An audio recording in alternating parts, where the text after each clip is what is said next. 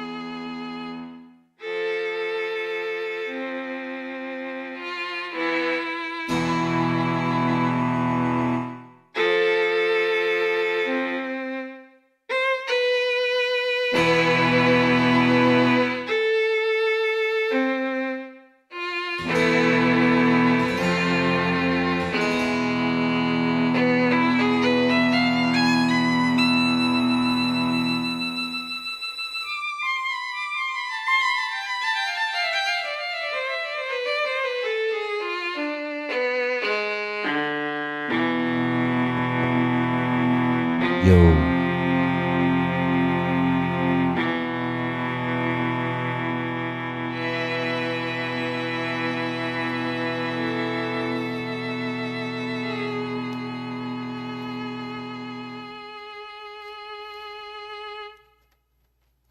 Yeah, let's get this going.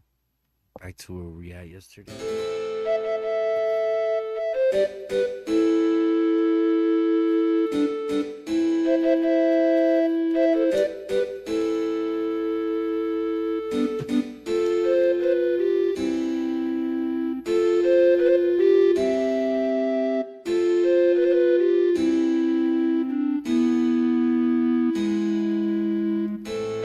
So we got the Gamecube controller. Gonna set that up for you guys. Check it out.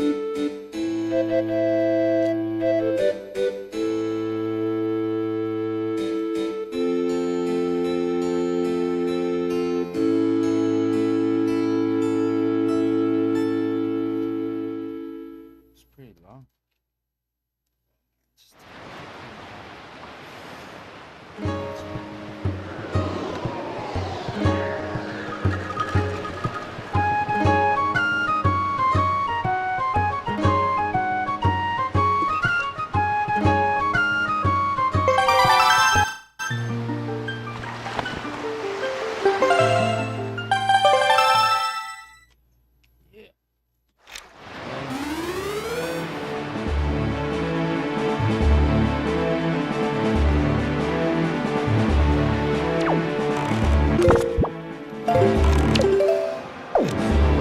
We gotta go to the Forbidden Forest. I mean, Forsaken Fortress. Forsaken Fortress. All the way over here.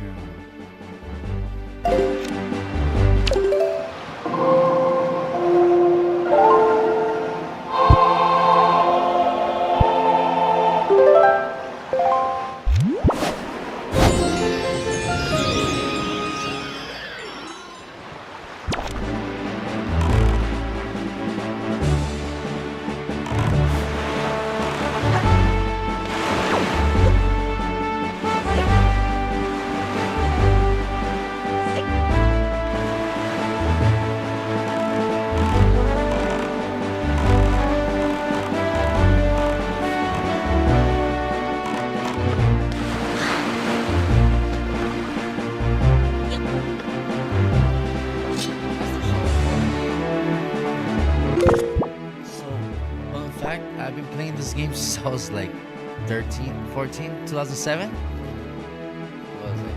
15, 14? And something always had to happen.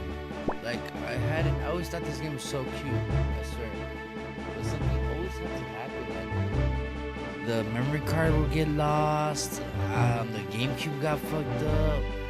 Then I was playing it at my cousin's house and he got the disc lost. Or it was my cousin's game at first, so I only played it when I went over. Then I stopped video games like around when the Wii came out. Yeah, I was over video games. I was more a teenager. to all this stuff. Like, you know, I wasn't worried about video games. And then my brother, after that, my brother came along, my little brother, and the Wii U. So when the Wii U came out, I played it again, HD version. And I almost had it, but my little brother erased the file. So I gave up on this game so many times already. It's a long game, and it's not easy, honestly.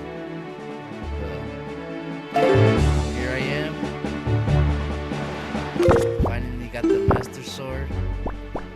I got the pearls. I could only get one pearl. I swear, I never got the other ones. Only one pearl.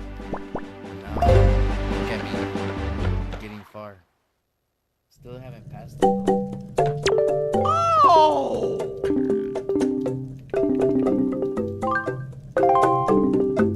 Bye!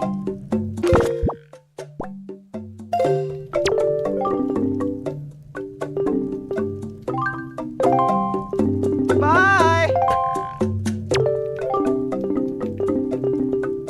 Thank you! Bye! So yeah, here we are.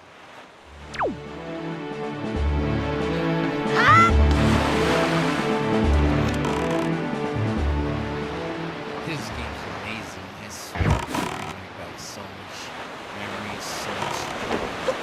And now, you know, so after playing it so many times, I will get tired of repeating the same thing over and over. It takes so ever. Now I got the emulator, I got the frames per second where I want it.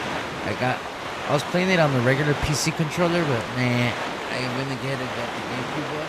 It was totally worth it. Now I can fast forward this shit. If I really want to, save some time.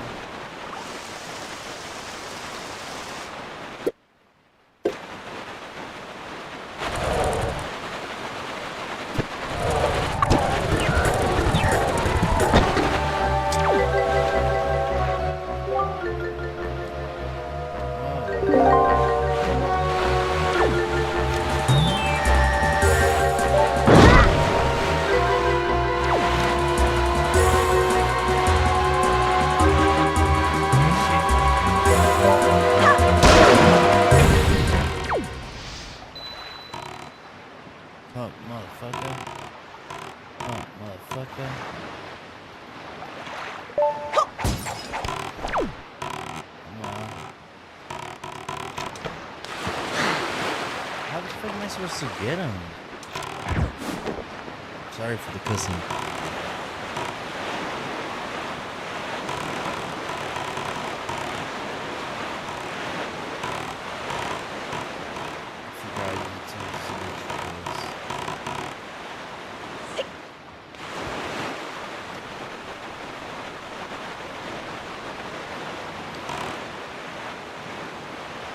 See what's up right here?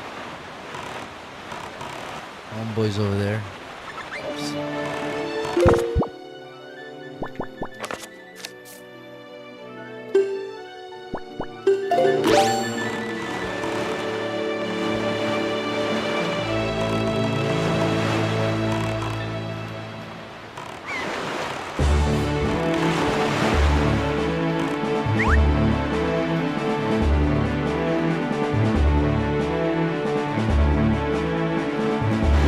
Always eats.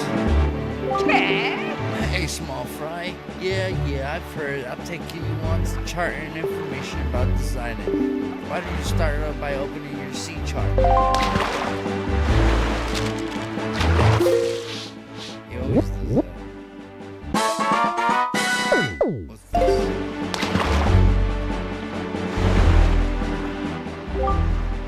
Beware of the crescent moon when it faces up. That's all I can tell you.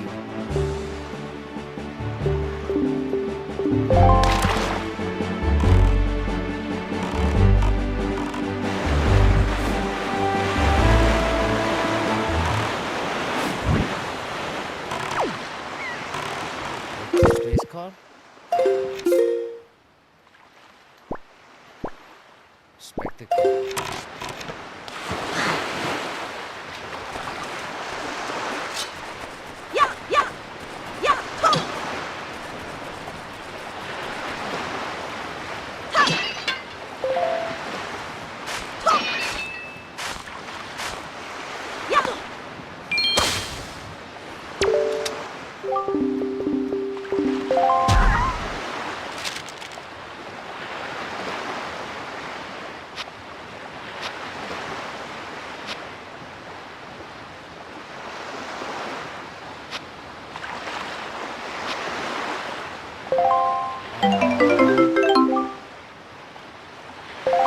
She's so nice. Grandma's so nice.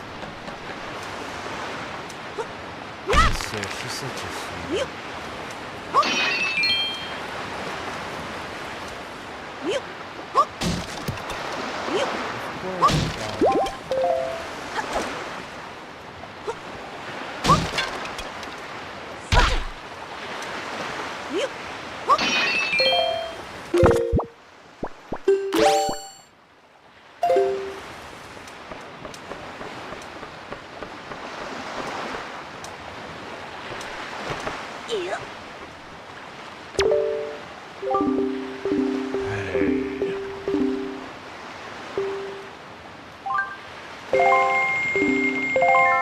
Whoa, whoa, whoa!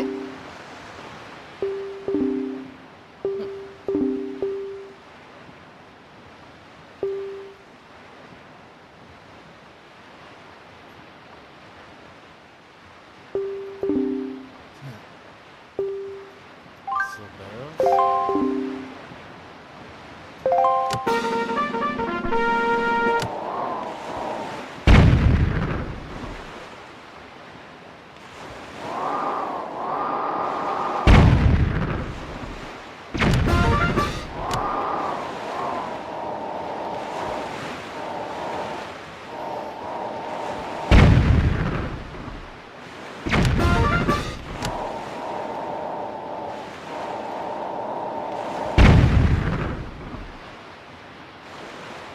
Oh, that's way up there.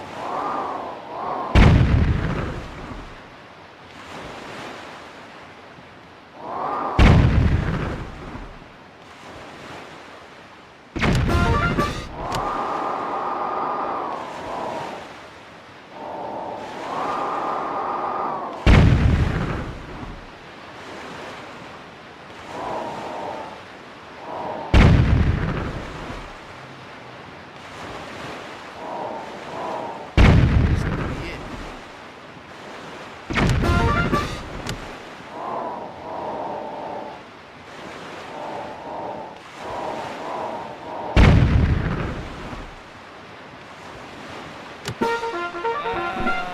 Almost had it.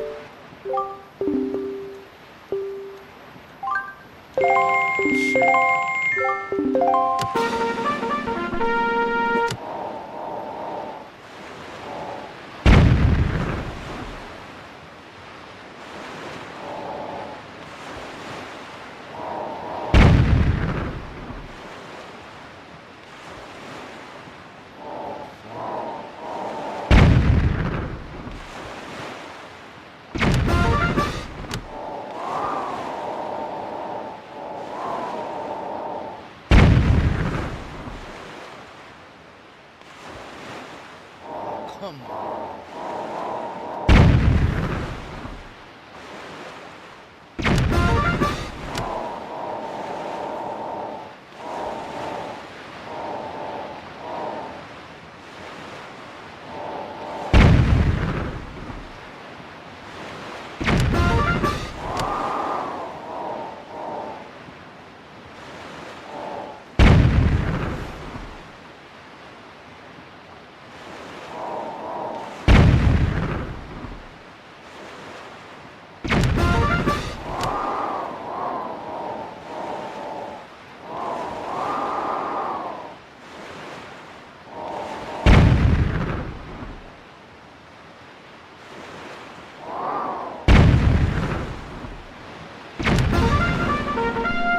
There we go.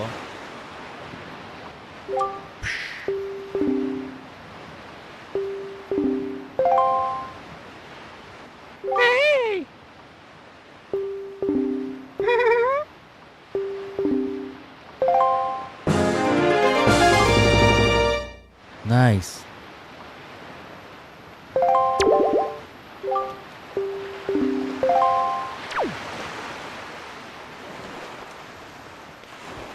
Yep.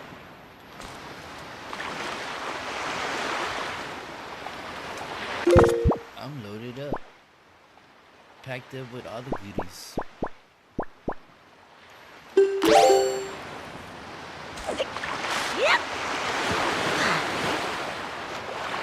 Good, because we're going to the Forsaken Fortress.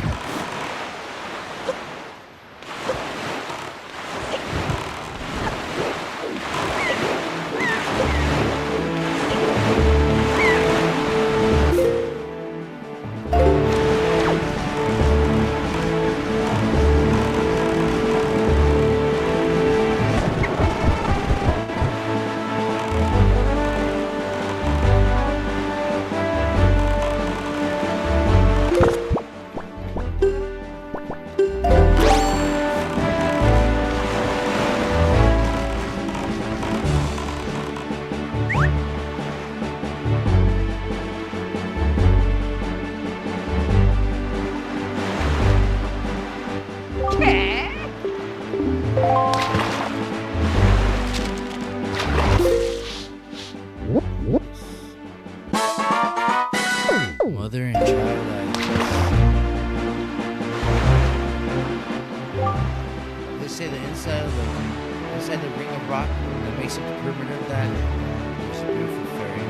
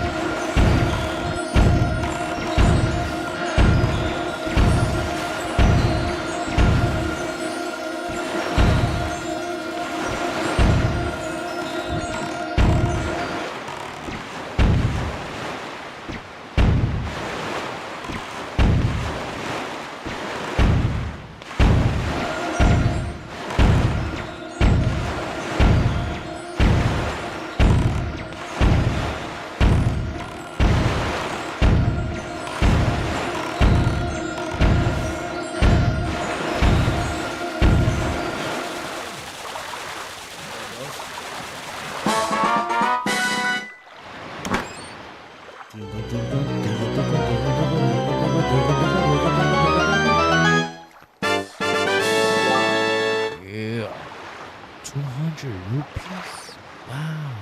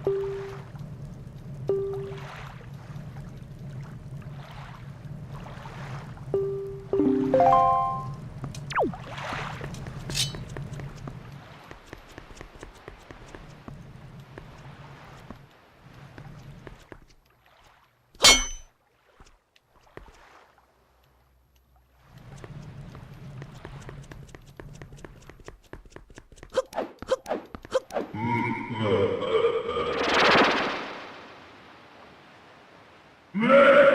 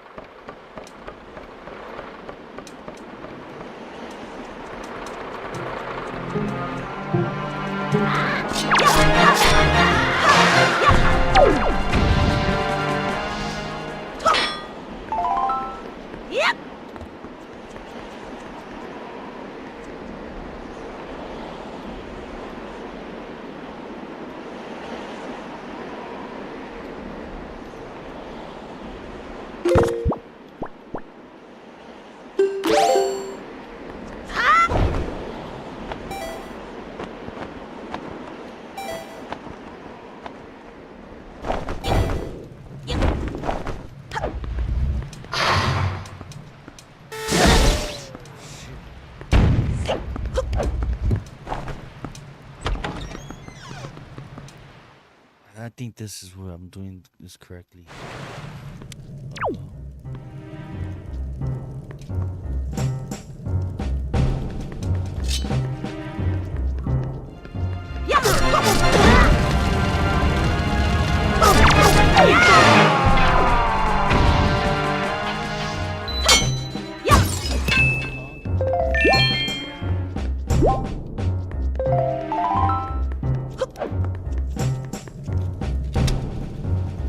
This is the way.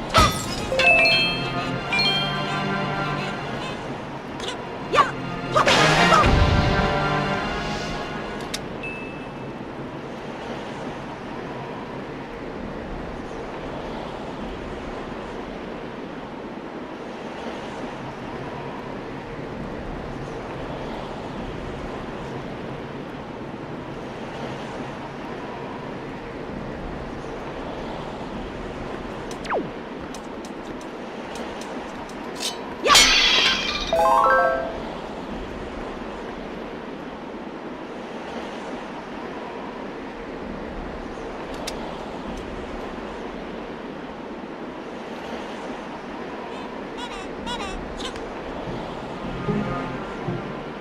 these fucking daddies better not fucking get me when I'm on the edge.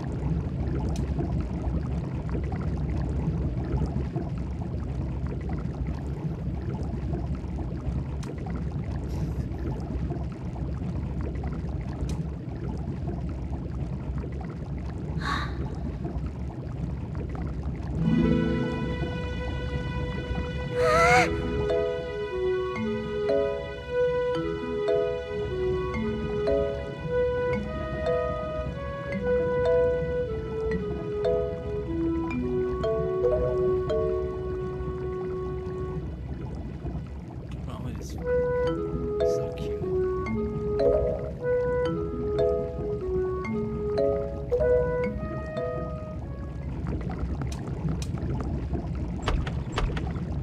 Hi.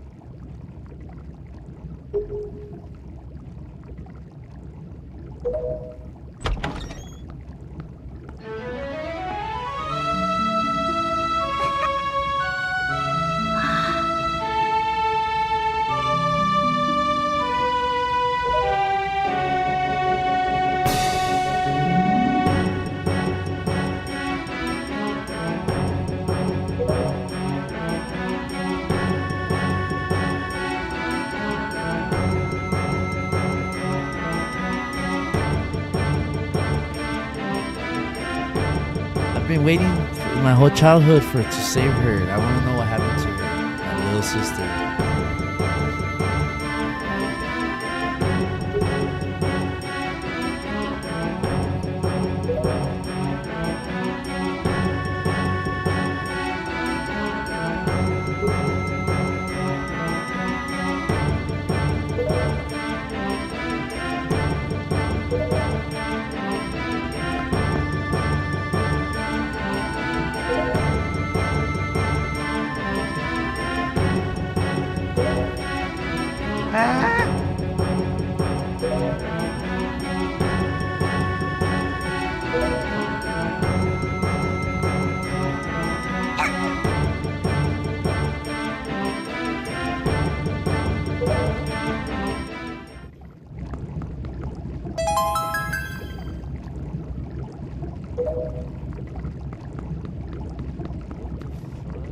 She's so sneaky.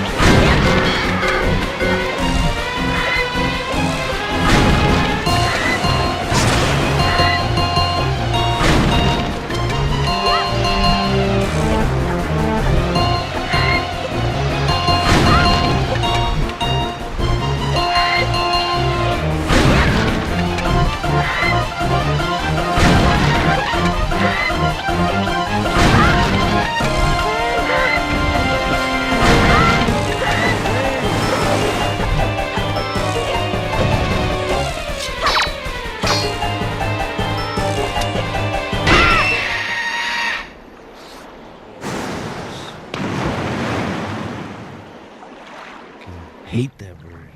It's caused so much nightmares for my whole childhood.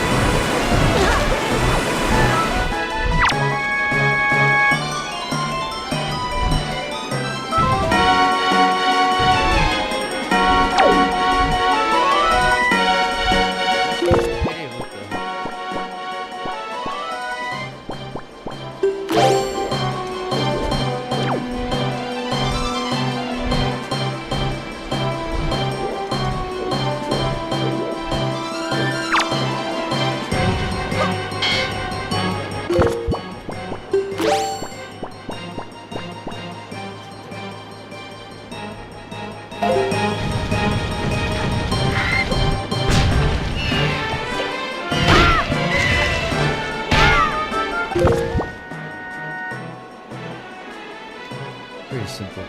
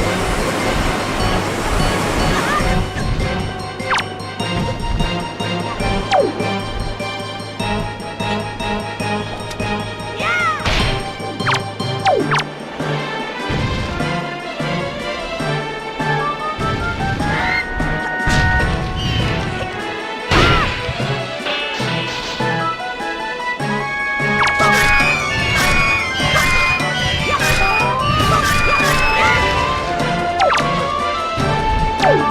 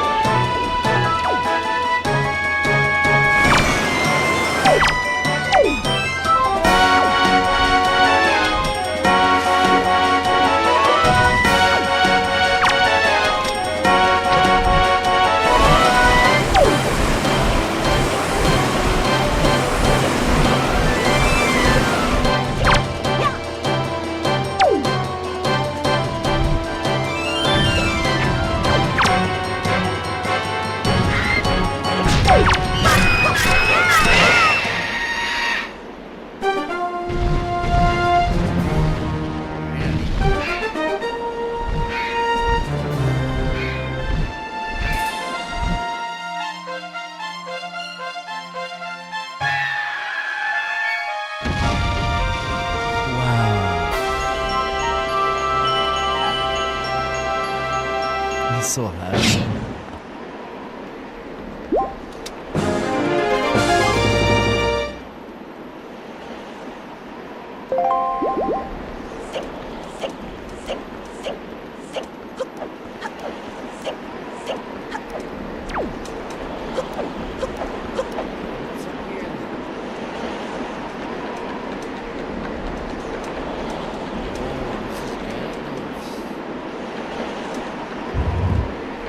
Wait, what's gonna happen?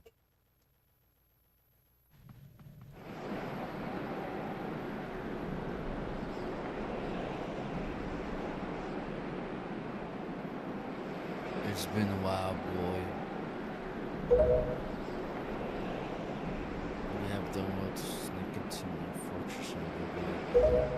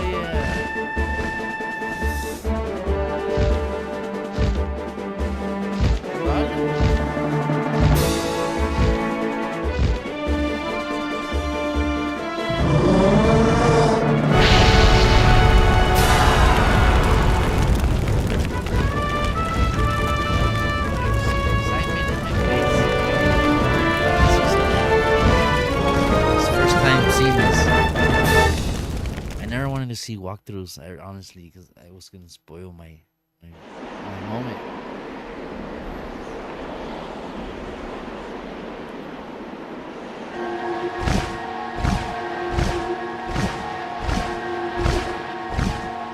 It's alright. She's making those connections.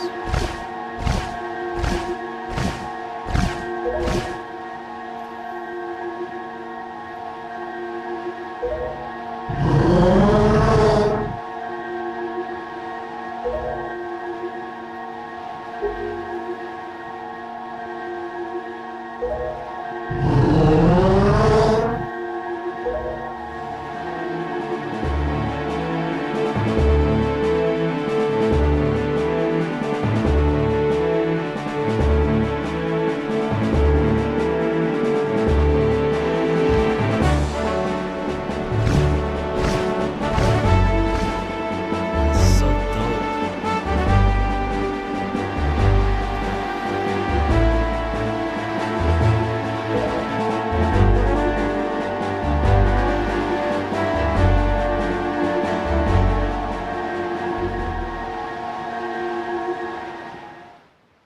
So what was the other princess that was locked up in the cage with his sister? Was that like a wannabe? Fake wannabe princess?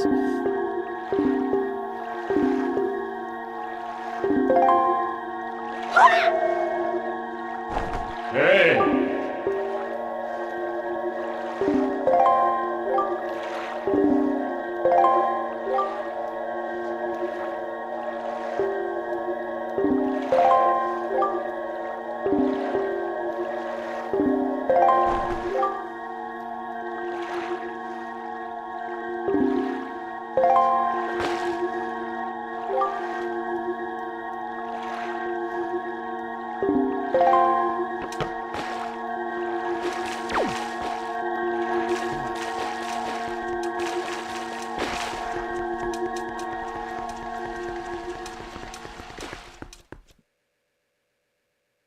I need to save before this thing glitches or something.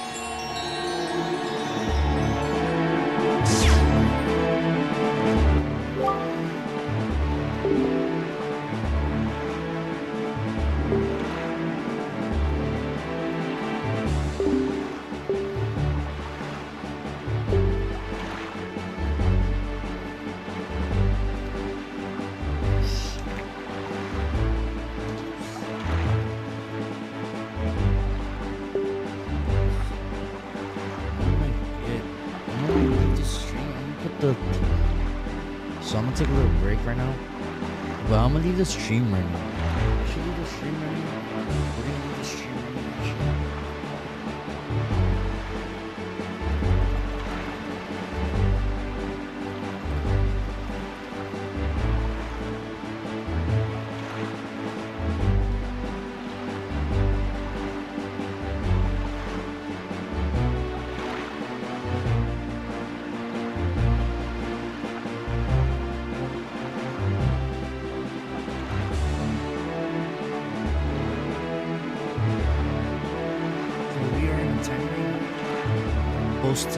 This is the dog timeline. The Hyrule Kingdom got flooded in the Great Sea. They like hitting someone in the Great Sea. The Triforce is the only key that can be opened. You must search for it. Okay, so there's one up there. The other one's at the headstone.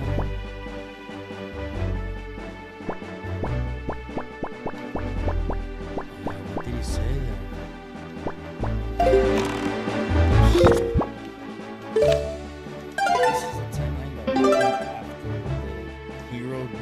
Mysteriously disappeared after a Ocarina of Time. He mysteriously disappeared, which sucks. And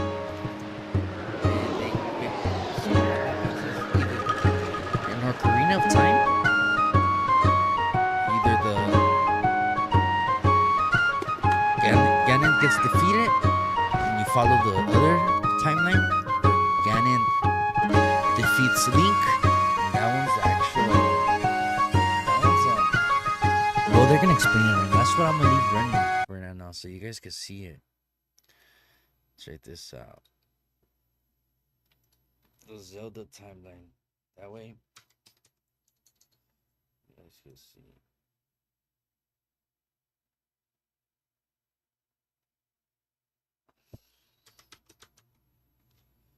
The timeline.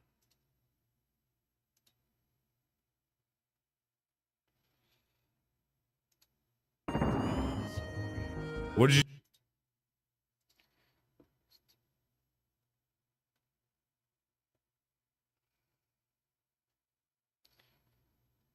No, I have the timeline somewhere. But for how long? There we go. So enjoy. I'll be back in an hour or so. This thing's what? The Legend of Zelda. 8 minutes. So I'll be back. Let me put add to queue. All right. So he's gonna go ahead and explain. Actually, hold on. Let me see. Just lock it on right here so we can have the little screen. Going over the timeline. I'm actually gonna go to the gym real quick. So I'll be back. And we'll jump on Tears of the Kingdom after. So check this out. Let's go.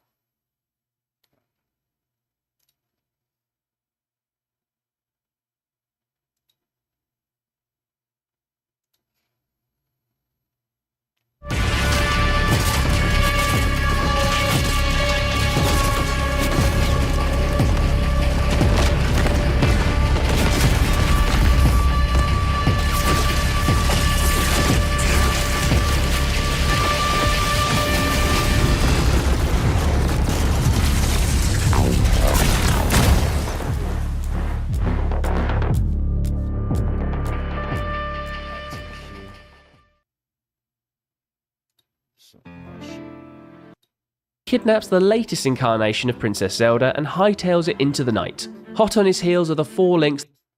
The Legend of Zelda timeline, one of the most infamous timelines in all of gaming. Nintendo's fantasy franchise unfurls its tale of grand adventure across 19 mainline games that kicks off from a rather neat starting point into 3 totally separate timelines, and then sort of back again.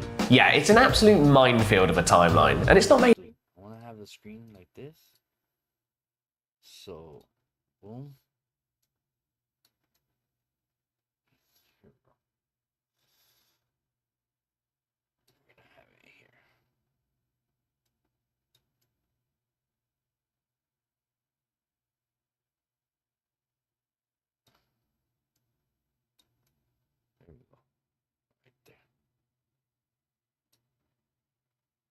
made any simpler by the fact that Nintendo has already retconned it a handful of times in the years since it was first introduced in this beast.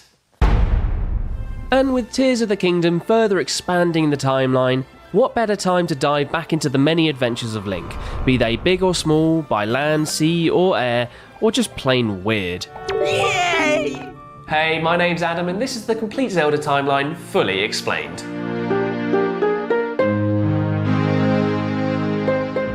The Legend of Zelda's sweeping narrative kicks off with, well, nothing. A whole load of nothing, actually.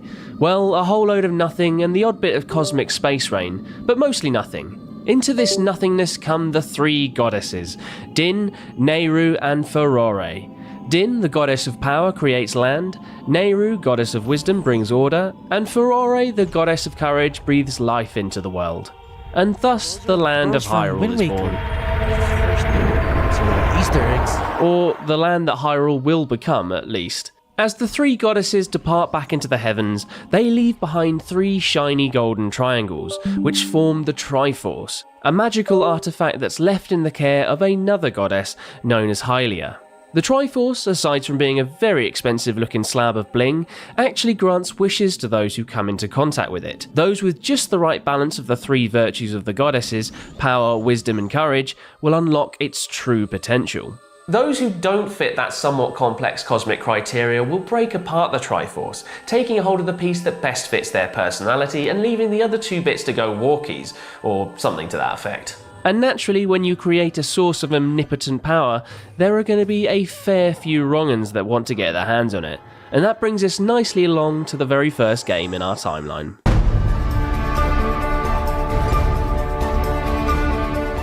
Skyward Sword sits pretty right at the very beginning of this timeline, and pretty much establishes all the key elements of the iconic legends that we'll come to know across the timeline. And all of that kicks off with a great big bloody fight for the Triforce. It's the era of the goddess Hylia, and demons are running amok, led by a malevolent demon king known as Demise. In order to protect her people from Demise, Hylia gathers them all up on a chunk of land and fires them off into the sky, which feels a little extreme, but desperate times I guess. Hylia herself stays behind and eventually defeats Demise before sealing him away. In order to finish him off for good, Hylia tries to use the Triforce herself, but because she's a goddess, she can't wield its true power. So in another desperate move, Hylia demotes herself from goddess to human, and I think you can see where this is going. Yeah, that demotion sees Hylia reborn as a human, but not any old human, Zelda. She's reborn as Zelda, and so the legend starts, but I'm getting ahead of myself. Okay, remember that slab of land that Hylia sent off into the sky? Well, that becomes the Isle of the Goddess, which eventually twins itself with the flying island of Skyloft. With the bloody battle on the surface fresh in their memory, Skyloft develops a strong military presence, which eventually becomes the Knight Academy, effectively a small army of flying cops who protect and serve the people of the skies. And that's where our pointy-eared hero Link first comes into the story. He takes part in the Knight Academy's wing ceremony and absolutely smashes it, beating his obnoxious peer Groose to first place and the honour of performing in the ceremony of the goddess opposite Zelda. Right, aside from that great big battle at the beginning, this all sounds bloody adorable, but not for long. Entering stage left is the flamboyant demon lord Girahim, who's been unleashed by Demise to hunt down the reincarnation of Hylia, aka Zelda. Girahim scours the land before he finally tracks down Zelda to the skies, and with the help of a devastating tornado, he flings Zelda down to the depths below. And this is where the next part of the Legend of Zelda starts to take shape. You see, our blonde lad Link is told about his destiny by the head of the Knight Academy, a wise old keeper of legends called Gaepora. Gaepora, the wise old owl of a man, guides Link to finding the Goddess Sword, an ancient weapon left behind by Hylia to guide a chosen hero. How is an inanimate object guiding a grown lad, I hear none of you ask? Well, that's where the sword's spirit Fi comes into play. Effectively a blue robot sat-nav, Fi guides Link to plunge down through the impenetrable clouds separating Skyloft from the lands below. And so begins Link's quest to rescue Zelda for the very first time. Well, first time chronologically.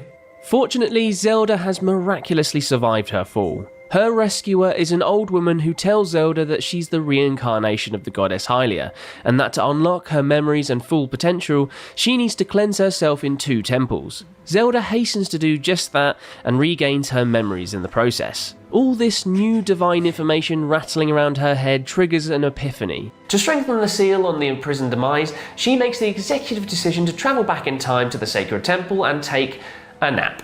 Not any old nap though, like a really long nap, 1,000-year long nap.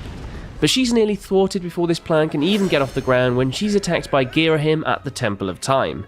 Fortunately, Link shows up just in time and holds back Girahim while Zelda and her protector, a warrior woman called Impa, escape into the past. On their way out, Impa destroys the gate and they pass through so that no one can follow them. With Zelda napping in the past, Link's work is cut out holding back the hordes of monsters in the present.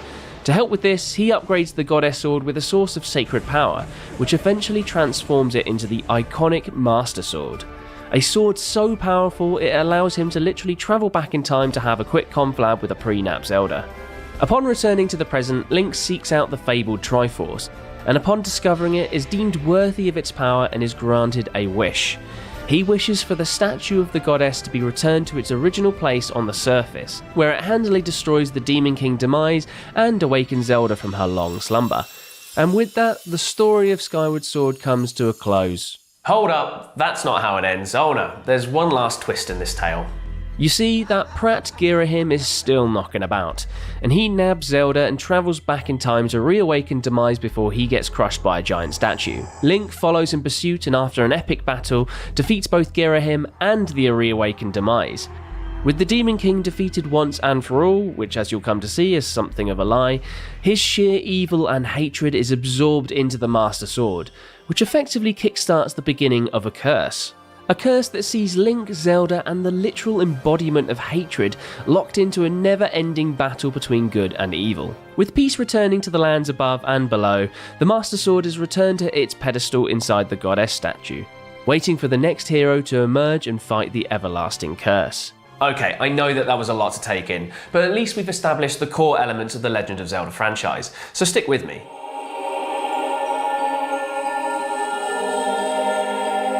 First things first, the surface lands from the era of Skyward Sword eventually become the Kingdom of Hyrule, the central location for most games in the franchise. Peace extends across the lands for many generations, but after a while, rumours of the power of the Triforce start to spread and chaos begins to take rule.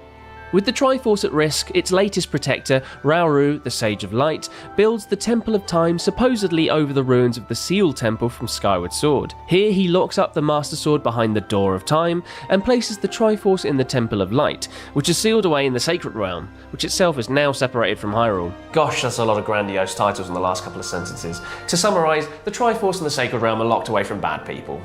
To further protect the Triforce, the descendants of the goddess Hylia build Hyrule Castle next door to the Temple of Time, and establish the royal family to protect it. As they're all effectively descendants of a goddess, many of them are born with special powers, and it's during this time that the tradition of naming their princesses Zelda is started.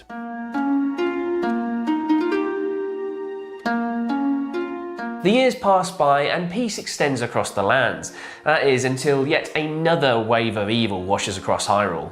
I guess that curse ain't messing about. In this latest bout of terror, the people of Hyrule are saved by, of all things, a tiny little fella known as a Pickery, who brings with him a sword and a golden light. The latest flavour of the hero of men uses them to restore peace and seal the evil in a big old chest for future generations to worry about.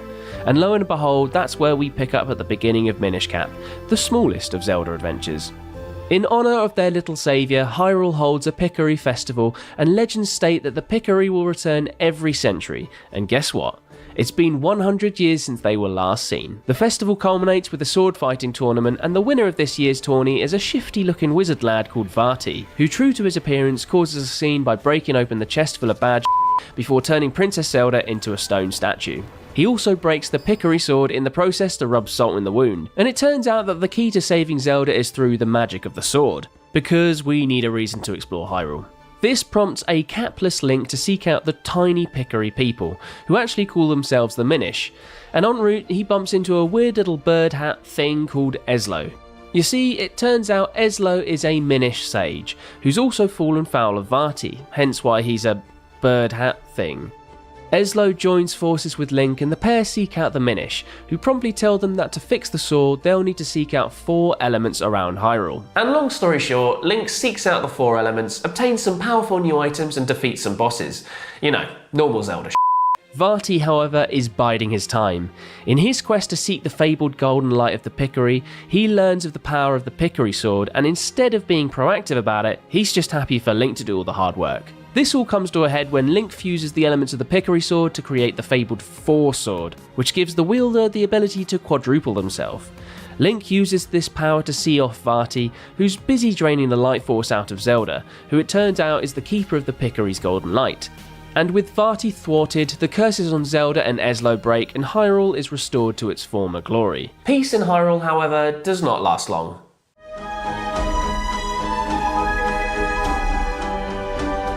Okay, so Vati, the crafty old bastard, reappears out of nowhere and starts terrorising Hyrule. But yet another legendary hero, or should that be heroes plural, stand in his way when they harness the power of the Four sword and defeat him, which seals the old wizard in the Four sword itself. Generations pass, as they tend to do after these Zelda prologues, and surprise surprise, Vati breaks free. He kidnaps the latest incarnation of Princess Zelda and hightails it into the night. Hot on his heels are the 4 links that spring out of the titular Four sword, and after collecting up a bunch of rupees and defeating some monsters to prove their worth, the 4 swordsmen confront Vati in his palatial den. With their strength in numbers, the links defeat Vati and Hyrule returns to peace once again. But for how long? Spoilers, not long.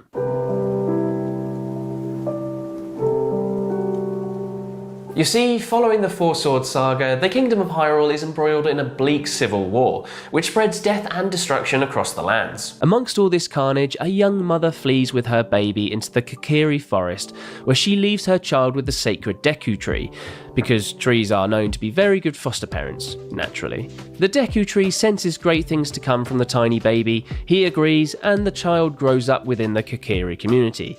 A community of elf-like kids who all have companion fairies and never grow old. It's kind of like Zelda's version of Peter Pan. Meanwhile, the war eventually comes to an end when the King of Hyrule is able to unify the sparring tribes under one kingdom. One of the leaders of those tribes is a lad called Ganondorf, who swears allegiance to the king, but he should under no circumstances be trusted. This evil-looking bastard is secretly after the power of the Triforce that was last seen hidden somewhere near to Hyrule Castle. While he's keeping face with the king, Ganondorf puts into action his plan to find the 3 keys to the Sacred Realm, precious jewels dotted about Hyrule. Even the king's daughter, our latest flavour of Princess Zelda, can sense his evil. Ganondorf's treachery comes to her in a dream, and she implores her father to banish the Ginger Warlord from the kingdom, a plea that unfortunately falls on deaf ears. The other part of her pathetic dream was the emergence of a young boy and a fairy that would counter the evil of Ganondorf. Cue another legendary hero in the form of that aforementioned baby, all grown up, and his pet fairy Navi. And it turns out that he's already got one of the sacred jewels. He's a keeper. The pair hatch a plan for Link to nab the remaining keys to the Sacred Realm, while Zelda keeps an eye on Ganondorf's nefarious plans before gaining access to the Triforce to beat the demon thief at his own game. And so Link hustles around Hyrule to get the last 2 keys, meeting the people of fire, the Gorons, and the people of water, the Zoras, in the process. 2 races that will crop up a fair whack across the rest of the timeline, so I just thought I'd name drop them here. Anyway, Link journeys back to Hyrule Castle, keys in hand, but as he's arriving at the gates to the keep, he's confronted by Zelda fleeing on horseback with her protector Impa, one of the last remaining members of the Sheikah tribe, the same tribe that protected the original Zelda back in Skyward Sword. She's fleeing from Ganondorf, who's halfway through an attack on the castle, all in the name of stealing a musical instrument. But not any old musical instrument, only the titular Ocarina of Time, a magical music maker that can transport its user through space and time. Oh, and it's also a key to the Sacred Realm, which is kinda handy.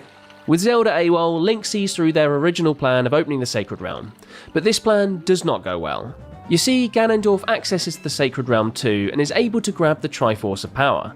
He's only able to grab that part as he's a rotten egg, and the other 2 pieces scattered to the wind at his mere whiff. Regardless, Ganondorf's invasion of the Sacred Realm turns Hyrule Castle into a literal hellscape, populated by nightmarish zombies and monsters, and a lad who will pay good money for ghosts, but ignore him.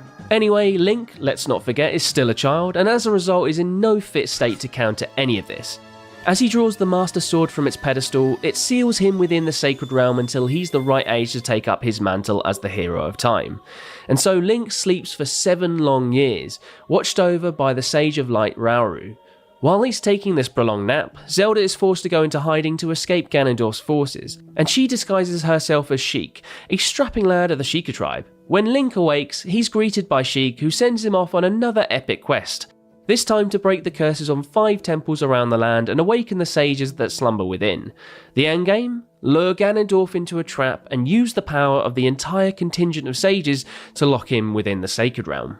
And so our plucky adult hero ventures off high and low to save the sages and reunite the old gang, a gang of individuals he's actually met along his travels already. Long story short, Link unites the sages and heads back to the Temple of Time, where he has a long-awaited reunion with Zelda, where she reveals that she's in possession of the Triforce of Wisdom. This reunion does not last long though, as Ganondorf soon rocks up to crash the party, and kidnap Zelda. Link follows in pursuit and falls right into the Dark Lord's trap. You see, Link is in possession of the Triforce of Courage, and with all 3 brought together, Ganondorf makes a play to collect the full set. Following a chaotic battle atop Hyrule Castle where Ganondorf morphs into the boar-like Ganon, Link is finally victorious.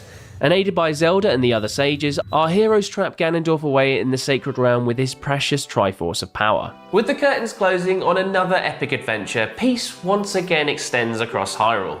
But while the people get peace, this timeline gets pure chaos. Let me explain.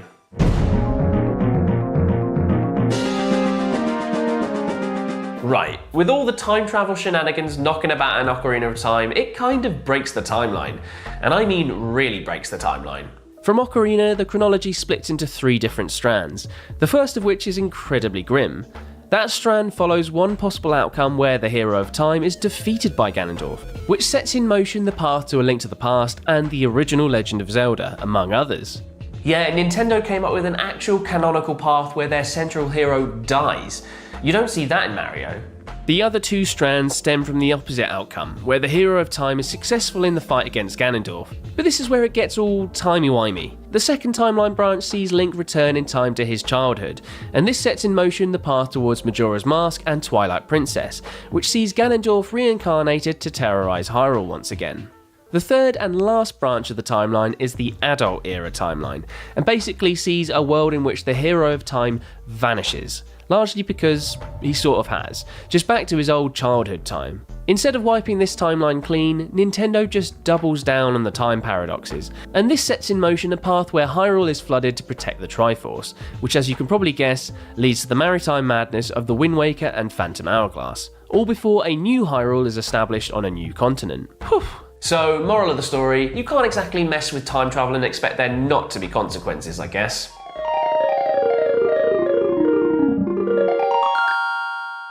Right, first the morbid timeline. So Link straight up dies during his battle with Ganondorf during the climactic events of Ocarina of Time, and this sets in motion a path where the Demon Thief gains possession of the complete Triforce. Zelda and the sages are still powerful enough to seal the Ginger Prat away in the Sacred Realm, but he takes the full might of the Triforce with him.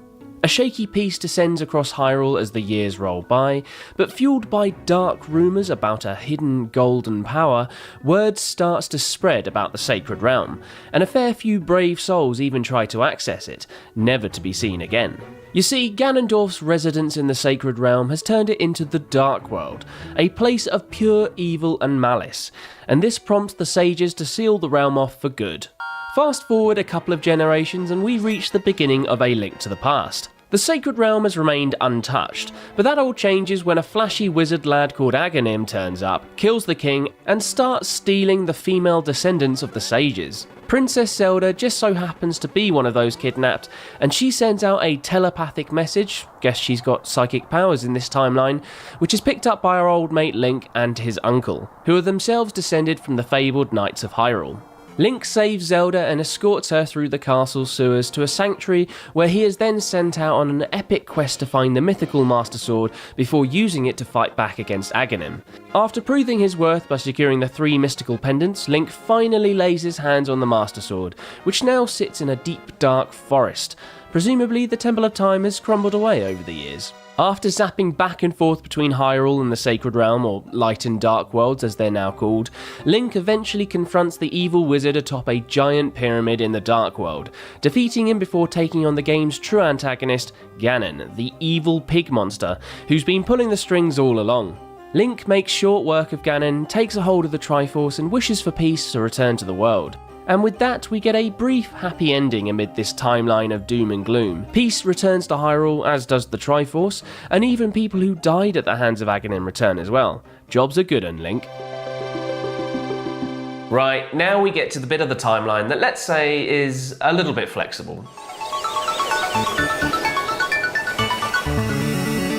I say flexible because Nintendo themselves have straight up shifted around the order. Back in the original Hyrule Historia, the Oracle games took place after A Link to the Past, but fast forward to the release of the Zelda Encyclopedia, and the order has changed, with Link's Awakening coming next. Nintendo announced this with all the fanfare of a footnote. Look, here it is. Anyway, Link's Awakening is next up on the timeline, and sees the very same hero from A Link to the Past shipwrecked on the shores of the mysterious Koholint Island after a training mission. And it turns out that Koholint is f***ing weird. There's a giant egg atop the central mountain and a weird sense of deja vu surrounding certain island residents that he meets. And that's because it's all a dream. Well, sort of. It turns out that Koholint has in fact been manifested by the consciousness of a windfish. And for Link to escape, he'll need to wake said windfish, destroying the island and all of its inhabitants as a result. While he may be used to saving kingdoms, Link does not hesitate in condemning this one, and he ventures about on his merry way to collecting 8 magical instruments that will wake the windfish. And with the windfish up from his nap, Koholint shimmers away to be remembered only in Link's memories, which is quite a dark ending for such a jovial adventure.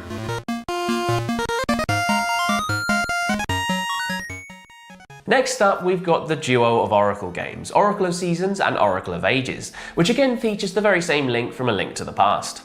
The Oracle games see a return for the Twin Rover Witches, a pair first introduced towards the tail end of Ocarina of Time, and who were instrumental in the upbringing of the gingerhead delinquent Ganondorf. Their mischievous game plan?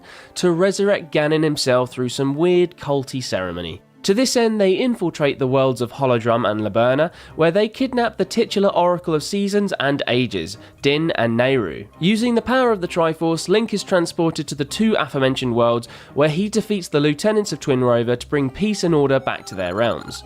All of this is in vain, however, as Twin Rover kidnaps Zelda with a view to sacrificing her as part of their resurrection ceremony. Link disrupts the witches mid-ceremony and saves Zelda, and as a result, Twin Rover sacrifice themselves, and this brings Ganon back once again. As the ceremony was only half finished, this iteration of Ganon is something of a brainless pig, a shadow of his porky glory. Ugh, sorry about that turn of phrase. Anyway, Link defeats the gormless Ganon, which brings the Oracle games to a close.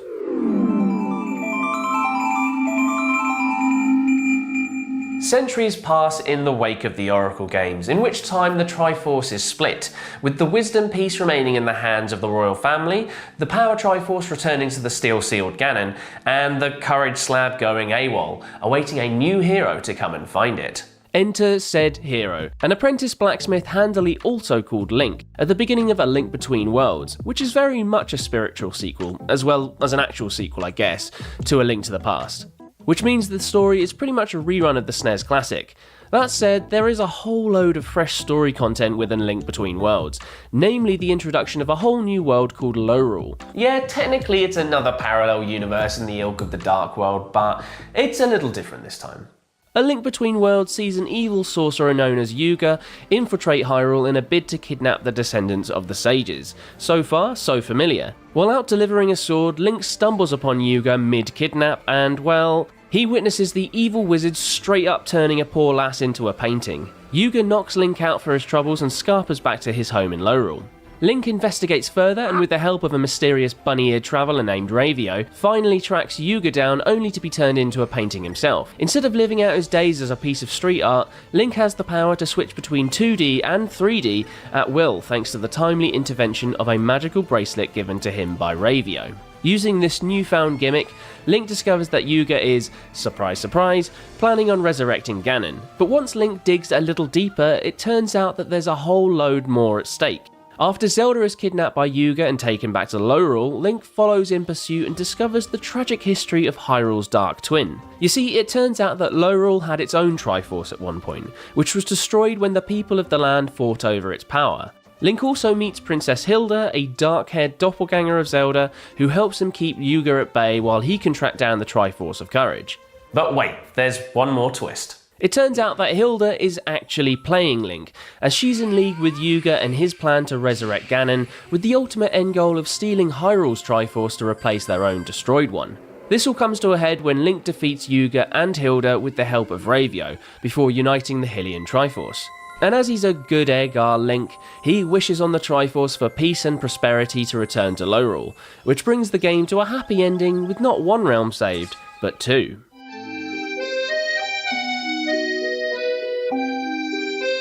Right, next up on the timeline is the most inconsequential Zelda adventure to date, and I do not say that lightly. After saving Hyrule and Lorule, our victorious blacksmith hero travels far and wide, eventually finding himself in the land of Hytopia, the most fashion-conscious of all the Zelda realms. Here he takes up a job listing, asking for heroes with pointy ears and truly epic sideburns, Nintendo's words, not mine, to break a curse that an evil witch has cast on the princess. Yep, Triforce Heroes is literally a game about saving a princess from a cursed jumpsuit. Long story short, Link and a couple of look-alike lads, this is a 3-player multiplayer game after all, venture into a kingdom known as the Drablands to confront the witch responsible. They find said witch, drive her away, and Bob's your uncle, the curse is broken. They return to the incredibly vain kingdom of Hytopia and the princess no longer looks like a turd, so that counts for a win, I guess.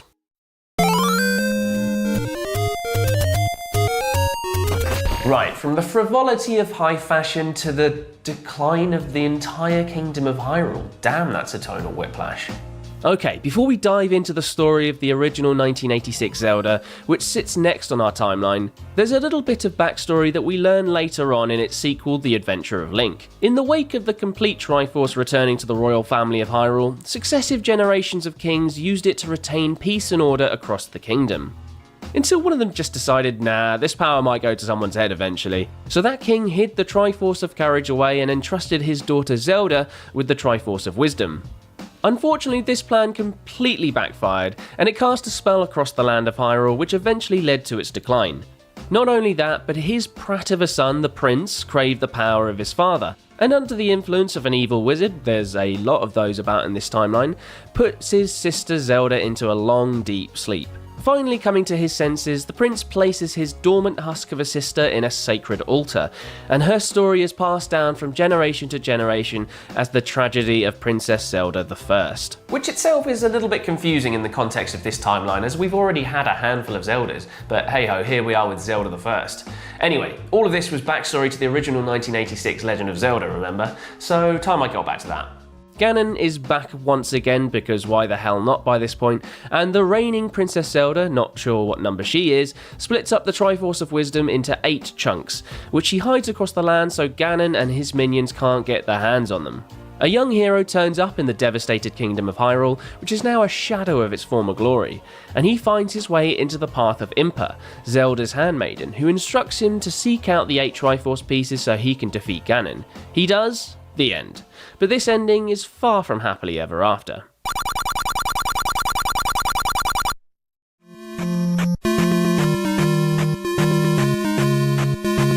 After defeating Ganon, Link decides to stick around Hyrule and help clean up the mess that Ganon has left.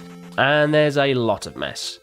You see, Ganon's minions are still running amok across the lands, and they organise a resurrection attempt by planning to sprinkle the blood of Link on Ganon's charred remains, which is a bonkers plan, but I'm sold.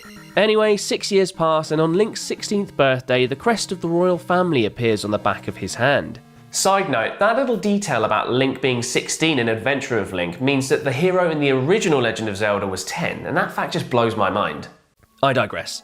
Link shows the crest to Impa, who regales the history of Hyrule to Link and tells him about the tragedy of Princess Zelda I.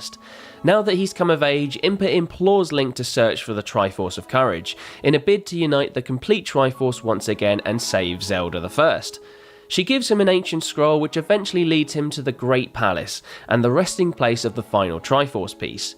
After an epic final battle with the Guardian Deity and a shadow version of himself, Link is victorious in uniting the Triforce. He uses its power to awaken Princess Zelda I from her long nap, disrupts the attempts to resurrect Ganon, and hey ho, peace once again returns to the Kingdom of Hyrule, which brings this branch of the timeline to a close. Well, for now at least. But before Link can even think about putting his feet up with a good cuppa, it's time to rewind back to that pivotal timeline split all the way back at Ocarina of Time's conclusion.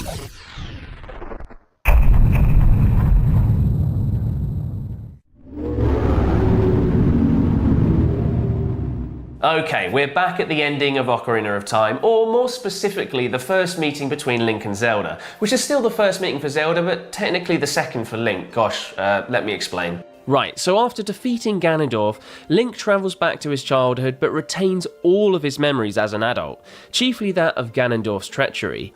He hightails it to Zelda to tell her and shows her the Triforce of Courage on the back of his hand as proof. Zelda believes him, Ganondorf is thrown in jail, and the crisis is averted before it can all kick off in the first place.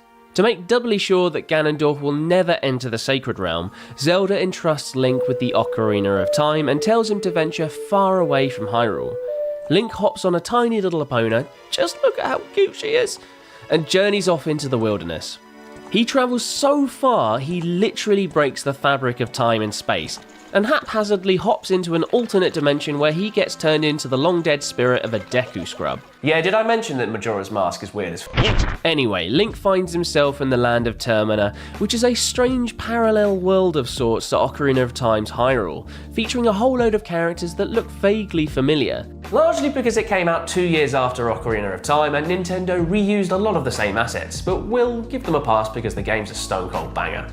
Termina is having something of a crisis of its own, and by crisis I mean the literal apocalypse is nigh, signposted by a massive grinning moon that is about to crash down and flatten everything. After chatting to a seriously creepy mask salesman, Link learns that the world is in this situation because a powerful mask, the titular one belonging to Majora, has fallen into the hands of a rascally skull kid who's up to no good. And so Link ventures off around Termina to right the wrongs in the world, and there are a lot of wrongs.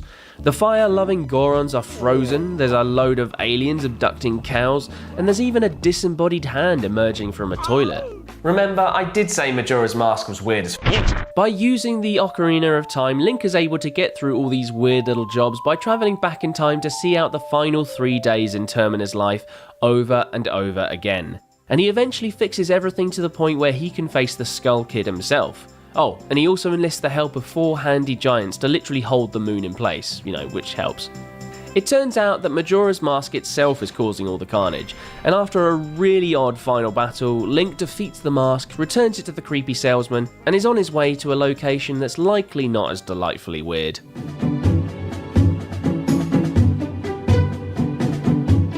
Meanwhile, back in Hyrule, years have passed since the events of Ocarina of Time, and our old friend Ganondorf is finally set to be executed for his crimes. He's taken to a sacred place known as the Arbiter Grounds, where he's executed by a great big bloody sword right to the chest. Only, this doesn't kill him.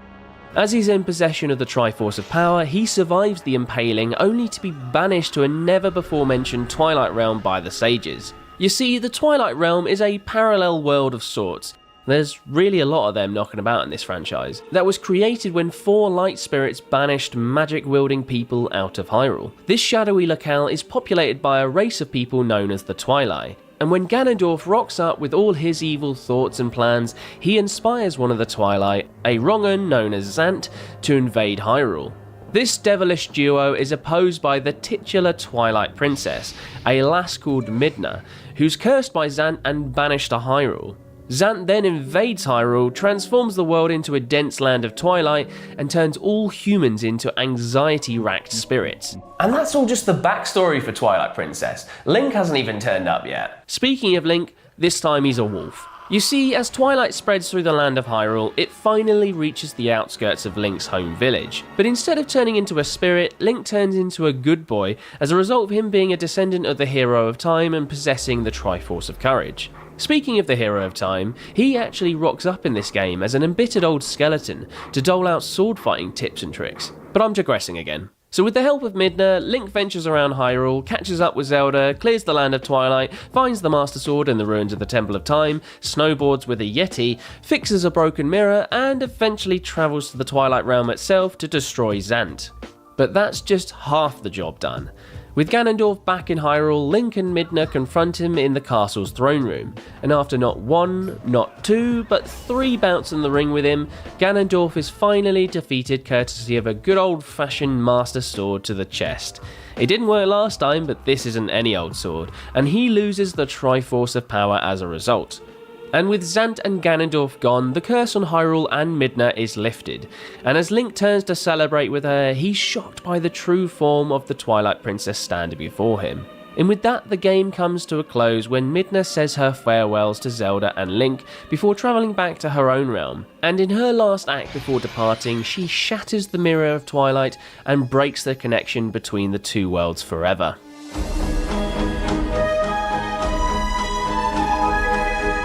Okay, several hundred years have passed since the events of Twilight Princess, and peace has extended across the realms of Hyrule, especially in the relations between the Hylians and the Gerudo people, the tribe that Ganondorf was born into. But here's the kicker. Somehow, rather inexplicably if you ask me, Ganondorf is back. How, you may ask? Well, he's just sort of born again into the Gerudo tribe, ready and willing to tear the place up. He starts by trespassing into a forbidden pyramid to steal a mystical trident before he nabs a dark mirror, which is remarkably familiar to the one in Twilight Princess, but has absolutely nothing to do with it for, reasons. To add insult to injury, the demon thief resurrects our old pal Vati. Remember him? The old wind wizard himself kicks into life, and the evil pair kidnap Zelda and her maidens and enshroud the world of Hyrule in darkness, as is the tradition in Zelda games. Link, not wanting to suffer a bout of FOMO, draws the fabled Four Sword, which hasn't been used for millennia by this point I guess, and he immediately quadruples himself. The quartet venture around Hyrule, fixing the light world bit by bit before defeating Vati at the top of his perilously high wind palace. As they escape the crumbling palace, they're confronted by Ganon, who's also easily vanquished. The Lynx use the Four Sword to seal the giant pig away, and with that, the ancient weapon is placed back on its pedestal, awaiting the next time Nintendo decides to make a multiplayer Zelda that's not Triforce Heroes. Right, with another timeline at an end, time to rewind time once again back to that crucial split in the chronology.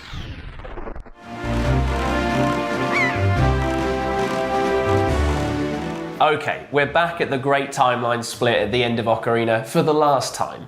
Promise. This branch of the chronology follows the timeline that shoots off from the events in Ocarina, where the hero of time travels back to his childhood. But instead of erasing this timeline a la Back to the Future, it just creates a whole new timeline a la Avengers Endgame. Are you still with me? I really hope you've seen those movies.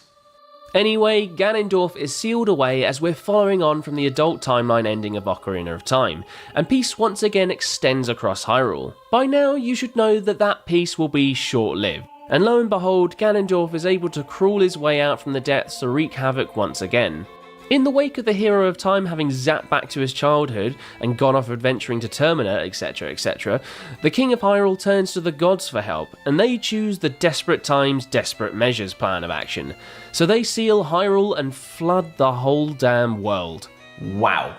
Fortunately, the good people of Hyrule survive by travelling to the tops of the tallest mountains in the land, and in this new water world, a bit like the movie, but definitely not the movie, they emerge from the flood on isolated islands across the ocean. The king himself stays behind in the sealed castle of Hyrule, sending his daughter to the waves above to live out her life with the common folk, albeit with a piece of the Triforce of Wisdom. Years pass and Ganondorf returns like a bad penny, stirring up shit across the seas from his den at the Forsaken Fortress. He seeks out and murders two of the sages, and starts his search for Zelda and the Triforce of Wisdom. The king also wakes from his slumber, and his spirit takes up residence in a dashing red boat known as the King of the Red Lions.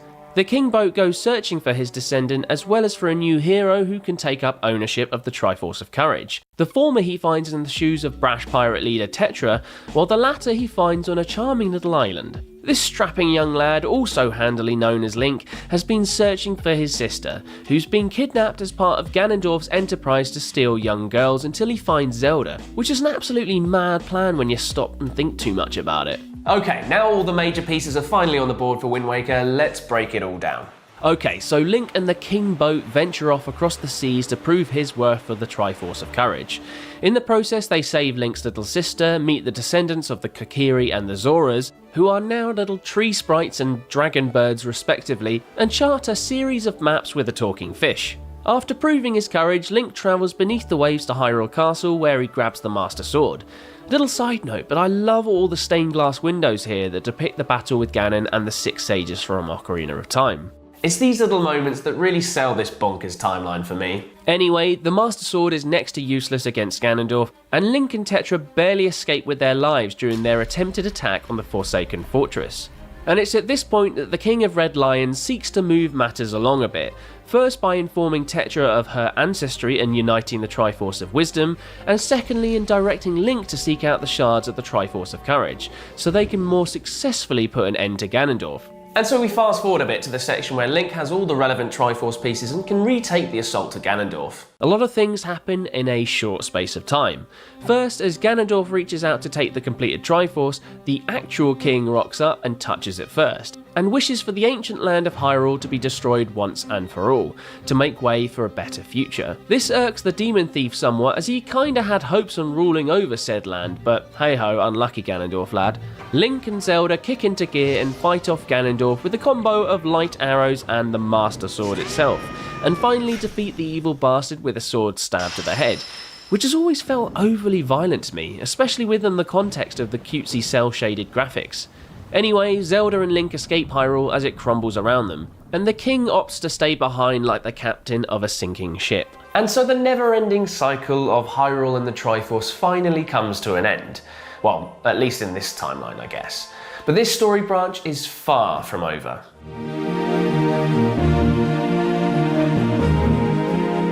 So with Hyrule Kingdom finished, Link and Zelda, who's now back in the guise of Tetra, set sail in search of new lands. Their travels take them into the haunted waters of the Ghost Ship, which promptly kidnaps Tetra and throws Link overboard. He awakes on Mercy Island and befriends the wise old Oshus, his pet fairy Sealer, and the charismatic Captain Lineback. Across Link's adventures to catch the ghost ship, he learns that Oshus is actually the local Ocean King, who's in a long-running battle against some kind of evil squid called Bellum, and his pet fairy is actually the Spirit of Courage. Lineback is just plain old Lineback though, so nothing new there. En route, Link secures another legendary sword, fools around with time once again courtesy of the titular Phantom Hourglass, and defeats Bellum.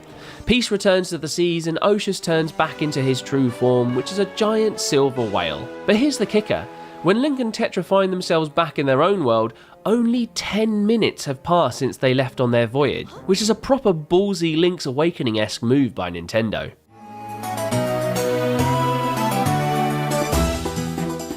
And so after their supposedly 10-minute long adventure in Phantom Hourglass, Link and Tetra continue on with their mission to find new lands. They eventually call Land Ho on a new continent, which has a mysterious tower at its centre with a bunch of rail tracks stemming from it. And despite there clearly being some form of settlement here, Link and Tetra colonise this new land as the New Kingdom of Hyrule. Fast forward 100 years and weird going down a new Hyrule.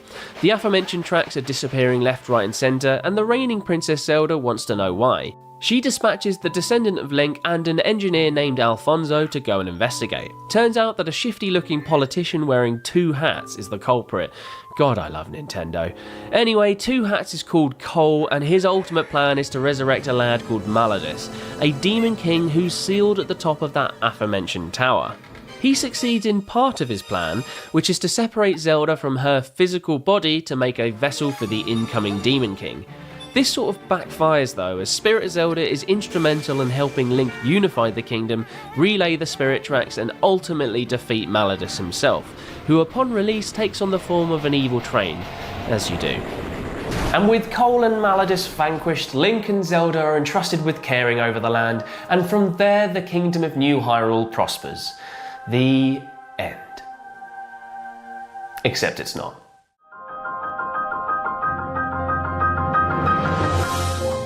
Here's where Nintendo kind of just stops caring about their own damn timeline. You see, Breath of the Wild wasn't initially given a placement on the overarching chronology for a good while after its release. About a year after the game launched though, Japanese publication Famitsu asked the devs the essential question of where the game sat on the already convoluted timeline. Their answer, and I quote, was, well, of course it's at the very end, but I get what you're asking. It's which timeline it's at the very end of. That's up to the player's imagination, isn't it? Which kinda means that they just haven't figured that out yet. So let's for a moment entertain this nonsense and say that Breath of the Wild takes place at the end of all of the timelines. It still leaves a lot for the imagination, which I guess is the point according to the developers. Anyway, there's plenty of evidence of Hyrule's history across Breath of the Wild's vast map, both ancient and recent. And by ancient I mean 10,000 years ago, and by recent I mean a century ago. So basically, Breath of the Wild is potentially so very far into the future that its placement on the timeline doesn't even matter. But hey ho, let's get to the story. Most of the key narrative beats of Breath of the Wild actually take place through extensive flashbacks. During these, we learn that the Kingdom of Hyrule was once a hugely advanced civilization, and the people used this technological prowess to protect themselves from the endlessly repeating Ganon apocalypse. To this end, they built themselves 4 huge divine beasts, and a whole army of guardian robots to help them repel the advance of Ganon, which they did, yay! Until the next time Ganon reared his ugly head, that is. Not yay. Anyway, fast forward to about a century preceding... Hello. Anyway, fast forward to about a century preceding the events of Breath of the Wild, and we catch up with the latest incarnation of Princess Zelda and the beast piloting champions, who are gearing up for the inevitable next round with Ganon. The latest in the line of Zeldas has not been blessed with the ancient power of the goddess, and in the wake of that, she relentlessly pursues any and all means with which to hold back the oncoming Ganon storm. Unfortunately, she runs out of time before Ganon's next attack, and in the ensuing battle, her protector, a young lad called Link, is hurt, fatally wounded at the hands of the Guardians themselves, who have been possessed by Ganon. Long story short, Zelda whisks Link away to the Shrine of Resurrection, hides the fabled Master Sword, and in a completely badass move, locks herself and Ganon away in Hyrule Castle to duke it out for time immortal. Link, the poor lad, eventually wakes up fully healed a whopping 100 years later, with absolutely no memory. After a strange interaction with a wise old man who turns out to be the long-dead spirit of the King of Hyrule, Link ventures off on an epic quest to take back the 4 divine beasts from Ganon before taking on the foul pig himself. And after a lengthy battle, Link emerges victorious, and as he and Zelda stand over the battlefield, they look to the future to rebuild the devastated Hyrule.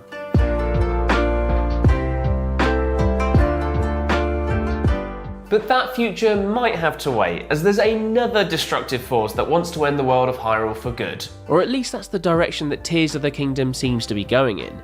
Ostensibly a direct sequel to Breath of the Wild, Tears of the Kingdom expands the world of Hyrule into the skies, possibly as a throwback to Skyward Sword right at the very beginning of this timeline. And while there isn't a whole lot of information to go on right now, that hasn't stopped people from theorising about how the last 2 games fit into the Zelda timeline. Chief among those theories is the return of the Gerudo lad himself, Ganondorf, whose actions pretty much kick-started the giant chasm in this timeline. How this ties into the wider timeline though is anyone's guess at the point I'm writing this, which is about a month away from the release of Tears of the Kingdom. But I'm calling it now. My guess is that Breath of the Wild and Tears of the Kingdom slot in at the end of the Child Era timeline. Only time will tell though.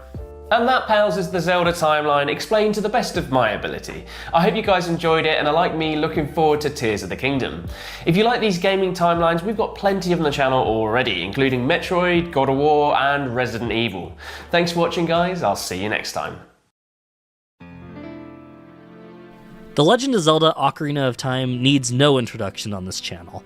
While I have done a Zelda iceberg that covered both Ocarina of Time and Majora's Mask, there were many things left out, specifically in Ocarina of Time, that I really wanted to talk about. That's when I stumbled across this iceberg from the website icebergcharts.com.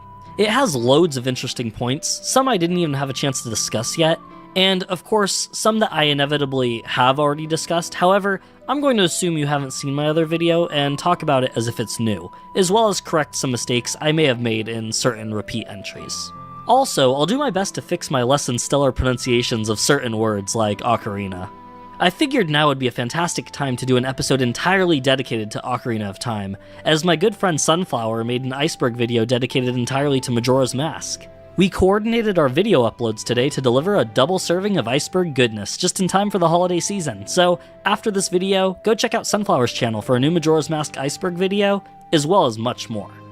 No long introduction for this one, no backstory or nostalgia trip, but I'll do my best to still add in the usual personal commentary, anecdotes, and stories that I may have for each point when necessary.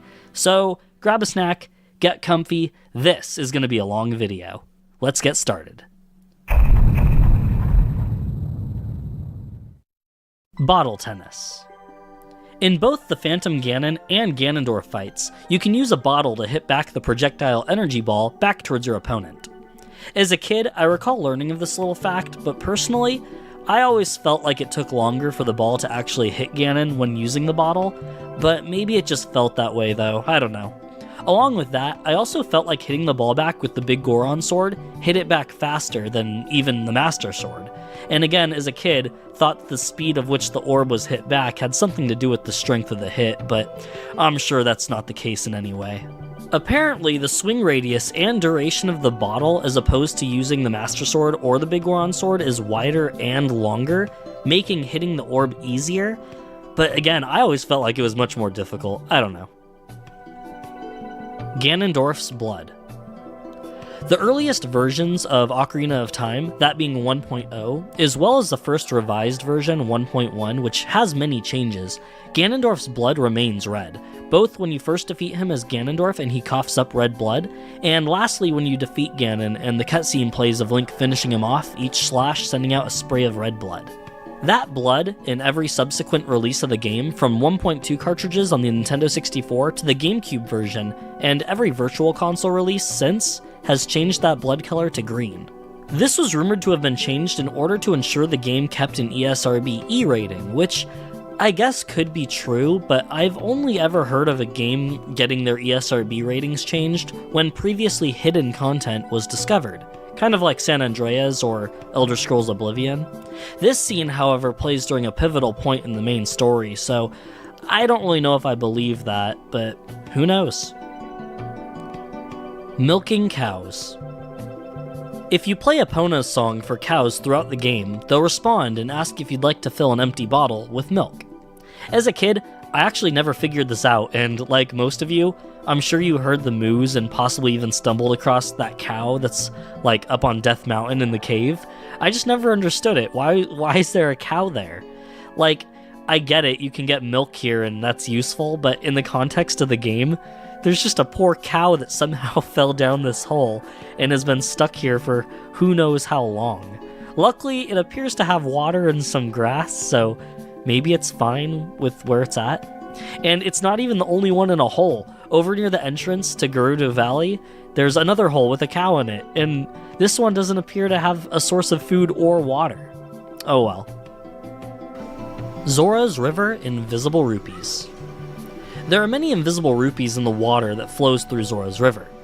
If you start at the top near the entrance to Zora's domain and make your way through the water back out to Hyrule Field, you can obtain around 30 rupees. One red rupee granting 20, and the remaining being single green rupees. Plenty of other invisible rupees exist throughout the game, like the ones in the moat of Hyrule Castle, and we'll get into those soon enough, so, More on that later. Cuckoo Attack. Starting back in A Link to the Past on the Super Nintendo and appearing in nearly all Zelda games since, if you attack Cuckoos multiple times, the Cuckoo will eventually call for help, and an endless swarm of Cuckoos will continuously attack Link until you either enter a different area or go into a building. This has since, of course, become an incredibly popular feature in the Zelda series. Also, just a quick side note, I'm doing my best to look up pronunciations of certain words from Zelda, and I came across this poll with over 1,200 votes on how to pronounce Cuckoo, and Kuko has 40% of the votes, and Cuckoo has 34%, and Cuckoo has 25%. So, with words like this, I'm just gonna go with the most popular one. That's Kuko. So I used to say Cuckoo, but I'm gonna go with Kuko. Just letting you guys know. Back to the video. Kakariko Village Music Variations. I actually never really noticed this as a kid. I mean, I think I did. I always recalled songs sort of changing, but I wasn't sure if I was just hearing different parts of them or what the real cause was. But upon researching this iceberg, it appears that Kakariko Village has different music whether you're Kid Link or Adult Link. Those differences being an acoustic rendition of the song for Kid Link and an orchestral version for Adult Link.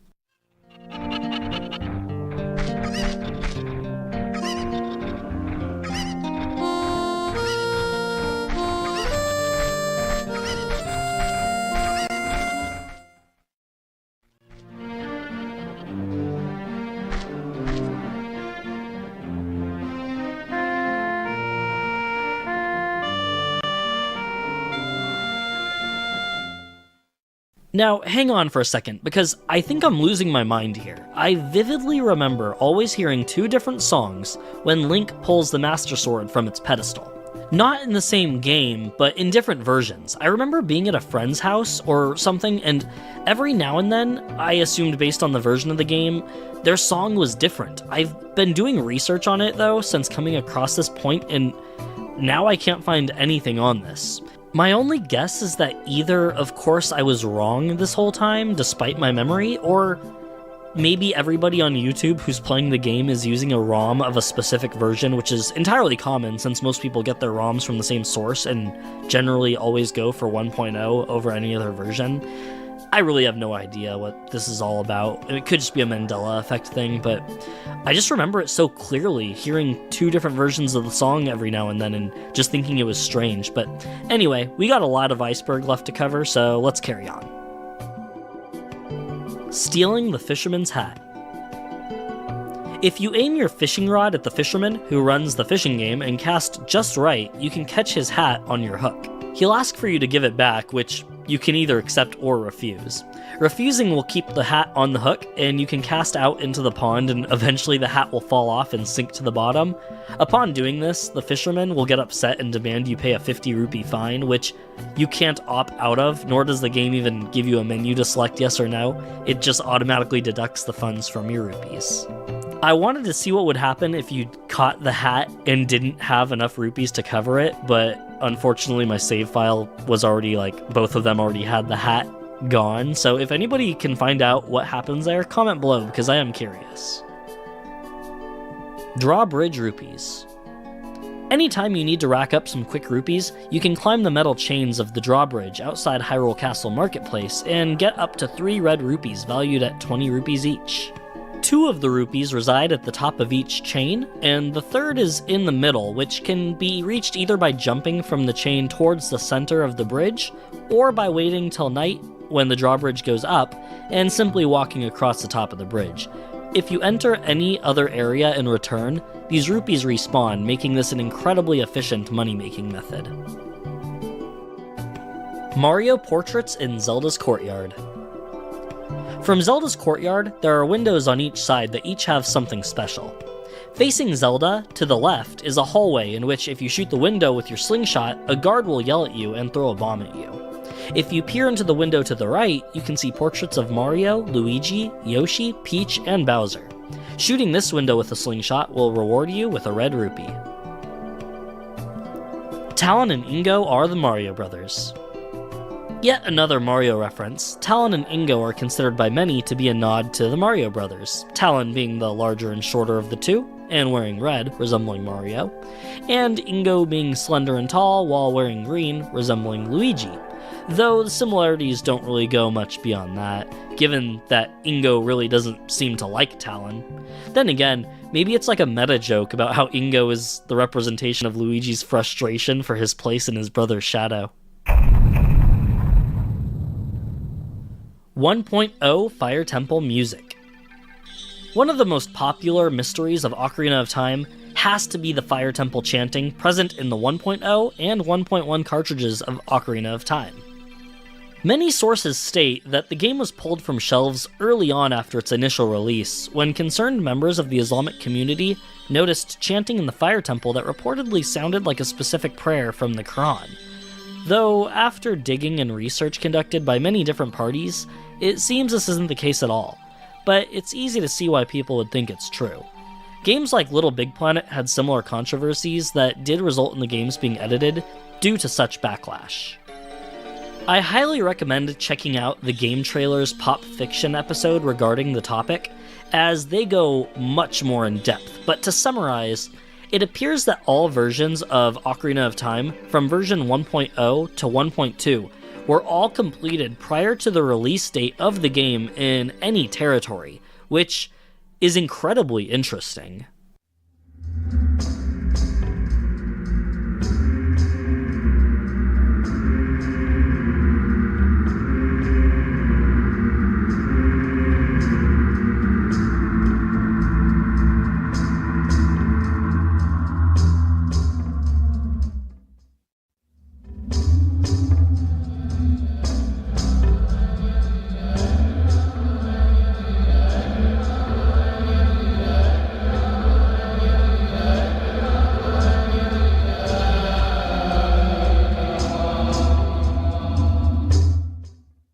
Nintendo clearly felt the need to change the music, among other things, but then why didn't they just not send the earlier versions to stores if they thought it was such an issue?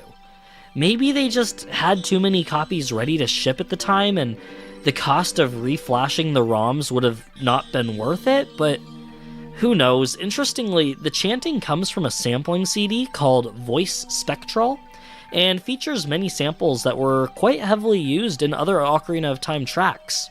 Furthermore, the chanting was also used in the Nintendo 64 port of Cruisin' World, in the Cairo Cruisin' stage music.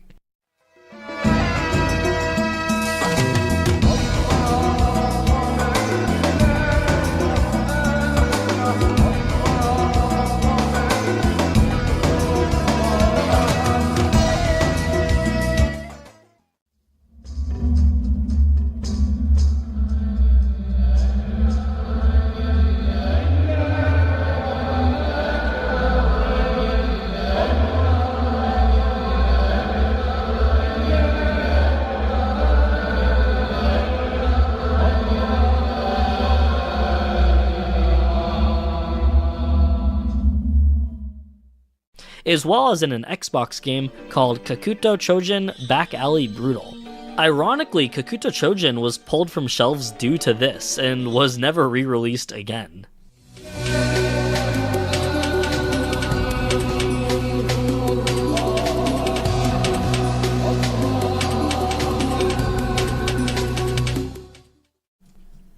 Lakeside Laboratory Shark. In the Lakeside Laboratory of Lake Hylia, there is an incredibly deep pool. If you use the iron boots and sink to the bottom, you'll see a metal grate with a shark on the other side.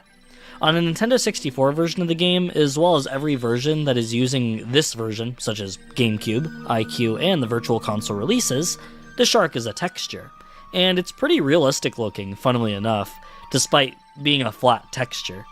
In the 3DS version, it's modeled, and it still looks quite realistic. The shark, of course, has no purpose, and there's no way to interact with it. It's really just there for decoration, but it does bring up some interesting questions. This shark is openly present in the game. No Easter egg, no special steps required to see it.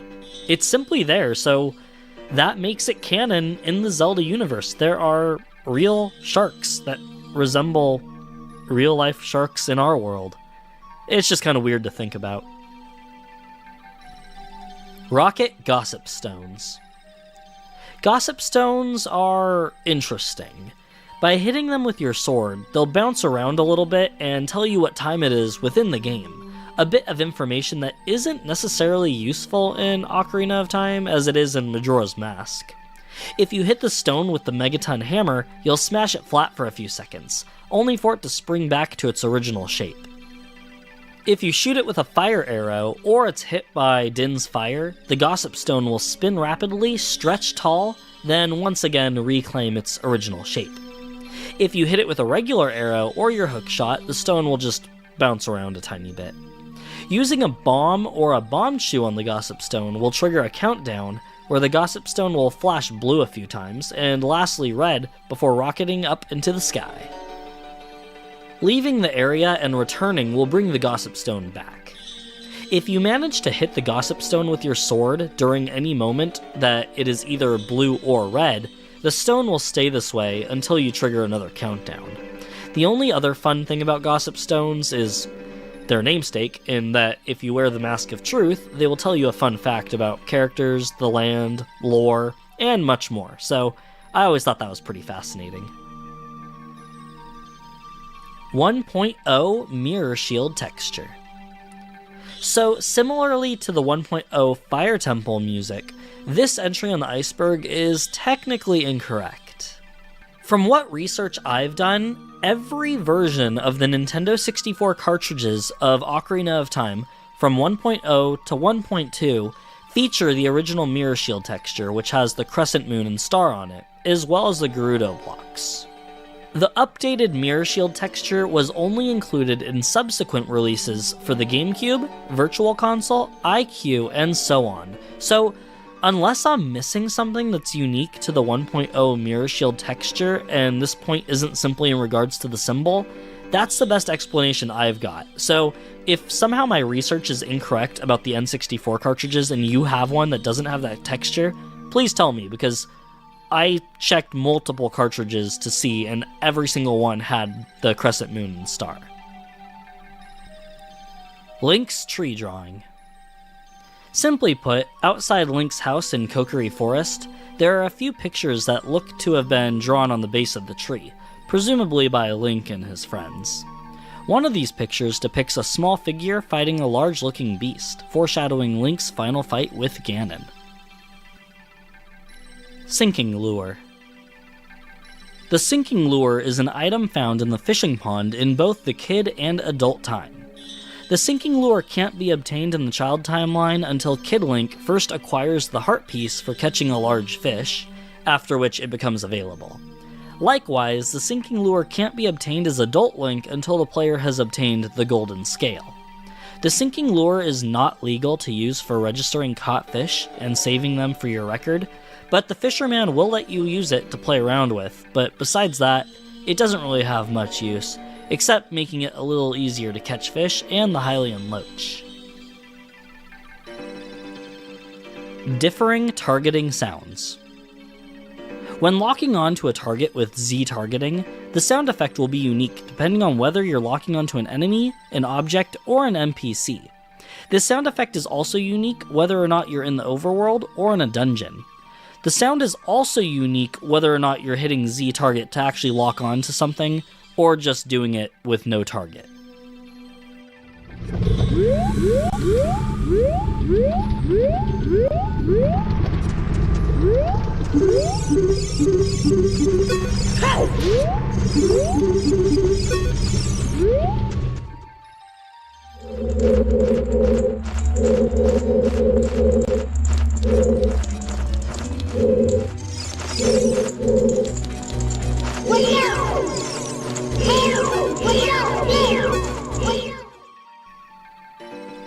Power Crouch Stab. Crouch stabbing is an attack that can be performed by holding the shield button and attacking while in the crouched position only as Kid Link. Due to some programming oversight, developers didn't provide a value to the damage this attack deals. Therefore, the crouch stab assigns its damage value based on the last attack you did. If your last attack was a standard slash, for example, the crouch stab would do that amount of damage. If your last attack was a jump slash, which of course deals 2 points of damage, the crouch stab would do the same. Now, where this trick really comes into use is when it's used in conjunction with the Deku Sticks. Deku Sticks in Ocarina of Time are interesting, and incredibly powerful for some reason. As a matter of fact, the stick's attacks are all capable of dealing the same damage output as the Master Sword. With this in mind, if you jump slash with the Master Sword, which would generally do 4 points worth of damage, doing this with the Deku Stick would translate to that damage being dealt by the crouch stab of the Kokiri Sword, which is incredibly useful during the early game and the late stage moments when you need to play as Kid Link again, like during the Spirit Temple or the bottom of the well. Sunsong freezes Redeads. Playing the Sun Song within proximity of Redeads as well as Gibdos will instantly freeze them in a layer of ice for a short time. There isn't really much else to this point, and I never really found any point in the game where it's necessarily useful. I guess maybe in the Composer Brothers' tomb, in the room with the acid, it may be easier to navigate when you don't have to worry about the Redeads, but besides that, it's just an interesting note. As a side note, as a kid, I noticed that after the frozen effect would wear off, a damage sound effect would play. So I once thought that you could possibly kill the Redeads if you played the song a few times, and I spent longer than I like to admit playing the song repeatedly in the marketplace, trying to kill them to no avail.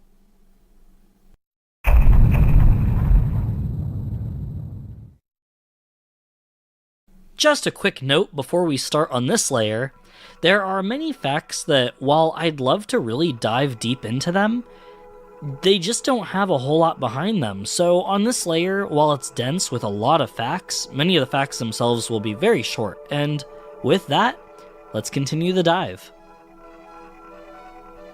Adaptive Hyrule Field music. The music that plays while Link is in Hyrule Field is iconic. Whether fighting enemies, exploring, or just enjoying the sights, the music always seemed to fit the mood just perfectly, and, well, that's because it did. Hyrule Field's music was made to adapt to what the player was doing and change accordingly based off 3 states Link could be in.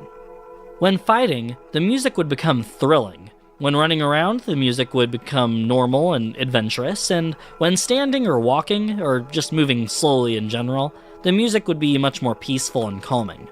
As a kid, I actually noticed that the music would always play a certain part whenever enemies were around, but I never really knew why or that this was the cause. I even thought it may have just been a coincidence that the music reached that point every time I just happened to notice it during a fight, until I realized I never heard it unless enemies were around, and that's pretty awesome that they put that in the game.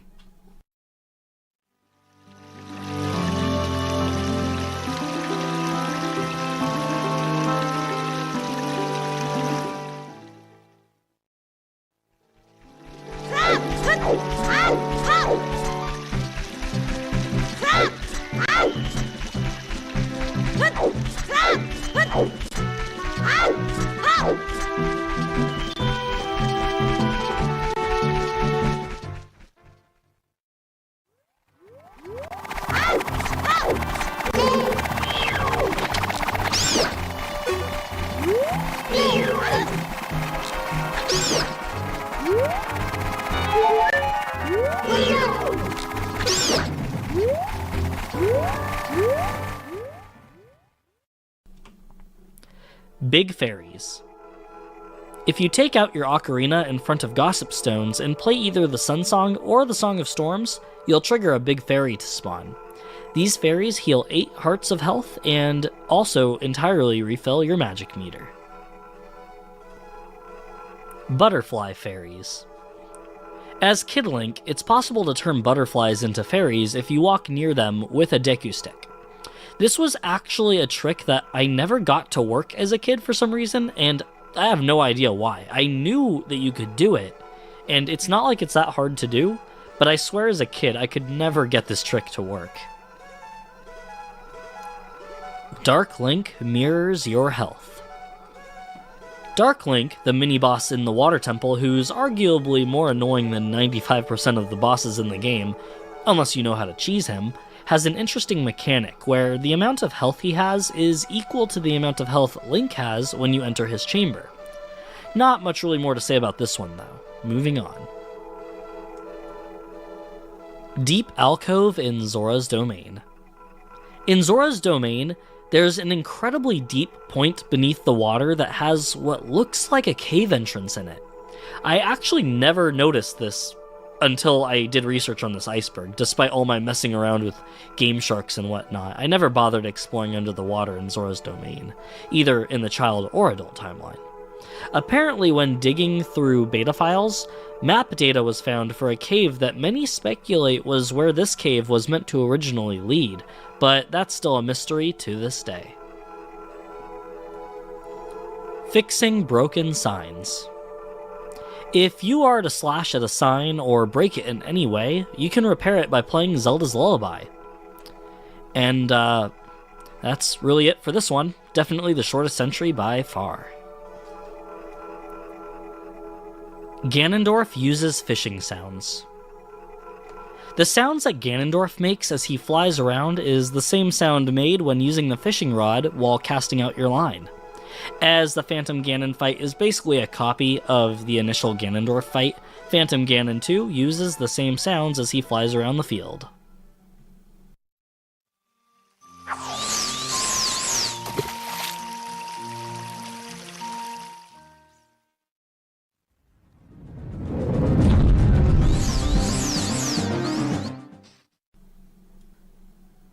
Giant Lever. In the Desert Colossus, levers will spawn as you run throughout the desert.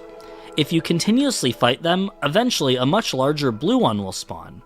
Unfortunately, killing it and continuing to kill levers won't make an even larger one spawn, like the Stallchilds do. It's just a set-sized large lever that's blue. But still cool though. Kakariko Death Mountain Trail Gate Guard abuses power. During the Mask Salesman quest, the very first step is to find someone who would like to buy the Keaton mask. While on your journey, you eventually find that the guard outside the gate to Death Mountain Trail is interested in the mask and will ask if he can purchase it from you. If you say no, he'll actually close the gate and refuse you entry until you agree to sell him the mask, thus abusing his power as a public servant by denying entry until he gets what he wants. Locked out of Dampé's Heart Piece. During Dampé's grave-digging minigame, you have the chance for him to dig up a heart piece. The way this heart piece works in-game is once Dampé has dug it up one time, it will remain on the floor until Link picks it up. However, if you were to leave the area, enter Dampé's hut, or in any way cause the location to shift, despawning the heart piece, it would then become unobtainable for the rest of the game, as the game would register that Dampé had already dug up the heart piece, and assume you got it. Orange Rupee. So this is a bit of a strange one. Now, the entries on icebergcharts.com have this little thing where if you hover over them with your mouse cursor, a little window will pop up with more information, which is quite helpful in the research for these topics. However, with this entry, I'm a little bit confused. It claims that by killing Skull Kids, there's a chance that they will drop an orange rupee, which is valued at 200 rupees, which is all fine and good, except on ZeldaDungeon.net, the only rupees that it lists as present in Ocarina of Time are green rupees, blue rupees, red rupees, purple rupees, silver rupees, and gold, which, of course, the gold rupee is valued at 200, not orange. Also, it goes without saying that the texture used when obtaining a rupee from a minigame or a chest, as opposed to finding it on the ground, vary drastically in color and appearance. So, I actually think that this is meant to just be a gold rupee, and it's colored in such a way that it appears orange. Otherwise, why would it have the same value as a gold giant rupee? Skull Mask repels keys. As a kid, I always thought that the mask quest was kind of pointless, as it didn't seem as if any of the masks actually had any real valuable use other than the Mask of Truth, which, even with its ability to read gossip stones, which is really just kind of fun and nothing more, really doesn't do anything. But upon researching the points on this iceberg, it is indeed true that if you're wearing the skull mask, keys will not attack you. This is actually a bit useful in dungeons like Dodongo's Cavern, or any of the crypts in Kakariko Village Graveyard where there are plenty of keys. It's funny that one of the masks you sell has an effect, and none of the 4 masks you earn after completing the quest actually do something, but regardless, it's a pretty cool bonus. Unloading Haunted Wasteland Sandstorm. Definitely a very interesting little glitch, if you can call it that. If you're in the Haunted Wasteland and die at any point, then select to continue your game, when you start back at the entrance of the Haunted Wasteland, The sandstorm effect will be gone, making visibility much more clear. Adult Windmill Kuko. As Adult Link in Kakariko Village, there's a post that you can hookshot to in the windmill that leads to some stairs, and up on the stairs is a Kuko. And really, that's it.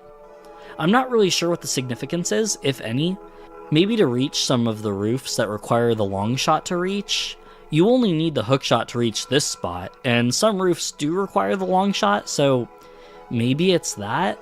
I really can't think of any other explanation for this Kuko, and even the one I came up with is a bit of a stretch, so its purpose there is a mystery to me at least. Bribe the Castle Gate Guard. So this one took a little bit for me to figure out before I finally understood how it worked. When you first arrive at Hyrule Castle, you have to go find a way in to meet Princess Zelda. The first guard you come across will be guarding a gate and will simply welcome you to the castle. If you get caught sneaking in more than twice, he'll change what he says to Link, basically that the princess will never accept an audience with the likes of him.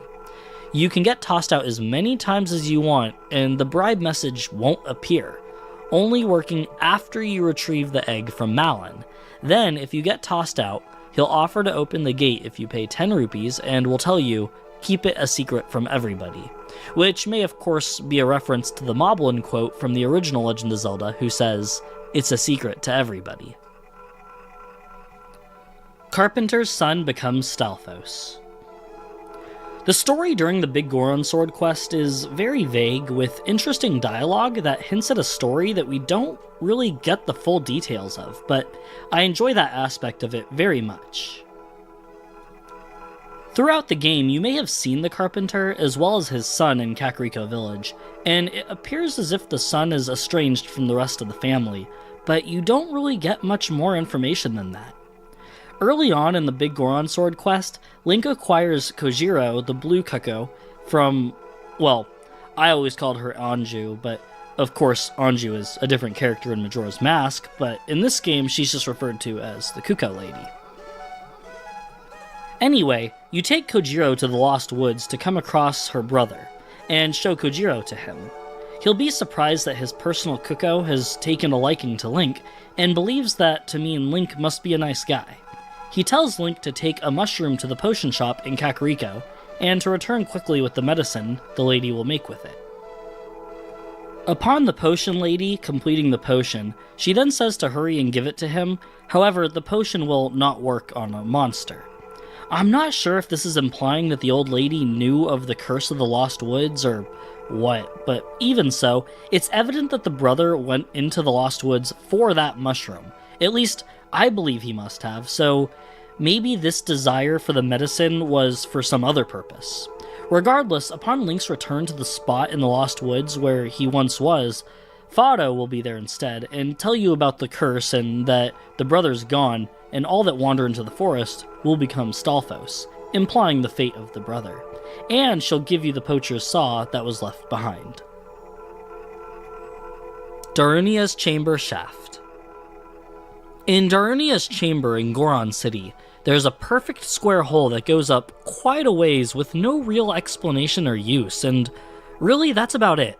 My guess is that it was probably originally going to be used as maybe an alternate teleportation spot for the fight with King Dodongo, as opposed to teleporting right outside the dungeon entrance, as there's really nothing above this point logistically speaking.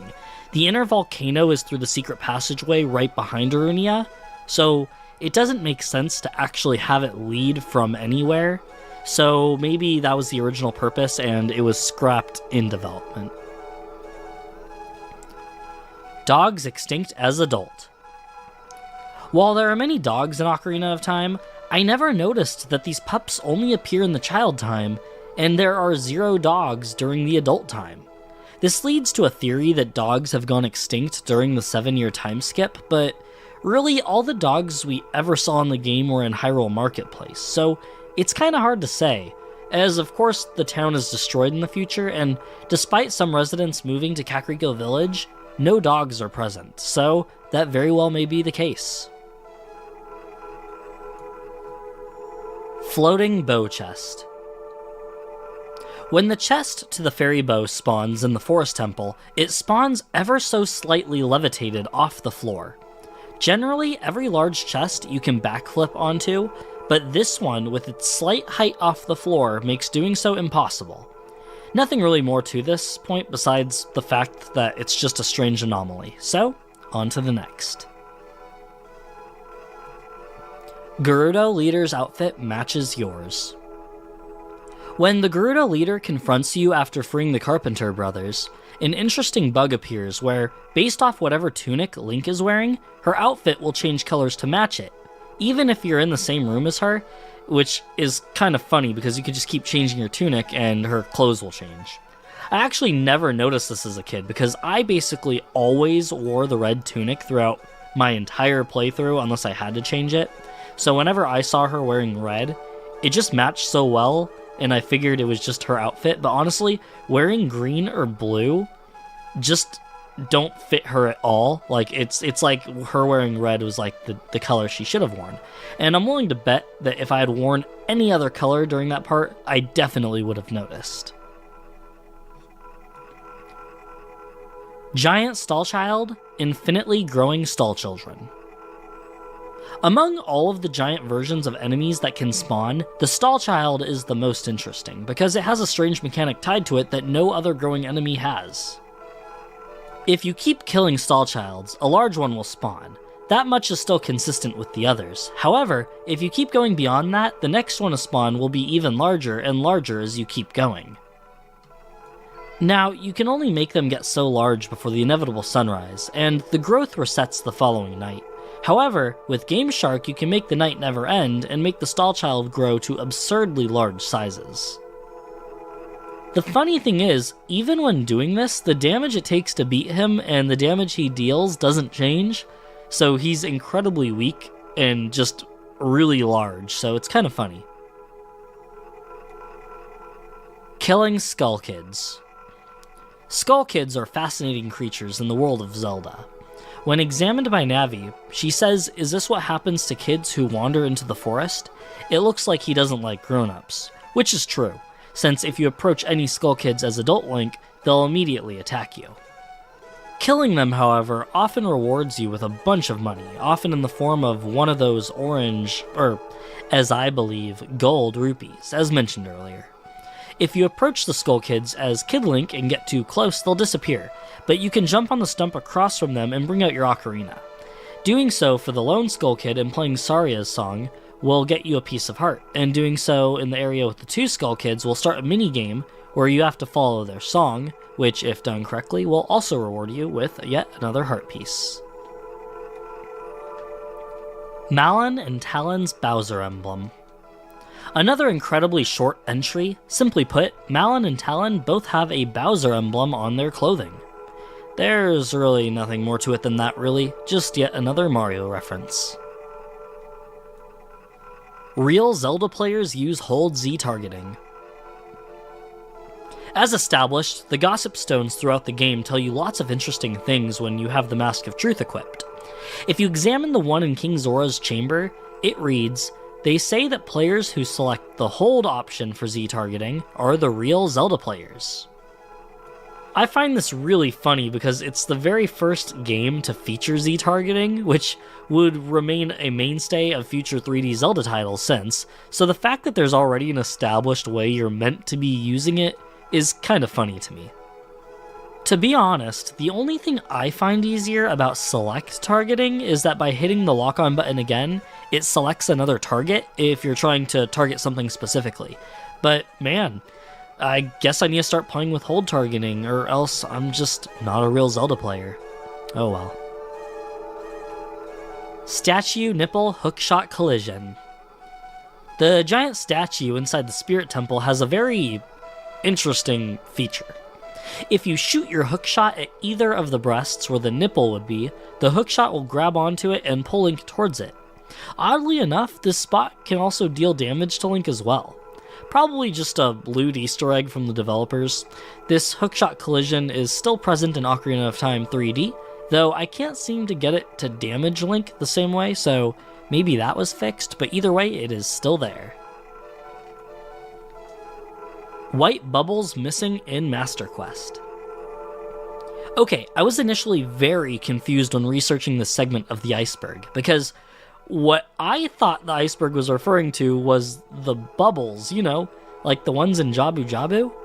The entry literally says bubbles, but hey, I guess I can't expect anything to be called by literal names since, bats are called keys. But anyway, now I know that the bubbles are those floating skulls that zoom around, and to my recollection, exist only in the Spirit Temple in a single room, and nowhere else in the game. And on top of that, they're removed entirely from Master Quest. Very interesting. They aren't a particularly challenging enemy, as they don't even attempt to target Link at all, and they die pretty easily, so yeah, not much really more about this one. Alternate Temple Order.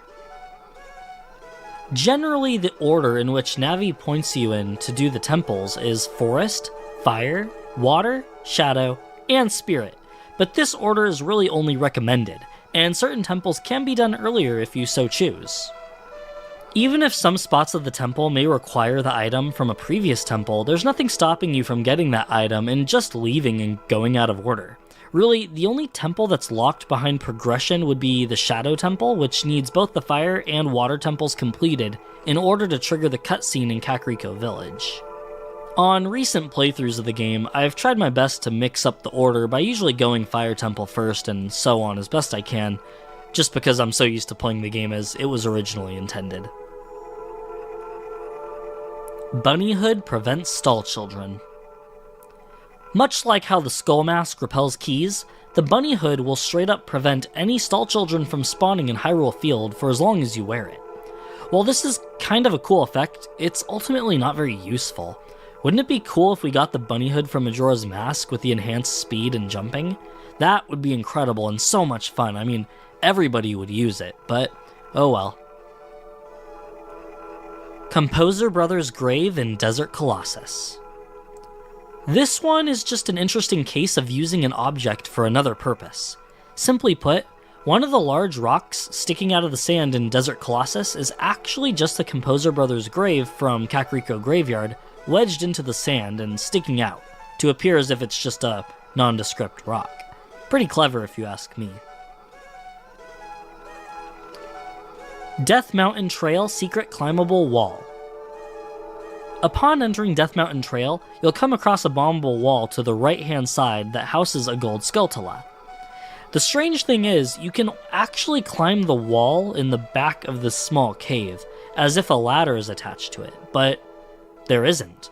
My personal assumption is the developers put the Skulltula up high, despite the player most likely being at a point where they wouldn't have a way to obtain it, which, in Kid Link's case, would be the boomerang, leading me to believe that they probably intended for the player to kill the Skulltula sometime during the Dodongo's Cavern portion of the playthrough, notice the Skulltula is too high, and maybe find out for themselves if they can reach it and possibly discover the climbable wall. Another interesting note is that not even the Lens of Truth will reveal any sort of climbable surface or anything, so I really don't understand the purpose of it, but it is an interesting little note nonetheless. Dying Guard in Back Alley. One of the most famous, often missed things in Ocarina of Time is the Dying Town Guard. Nowadays, this is much more known, especially with all the YouTube videos covering it, but I definitely never knew about it as a kid, and no one ever mentioned it from my recollection. Upon collecting the Zora Sapphire and making your way back to Hyrule Castle, Zelda and Impa flee on horseback, with Ganondorf chasing after them. After the confrontation, continue into Hyrule Marketplace and go around to the back alley, and there you'll find a guard on the ground against a wall. Speaking to him will trigger a short discussion where he tells Link that Zelda needs him to go to the Temple of Time before he takes his final breath and dies. Attempting to speak to him further returns the text box, "He's not moving anymore," which I always thought was Navi saying that, but I don't know. I guess it could just be an observation internally. Floating Kakariko Window. Yet again, another simple and quick one. One of the windows to a house in Kakariko Village wasn't textured properly along the wall of the home, and thus appears to be floating on a separate layer above the wall texture. I actually did notice this one as a kid. Giant Gwei. Much like the levers in Desert Colossus, if you continuously kill the Gweis in the same area, you can eventually spawn a larger version of it. This one too, however, does not continuously grow like the Stall Child's, but it's still a cool little bonus. Hidden Heart Alcove in Dodongo's Cavern, Lizalfos Room. In the first floor Lizalfos room in Dodongo's Cavern, if you jump into a certain lava fall, you'll find an alcove that holds a recovery heart. It's not even slightly hinted at that you can even do this, so it's entirely a leap of faith. And I do wonder if anyone found this by complete luck, because, I mean, I guess jumping into a lava fall would be something I would do, I just never did, so I guess I can imagine somebody figuring that out, but either way, it's still funny. L is Real 2401.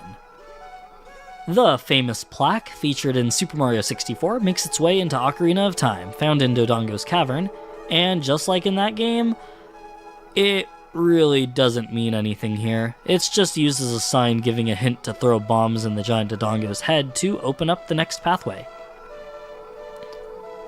Morning Redeads.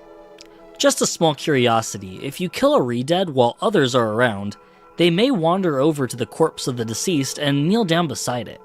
Some people take this to mean they're consuming the dead, others think they're mourning. Regardless, it's definitely intentional and a very strange little thing to throw in there for the Redeads. Saria's Fairy Color. Alright, so this one is pretty interesting. The point's additional information states that Saria's Fairy Color changes from save file to save file, while other people have claimed that it changes every single time you leave the area Saria's in and return, though on the wiki it just states that Saria has a fairy with a pinkish color. Generally, from what I've seen, going through countless Let's Plays on YouTube, more often than not the fairy is indeed pink, though I've also seen yellow, green, and blue as well, so something's definitely up in regards to her fairy color changing, but what determines it is beyond me. Unloading boulder hitboxes. If a boulder is a certain distance away, their hitbox will not be loaded into the game, allowing Link to shoot arrows through it or even the long shot. If you have the distance right and long shot through the boulder to a grabbable target, Link will be pulled through the boulder as if it's not there, passing right through it without taking any damage.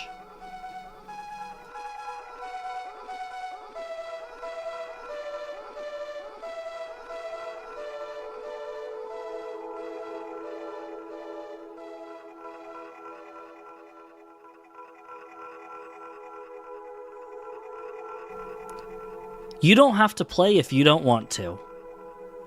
If you start any of the shooting gallery minigames and don't fire a single shot, after the game, the owner of the shop will say, "You don't have to play if you don't want to." If you continue trying to talk to him, he will keep repeating this until you leave the building and return.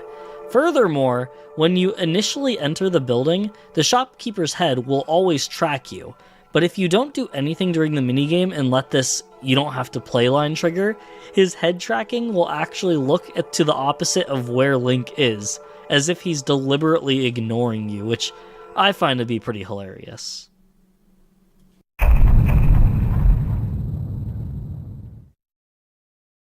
Bottom of the Well and Shadow Temple are one whole dungeon. Simply put, this point of the iceberg simply states that the bottom of the well is part of the Shadow Temple as a whole, and yeah, sure, why not? It's underground, much like the Shadow Temple, it has the same music, similar enemies and aesthetic. The Lens of Truth is the item obtained as a kid, similar to how the Silver Gauntlets are obtained as a kid in the Spirit Temple's kid portion, so yeah, to consider it half of the Shadow Temple wouldn't really be wrong. I mean, the Shadow Temple is so short anyway, I think it makes sense to consider the bottom of the well at least half of it. Dampé stole the hookshot. If you enter Dampé's hut and read his journal, you read about a day that he found an interesting treasure that he claims stretches and shrinks, which of course is referring to the hookshot. Dampé says he dug it up and found it, but I guess incriminating himself by saying he found it within someone's grave and he took it for himself probably isn't a good idea, so who knows whether he stole it or legitimately just found it while digging a grave. Really, who can say for sure? Misaligned Hyrule Fence. On the eastern portion of Hyrule Field, there's a fence stretching from the outer boundary to the edge of Lon Lon Ranch, with a small middle section missing, making a gap in the fence.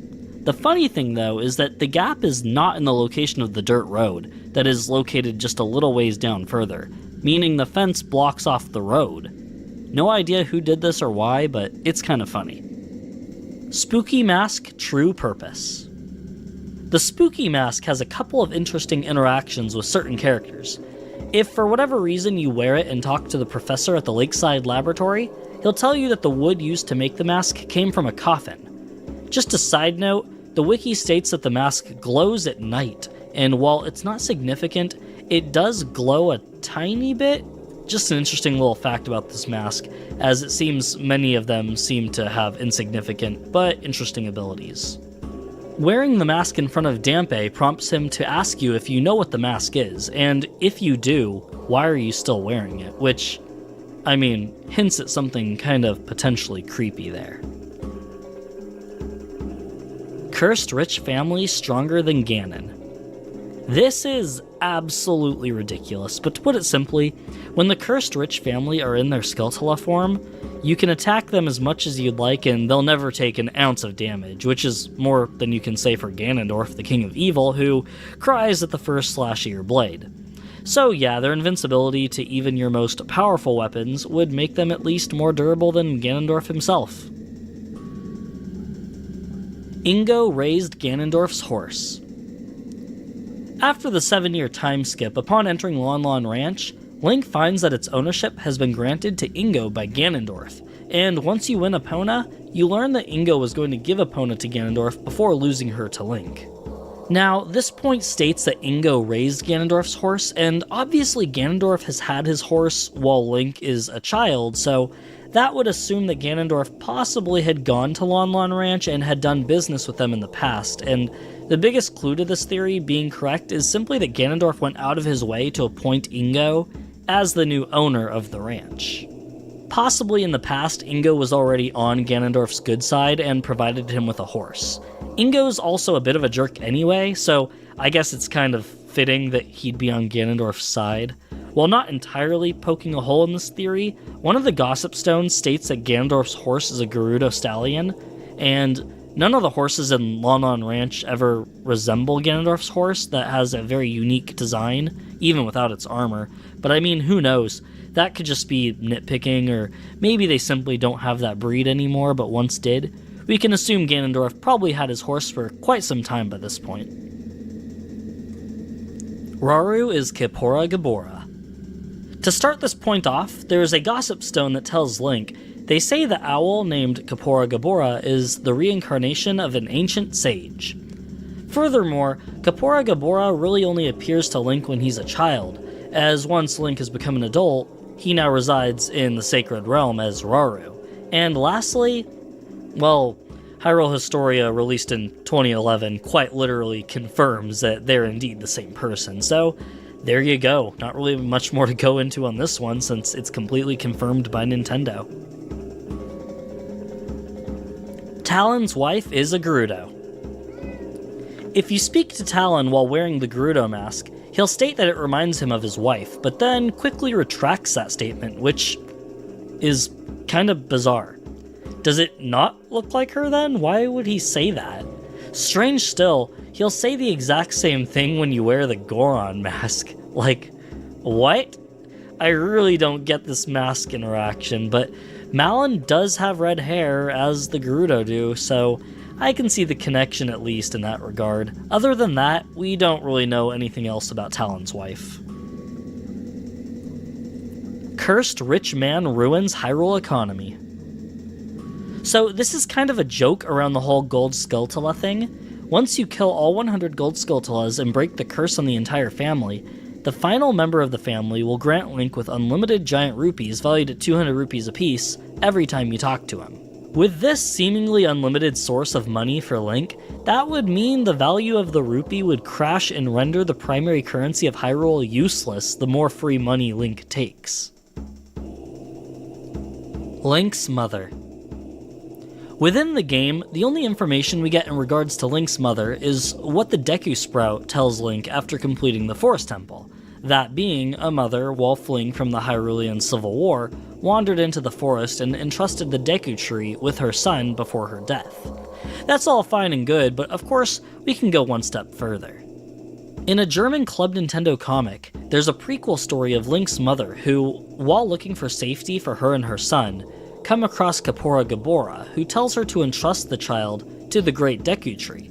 However, if she is to enter to do so, she will become a plant, as any mortal who may enter is doomed to do so. Why this doesn't affect Link is probably because he's the hero of time or something. They don't really go into it, so who knows. Anyway, she successfully gives her son up to the Deku Tree, and shortly after dies and becomes a tree within Kokiri Forest. This of course isn't really canon though, so what we get in the game is really all we truly know. We'll get more into the strange things Germany added to Ocarina of Time in a bit, so, More on that later. Song of Storms Bootstrap Paradox. This is the ever-so-fun paradox regarding the Song of Storms and how it was learned exactly. So, upon entering the windmill as a child, the Song of Storms is already playing here, but we can assume it's just location music and not something that the man is playing on his instrument thing. We can assume it's just some other song, I guess, that he's playing, as at this point, he makes no mention of the Song of Storms, so whatever. He makes no mention of anything as a kid, it's all good. Fast forward to when you're an adult, if you show the man the ocarina, he gets very upset and tells you about how 7 years ago, some punk kid used a similar instrument and played a song that wrecked the windmill, and teaches adult Link this song. With that knowledge, you then go back in time and play the song for the man wrecking the windmill, as he said you did 7 years before. Now, yes, this can be considered a paradox unless you believe in time being a linear path, and that everything you're going to do, every choice you make, every little thing you decide, despite your free will, is already predetermined. Basically, the man said you did something in the past, despite not doing it yet. But if you want to progress the game, unless you glitch it of course, you have to play the Song of Storms for him to progress. Just because you hadn't done it yet in the kid timeline doesn't mean it won't happen. While that is true, you can obviously poke holes in it by asking such questions as, if everything Kid Link would have done in the past already was finished in the future, at least in affecting the world, why aren't all the bean sprouts planted already? Just because I hadn't done it yet doesn't mean it'll never happen. They should already be there because I'm going to do it, assuming you're going for 100% completion. And yeah, I guess. You can really talk about this for hours. I mean, we can assume that time isn't linear, in which case the man taught adult Link, who went back in time and taught it to the man so that he can teach Link as an adult, who can repeat the cycle. It's really a whole thing, but I dig it either way. It's just fun to talk about. Zoras hold sacrificial rituals. This is something that's only present in Master Quest, and something that I never even knew, as I've personally never actually played Master Quest, but honestly, I probably should. While inside Jabu Jabu, there are many cows sticking out within the walls of his body, which is kinda creepy and weird, but the implications are even more bizarre. To enter Jabu Jabu, Link must offer up a fish, in which Jabu Jabu, sucks it up to eat along with Link. What if the Zoras take cows and offer them to Jabu Jabu as a sort of sacrifice, or at the very least just to feed him? I mean, he's a massive fish. He must need quite a bit to eat while he's just beached there doing nothing. And it's not like the developers of Master Quest put the cows in there for no reason. I think it is truly put there to show that Jabu Jabu eats cows whole. Pretty cool little detail that I like very much.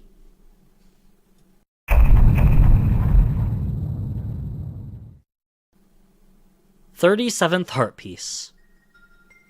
Throughout the game, there are 36 heart pieces that Link can collect to max out his health counter. There is, however, a 37th heart piece that is unobtainable through normal gameplay and is located in Gerudo's fortress. What's wrong with that? Well, the chest that holds this piece of heart is only present when you're playing as Kid Link, and 1, you can't even reach Gerudo's fortress as a kid, and 2, even if you could, there's absolutely no way to reach the platform that the heart piece chest is located on, so you'd be out of luck regardless, thus leaving the heart piece completely unobtainable without glitches or cheats. Alternate scene startups. Early on in Ocarina of Time's development, cutscenes were originally going to use pre-recorded clips in order to play out. However, as the game's development went on and environments, characters, or other things changed, this would of course mean that the pre-recorded cutscenes no longer reflected the location accurately that was being portrayed. To get around this, cutscene director Takumi Kawago switched over to using a real-time camera that moves on a predetermined path around the characters and objects in the world. This is why all of Link's equipment is simply what he has equipped upon entering any given scene, such as tunic and shield and all of that. Nowadays, with access to the debug ROM and even with the help of GameShark codes, some of these old alternate scene startups can be found today within the game's files. Bizarre owner missing legs. The bizarre owner is missing his legs. That's right, if you manipulate the camera to see behind the counter, you'll see that he has no legs, and, More on that later. Gerudo mask lights wasteland poles. So, this one's pretty strange. If you glitch the game to allow you to wear the Gerudo mask as an adult, the poles in the Haunted Wasteland will lightly glow in a greenish color. What's strange though is that if you come here as Kid Link and wear the mask, nothing happens at all. Very strange. Like, I get you're not supposed to come here as Kid Link anyway, but regardless, it's strange that there's an effect if you're adult Link when you can't even wear that mask. Whether or not the Gerudo mask doing this is just a coincidence or not, I have no idea. You know, given that you're in the desert, and that's where the Gerudo are, but this is a very strange and little known anomaly. Map screen inaccuracies. So, there are a few things missing from the map of Hyrule that you can view in the pause screen. To list a few, the little island where you obtain the fire arrows is missing, as is the fishing pond minigame building and area. The desert-esque entrance to Gerudo Valley from Hyrule Field is missing. Many of the features of the Haunted Wasteland aren't present. Some of the fences are missing in Hyrule Field, and a very minor point, Jabu Jabu is missing from Zora's Domain, but, Jabu Jabu's a living creature. It'd be kind of weird to have him on a map, even if he is technically a location within the game. There are a few other minor points I'm sure I'm not seeing, but that's what I was able to make out from taking a look. Ocarina Pedestal. Within the game's files is a small pedestal with an ocarina symbol on it that sort of resembles the teleport circles for each of the temples in terms of design. They're of course not present in the final game, but I feel as if they were probably meant to be used in areas where using the ocarina isn't 100% obvious, until they realized putting these plaques in places where you need to play the ocarina made it a little too obvious and they stuck out like a sore thumb. Unmilkable cows. This goes back to those cows that are located in Jabu Jabu in Master's Quest. Basically, this point just states that despite being able to generally milk every cow in the game, by playing Epona's song of course, these cows will not react. Yeah, that's probably because, they're dead. 38th Heart Piece. In an alternate scene setup for the graveyard, instead of loading the wooden box that would normally contain the heart piece, the game instead loads a treasure chest. If you glitch this version of the graveyard to load, you can open the chest and obtain the 38th heart piece. Anti-piracy checks. Ocarina of Time has some very bizarre anti-piracy checks. One of them affects the fishing game, which, you don't even have to do the fishing game, so who cares? Anyway, if the chip detects that the game is a pirated version, fish will always let go after 51 frames, making it impossible to ever catch one. Again, not like fishing is mandatory to complete the game anyway, but the next anti-piracy measure certainly does. During the final encounter of the game, while escaping Ganondorf's collapsing castle with Zelda, if the chip detects any piracy, it'll make it so that when Zelda uses her magic to lift the gates, the gate won't go up, leaving Link trapped as Zelda phases through it and leaves you behind.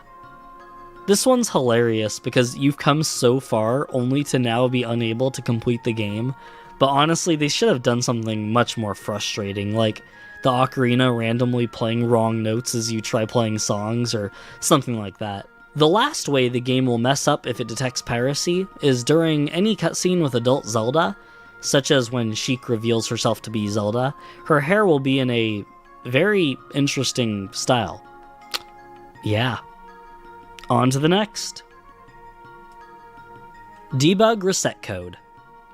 I'm not sure why this is called a debug reset code, as it doesn't require going to the debug menu or anything like that, but if you plug your controller into the Player 3 port on your Nintendo 64, then using the D-pad hit up, down, left, right, start, B, C down, L, C left, A, C up, R, Z, you'll wipe the game of all save data, kinda like a factory reset.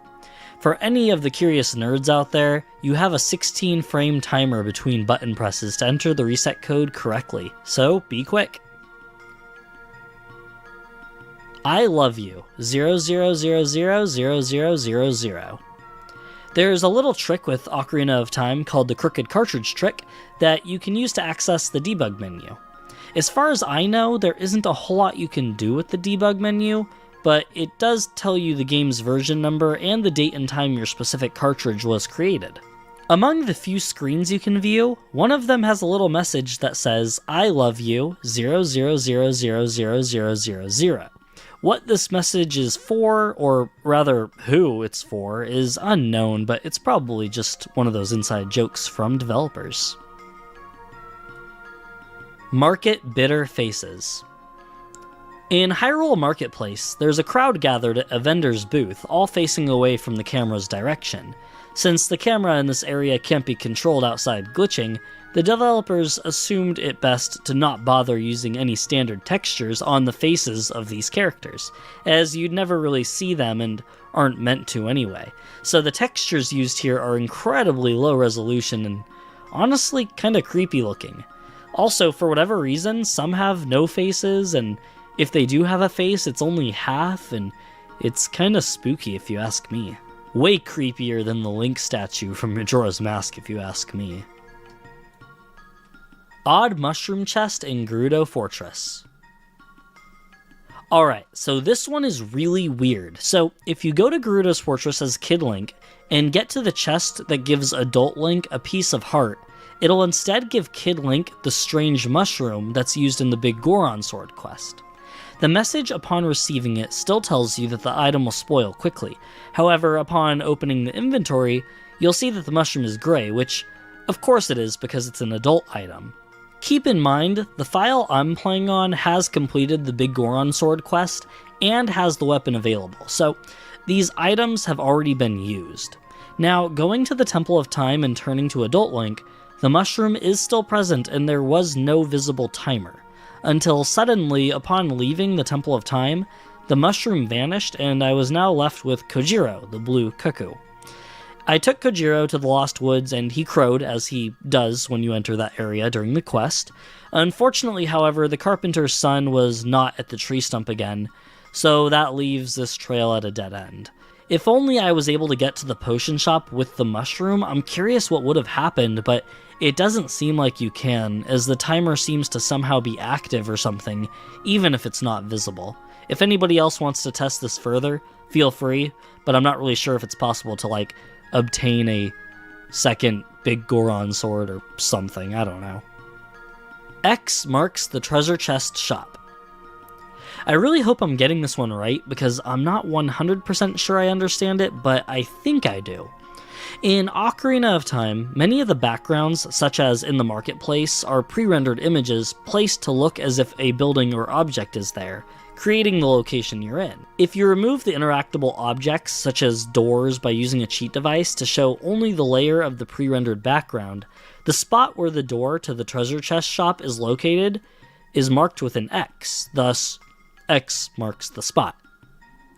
39th Heart Piece.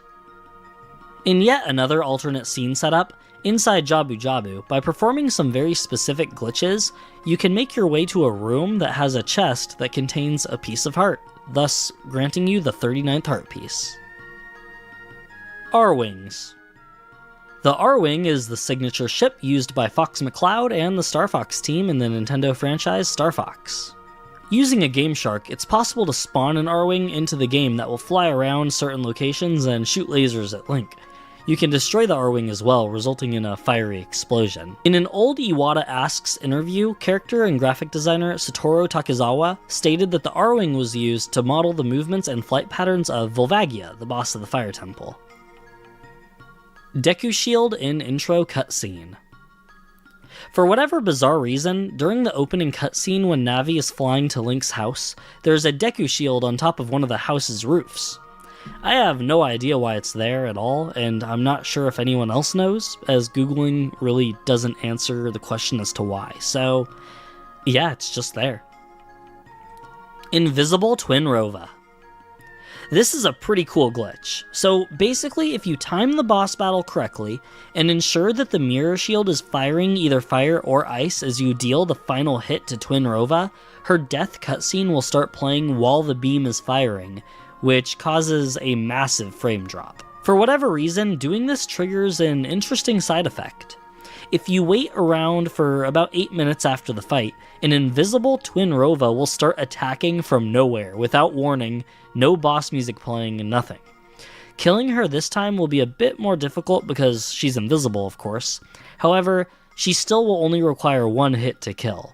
So if you continue killing her as the shield shoots as it did the first time, you can keep repeating this glitch and rack up as many heart containers as you want. However, whether or not you can get past the 20 maximum hearts that the game expects, I'm not sure. If someone wants to test that, comment below and let us know. That'd be cool. Master Glitch. I wish I knew why this point was called Master Glitch, but anyway, in certain areas you can ride Epona into rooms or buildings that she's not meant to enter. Upon entering, Link will be alone, however the game will still believe you're on Epona, allowing for some interesting glitches and softlocks.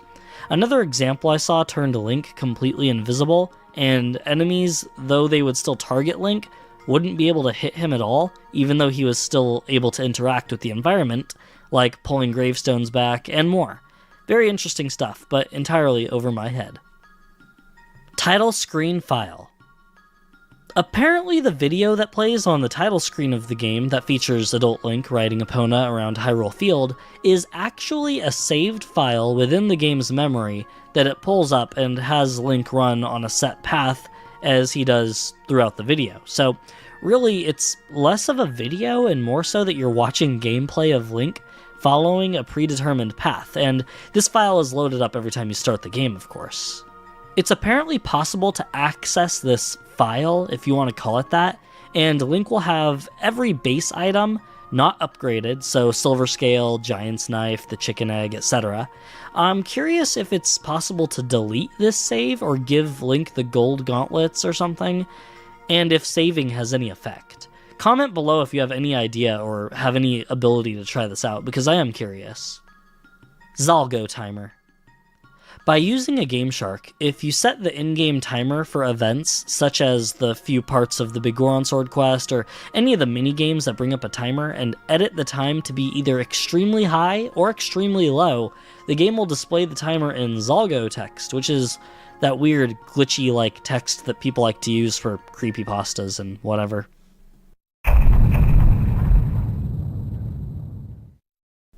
Bottle's most powerful item. This is partially a joke, but basically the bottles in the game function very strangely and can be used in a number of ways via glitches, from playing one as an ocarina to duplicating them and replacing every other item in your inventory with bottles to, of course, the infamous bottle tennis. While I wouldn't really call a bottle powerful, even with all of these abilities, it's still fun and a well-known glitch in the community. Fishing is a boss fight. Kazuaki Morita was a boss enemy programmer for Ocarina of Time, and was also the one who programmed the fishing minigame, which makes it on an equivalent level to a boss fight. Furthermore, the music used when a fish grabs the lure is the standard fighting enemy music, where I think it should have been the boss music to make it more closely resemble the boss fight that it's supposed to be. Devs intended stale reference manipulation. I'd be lying if I said I even slightly understood what stale reference manipulation was. I've watched a few videos on it and I still don't entirely get it, so if you really want a good description, there's a video by a YouTuber named Fig, who has a video called An Overview of SRM, Ace, and More. Check that out. Anyway, in the most simple of terms, I believe SRM has to do with manipulating the game's RAM in order to influence Link's position or items that Link is interacting with. This stuff gets absolutely wild to the point where you can influence the RAM to even change the items you can get from treasure chests and such. It's incredibly complex and something that, despite watching a few videos on, is something that I'm sure takes a lot of skill and smarts to master. If you want more info, or really any info on it, I'm sure my description was insufficient. Again, go check out Fig's video, as he explains the process in a way I simply cannot. Lever armor. This is referencing an old video from 2007 made by YouTube user Acrite, titled Acrite Lever Armor, in which they perform a series of glitches and manipulate SRM in order to make Link lift up a lever, which then glitches a bit and collides with Link's model, making it look like the lever is part of Link's body, thus the title Lever Armor. Epona Hopping Offense. Epona Hopping Offense is an incredibly in-depth tutorial video on YouTube by user Julian1000, where he demonstrates with one hand how to hop a fence with Epona. This is an incredible feat and something that he claims he did without the Goron mask or damage boosting, which, I mean, I've never done it without those things. This man is a true legend in the community and has changed the way Ocarina of Time has been played since it was first uploaded back in 2005.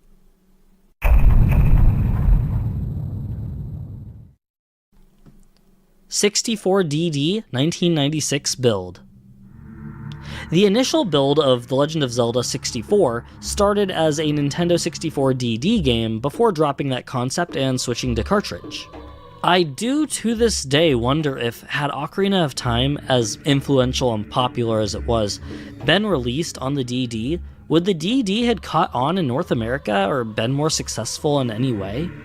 Who knows? Many images exist of this version, and you can see certain features that would eventually be changed.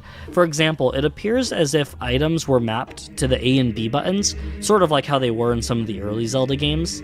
This version also famously uses some of those building textures that would be found in the town area of the world Wet Dry World in Super Mario 64. Dark Link is a torch. For whatever bizarre reason, the file name for Dark Link within the game is referred to as Torch 2. I unfortunately don't really have much to say about this, as that's basically it, but here's an interesting Dark Link fact I came across while researching this video that I never noticed. When you enter Dark Link's room and run towards the tree, Link's reflection will be shown in the water. However, upon passing the tree, the reflection will vanish as it has become Dark Link. Maybe everyone noticed this and I'm the only one who didn't, but I thought it was pretty cool. Farting cabbages. So the iceberg states that the French script calls bomb flowers farting cabbages when translated literally. However, I found a comment from YouTuber Unknown Comet who made a comment on another video covering this iceberg who states the following. It's true in French the verb Peter, which I don't know if I'm pronouncing that right in French, so pardon me, means fart. But we also use this verb instead of explode. So in this case, it's actually explosive cabbage. Either way, it's still pretty funny on the iceberg, plus you get a little lesson in French today, so at least we learned something. January 2021 leak, 0.9. On January 19th, 2021, a pre-release build of Ocarina of Time was released online by Twitter user Forest of Illusion that has since been dubbed 0.9. It's basically the same as 1.0, but there are a handful of strange differences. For example, the jars outside of Dark Link's room don't have magic jars like they do in the final game. Drinking a blue potion without the magic meter unlocked will give you access to magic with an invisible meter, and quite a few more things, but all are either bugs or minor quality fixes in the final game. Mido was supposed to be Impa. Furthermore, in regards to the January 2021 leak, a bit of text in Japanese that reads Mido's seal was found within the files. Interestingly, this was found alongside seals for the other sages in the game, but one was missing, the seal for Impa, Sage of the Shadow Temple, of course. Does this imply that Mido was originally going to be the Sage of the Shadow Temple? I highly doubt it, but it's definitely strange. Unicorn Fountain. The Unicorn Fountain was a location meant to appear in the Nintendo 64 DED exclusive Ura Zelda, which was eventually scrapped. Back when images of the Unicorn Fountain were first made public, many rumors were spawned that this is supposed to be where you're to obtain sword beams, as well as the Triforce itself. For whatever reason, the location most people give for this location appearing in Ocarina of Time is in that underwater false tunnel that's in Zora's Domain that I mentioned earlier.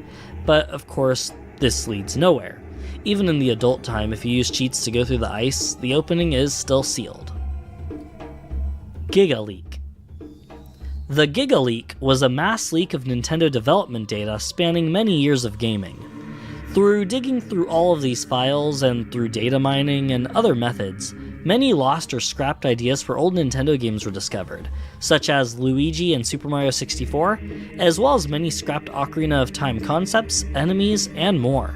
The leak was spread across a span of a few years, and more is possibly still on its way. Starting in May of 2018, the most prominent leak was in July of 2020, when a 3GB leak was uploaded, which earned this leak the name Giga Leak. Beta Zelda 64 assets. Furthermore, in regards to the Giga Leak, many beta assets for Ocarina of Time have been found and re-implemented into the game by modders, such as enemies that were cut from the final game, as well as some maps and, in some cases, altered areas, such as a larger unused version of Kokiri Forest, and more. Elemental Arrows. Continuing with the Giga Leak, another feature that appears to have been cut from the game was elemental arrows corresponding with each of the 6 medallions. We have fire, ice, and light arrows, of course, which represent the fire, water, and light medallions, but we would have also had wind arrows for the Forest Temple, spirit arrows for the Spirit Temple, and shadow arrows for the Shadow Temple. How spirit and shadow arrows would have worked is anyone's guess. Medallion spells.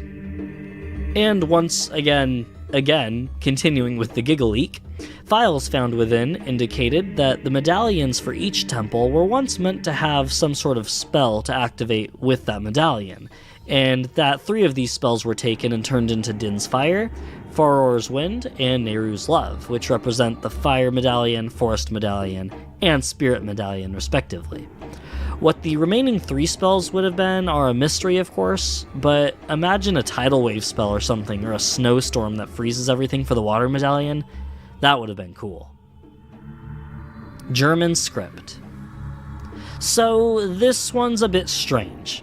Somehow the people behind the German translation for this game took some interesting liberties and changed some strange things for reasons I can't even begin to guess. To start, upon obtaining the odd mushroom as part of the Big Goron Sword quest, the description refers to it as similar to something seen in a nightclub, which I would think goes against Nintendo's drug policy. Also, the gossip stone behind the Deku Tree, that in English says they say that the Kokiri are always followed by small fairies, instead reads, "Something cool will happen if you press the oval button on your console," which of course is the reset button. Another interesting translation is for Twin Rova, which, as the two Kume and Kotake, have the name Killer Grandmas, no, I'm not joking, and in their combined form have the name Sexy Thermohexy. Yeah, I don't even know what to say about that. I'm at a loss. Gefriertrocknen, ich weiß nicht. Ist bestimmt nicht so angenehm. Aber die Eule hat uns ja schon mal einen Tipp gegeben. Höllische Hexenarmada, Killer-Omas. Die Killer-Omas, nein! Okay, dann lass uns jetzt vereinen. Okay, Kume. Kotakes und Kume, sexy Thermo-Trio und Duo. Ach du Schande. Link drinks Mirinda. Mirinda is an orange soda manufactured by Pepsi and originally produced in Spain. For those interested in the United States, this beverage is sold as Tropicana Twister. Why am I telling you this? Well, because Mirinda once had a commercial where a gamer is playing Ocarina of Time, only to have Link come across some delicious Mirinda and become so captivated by the drink and its refreshing qualities that he just can't bring himself to do anything but down that soda, while the gamer tries in vain to make Link move or do anything. The controller is completely useless, though. This is a fantastic commercial and totally a product of the 90s. Check it out if you haven't seen it before, it's great, and reminds me very much of the Super Mario 64 Got Milk commercial. Sad Life. Alright, this is another weird one. So, a speedrunner named Crimtons got in contact with a developer for the Wii Virtual Console, nicknamed Homebody Stevens, and asked him questions in regards to the emulator. The topic of Virtual Console crashes came up, and Stevens said if the Virtual Console runs out of memory and is unable to pull any from the Wii's global memory, the game will crash. And Stevens refers to this type of crash as a sad life. I really don't get it. I don't know if it's supposed to be a joke or a reference to something, but there you go. Zelda. After Ocarina of Time was scrapped for being a Nintendo 64 DD exclusive, that didn't stop Nintendo from considering other ways to utilize the DD to expand upon the massive world of Ocarina of Time. Considering the technology, the possibilities were practically limitless. Two of these ideas took the shape in Zelda as well as Zelda Gaiden, which isn't on the iceberg, so I'll give a small history about that here as well. Zelda would incorporate alternate versions of Ocarina of Time's dungeons, add new enemies, new locations, such as the infamous Unicorn Fountain, and so on. While this idea was eventually scrapped, it is said that Zelda became Master Quest, but many fans are skeptical of this being true, as assets such as the Unicorn Fountain, said to have been created for use in Master Quest, aren't present, and that Nintendo simply said this so fans wouldn't be upset over the idea of lost Zelda content. Whether or not this is true is entirely up in the air, of course. Zelda Gaiden, on the other hand, was going to create an entirely new adventure, with an entirely new environment to explore, basically making it an entirely new Zelda game, just using the Ocarina of Time engine. Sound familiar? Well, that's because Zelda Gaiden is rumored to have become Majora's Mask. English-Spanish translation booklet. Ocarina of Time was never originally released with a Spanish translation. To allow Spanish-speaking players a way to play through the game and understand the story, the game came with a translation booklet that had the English script and Spanish script side by side.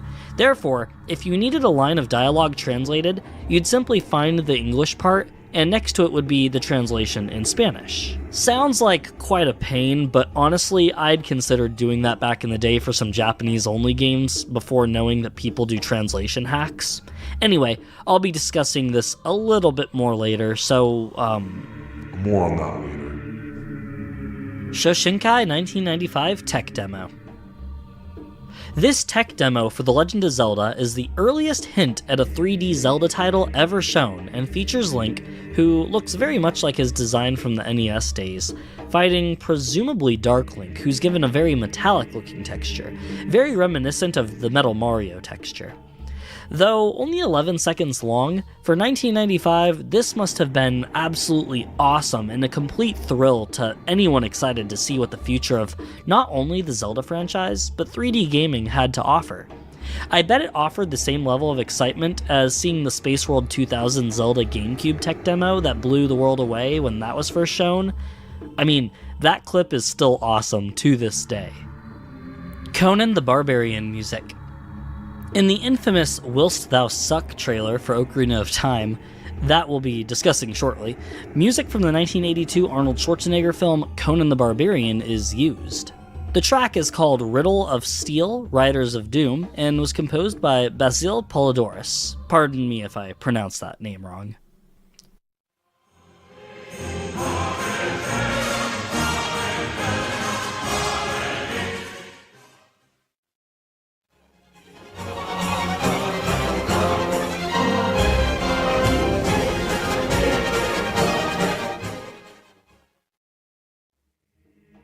Whilst Thou Suck.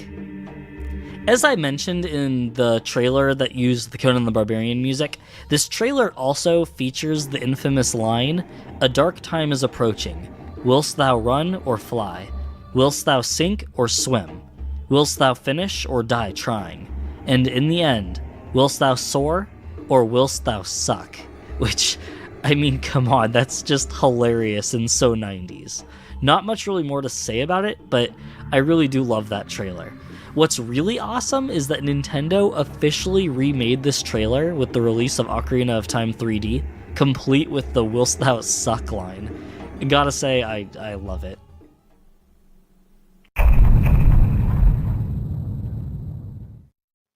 Bean Guy is Dampé's son. I personally don't really see this at all. I mean, look at them side by side. Is there really any defining feature to hint without a doubt that this guy is Dampé's son? I mean, I guess the carpenter's son looks nothing like him, so you know what? Yeah, confirmed fact 100%. I just spoke with Ocarina of Time's character designer, Yoshiaki Koizumi. I know his personal phone number. I just spoke to him. He said, yes, this is 100% in fact his son. Case closed. Forest Temple was the Wind Temple. It's rumored that during development, the original plan was for the Forest Temple to actually feature more of a wind theme. Evidence that supports this lies in a few hints.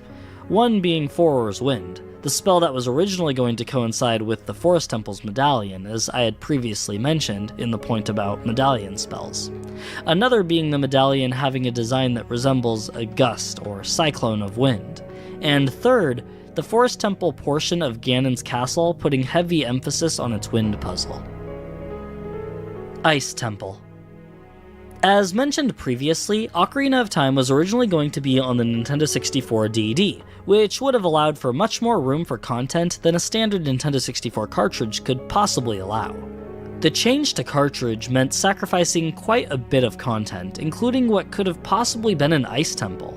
Sort of like what happened with the Wind Temple, aspects of this can still be seen around the game, such as the Ice Cavern, and the Water Temple portion of Ganon's castle, focusing entirely on ice puzzles, which is funny because there's absolutely zero ice anywhere in the Water Temple. Graveyard Kid runs Po Shop.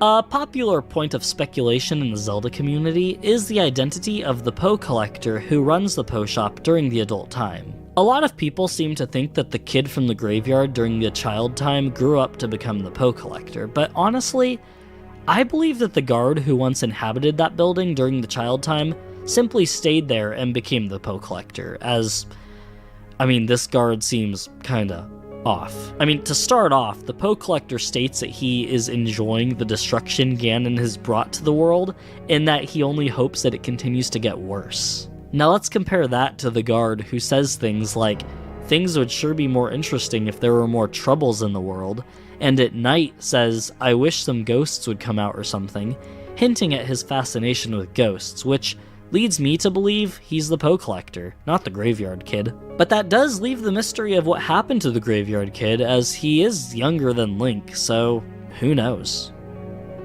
Lots o' Pot's guard runs Po Shop. Oh, we just talked about this in the last point, so Yes, yeah, of course he does. It's definitely the guard, based on everything he says as a guard, and the things he says as the Poe Collector. It's just... come on, case closed. Zelda 64 beta assets in Wet Dry World.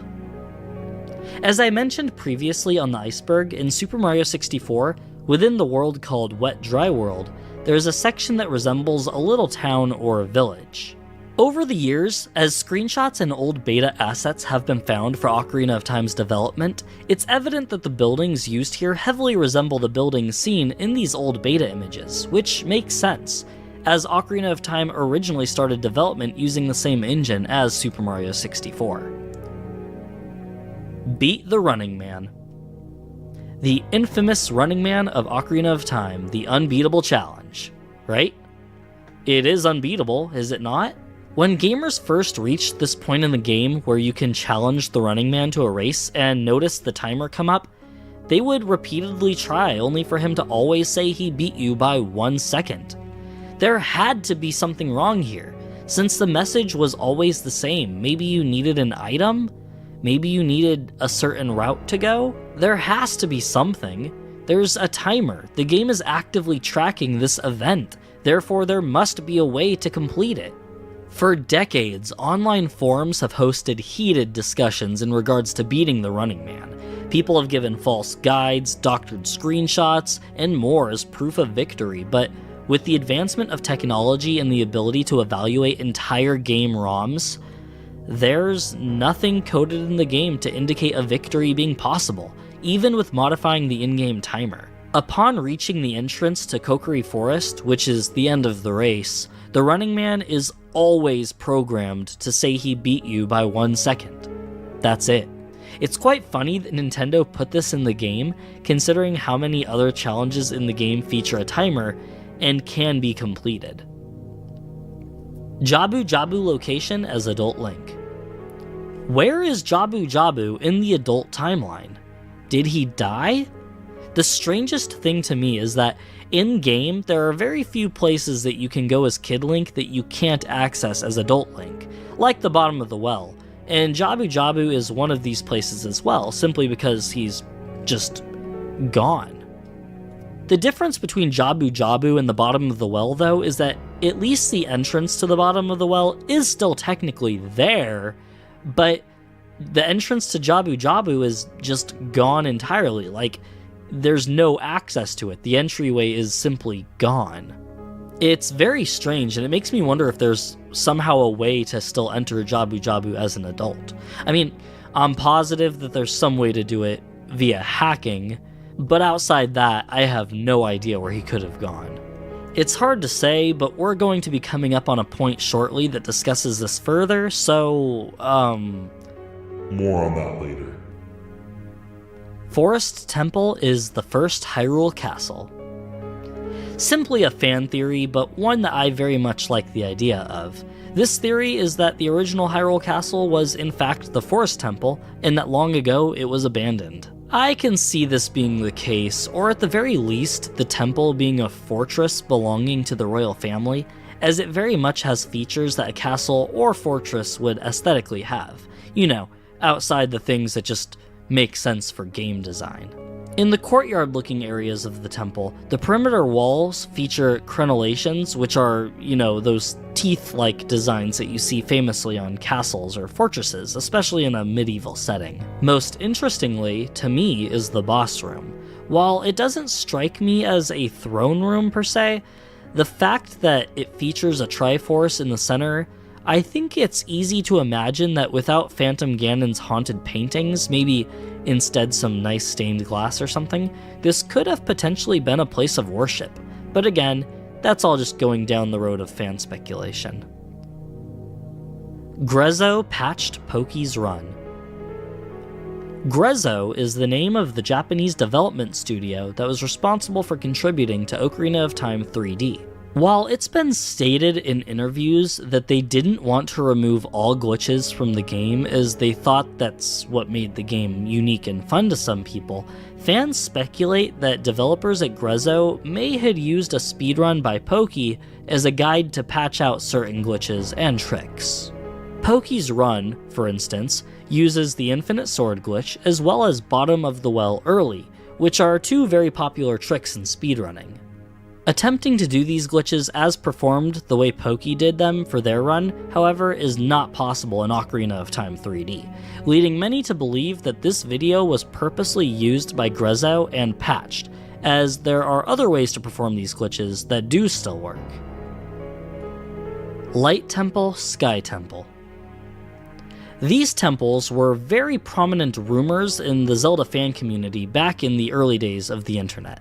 Let's start with the Sky Temple. This temple stems back to the whole obtainable Triforce thing, and the rumor was that the Sky Temple was where you'd obtain the relic. The method to enter the Sky Temple is by killing an ungodly number of stall children in Hyrule Field. As you all know by now, doing this will cause a larger stall child to appear and continuously grow larger and larger. This process, however, is lost upon the break of dawn, and once night comes again and you start killing stall children, the size of the large stall child is reset, so the guide for accessing the temple straight out says to cheat to make it stay night by using a Game Shark.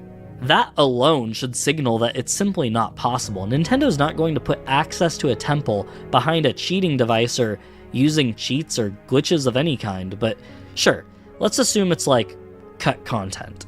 Like, maybe there was originally going to be a way to make the game stay night forever after obtaining, I don't know, a song or an item or something. That would explain why the stall children grow in the first place, but even so, kill them all you want. You'll eventually find that sooner or later the game will crash with no Sky Temple to be found. To be fair, it is fun to do though. Now, about the Light Temple.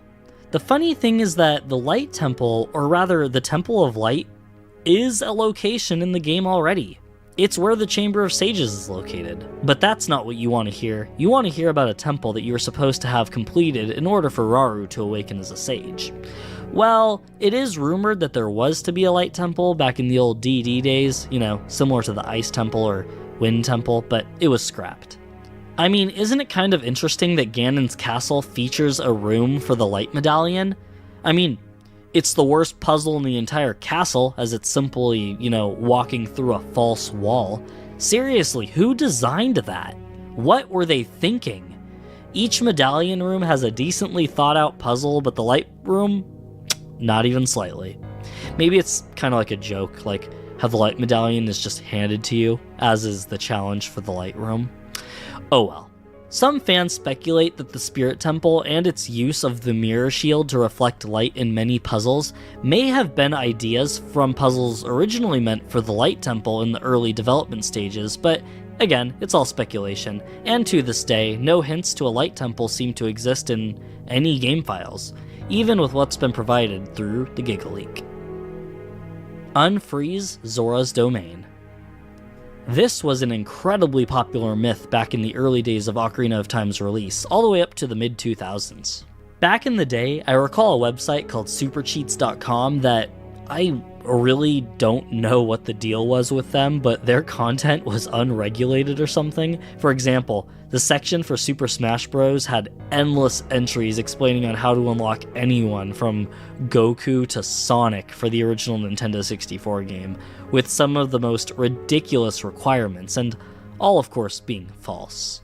Ocarina of Time was of course the same way, whether it be beating the Running Man or releasing the shark in the Lakeside Laboratory to, yes, unfreezing Zora's Domain. There was always methods and guides saying you need to do a bunch of impossible tasks or acquire items that you can't actually get, and it's just a wild goose chase, so no, unfortunately there is no way to unfreeze Zora's Domain. Obtainable Triforce. Just like the previous entry, this was another massive rumor that was passed around endlessly back in the day. Early screenshots of the game did feature Link holding up the Triforce as if obtaining it, so I can at least understand a little bit how people could imagine it possibly still being in the final game, at least back in the late 90s. It didn't help that many people online spread rumors stating that obtaining the Triforce would grant many tantalizing abilities to Link and the world, such as unlocking sword beams, giving you unlimited diving depth when swimming, and yes, unfreezing Zora's Domain, but of course none of this is at all true. Don't forget though, Link does have a third of the Triforce, so at least you get that.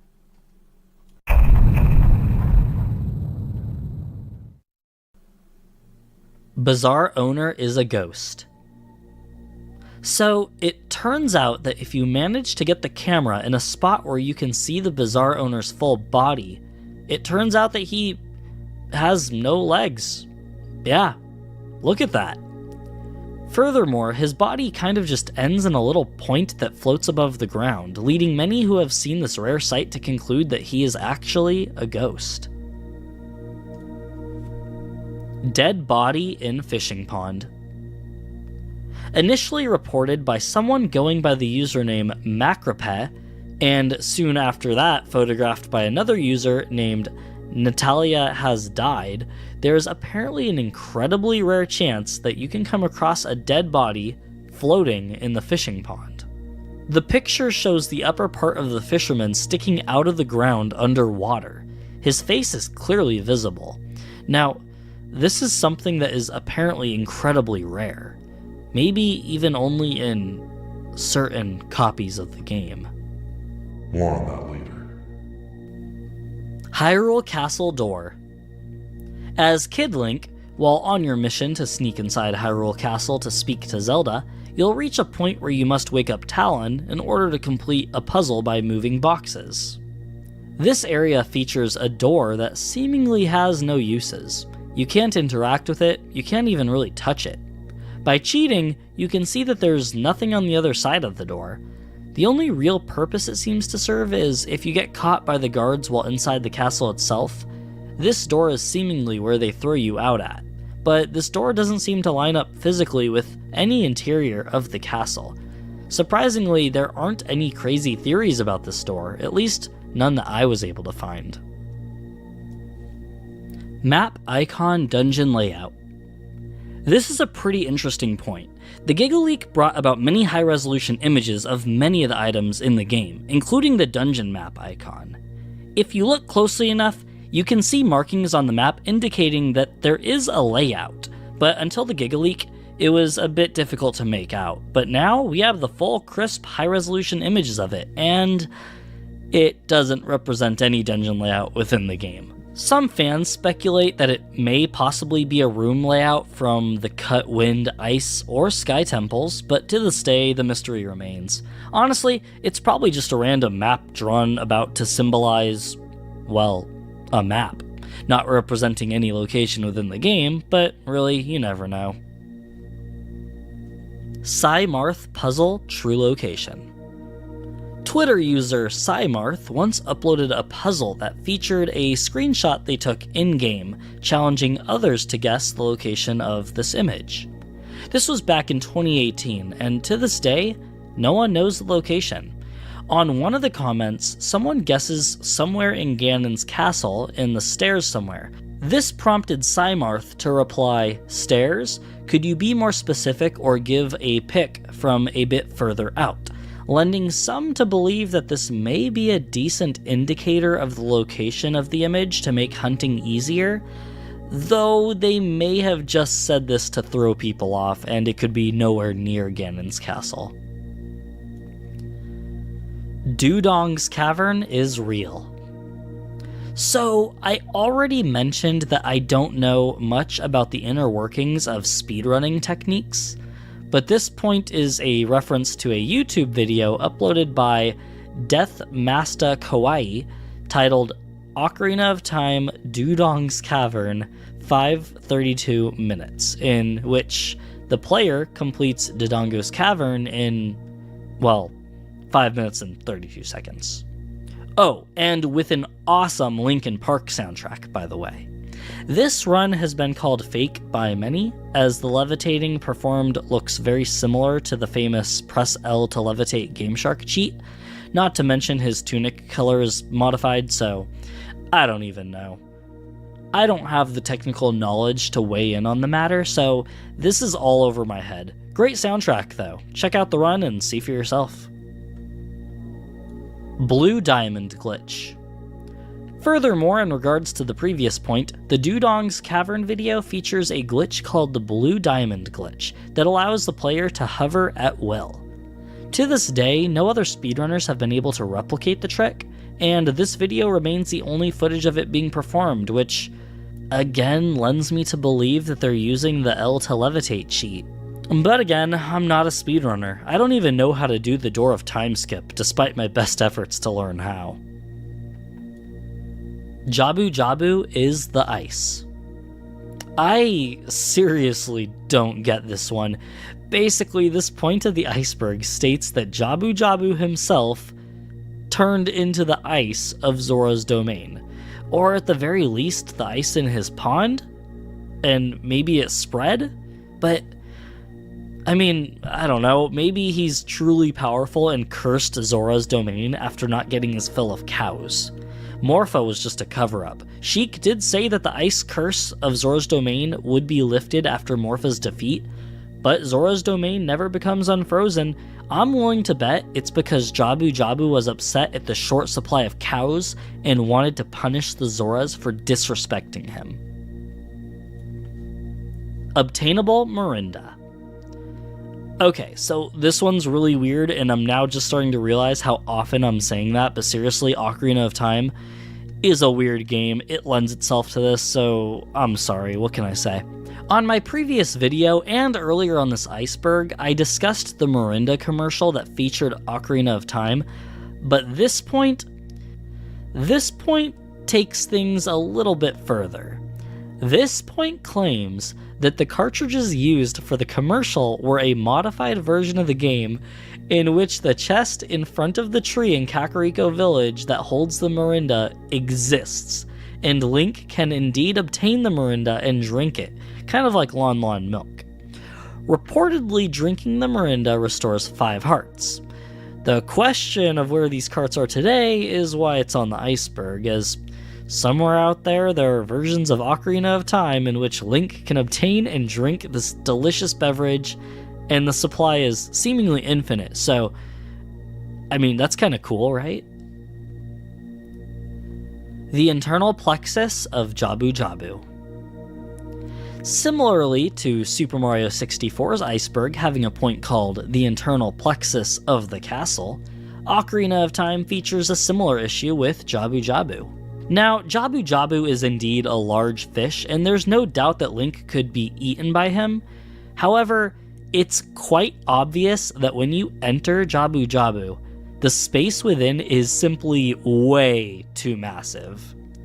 The thing I find most funny about the size of Jabu Jabu is that upon entry to the second room, as well as the third, there are pits that go down quite a ways, yet Jabu Jabu is laying flat from end to end.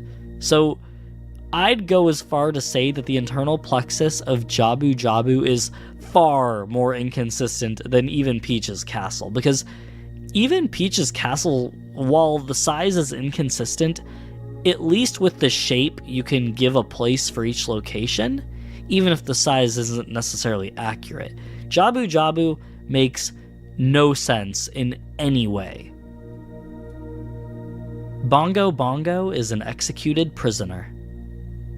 Along with the bottom of the well, the Shadow Temple is without a doubt one of the creepiest and most disturbing areas in, well, I was going to say the entire game, but really it'd be more appropriate to say the entire Zelda franchise.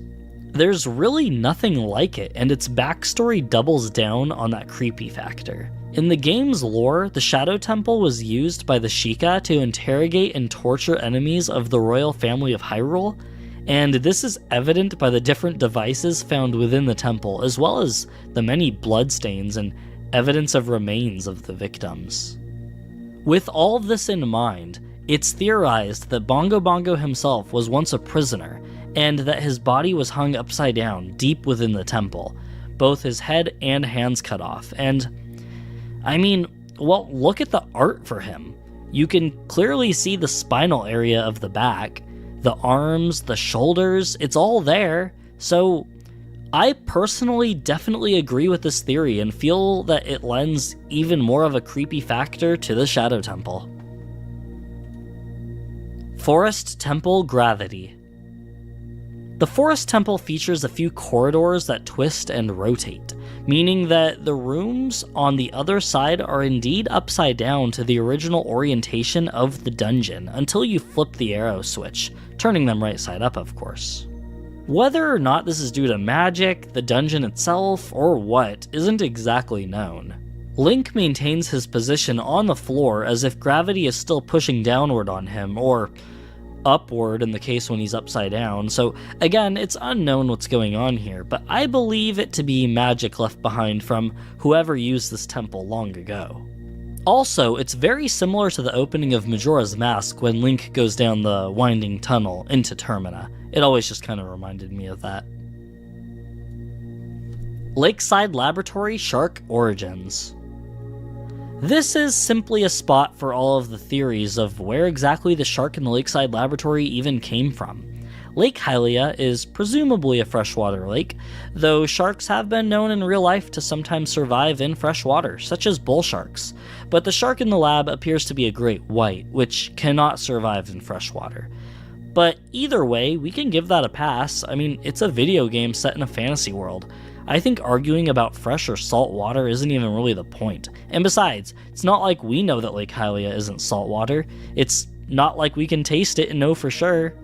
And even so, maybe the diving pool's salt water and the shark was once brought here long ago from some distant ocean. Honestly, it's probably just the scientist's pet. Or, you know, just put there by the developers. Unreleased Spanish translated copies.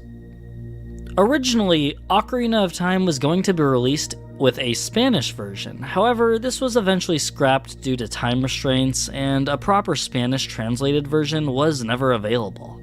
Instead, Nintendo released the game with a translation textbook that basically had the English dialogue for the game, and you'd have to find the English words, and below that would have the Spanish translation of each line.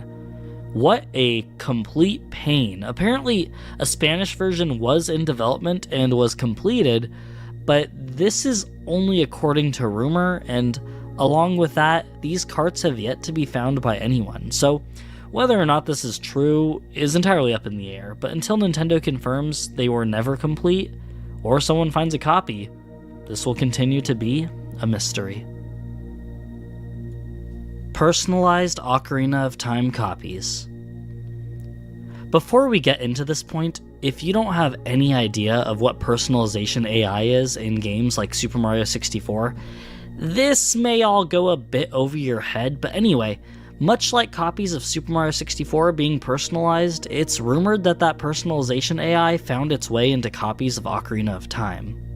Remember how Wet Dry World in Super Mario 64 used assets from the beta version of Ocarina of Time, you know, in its village area?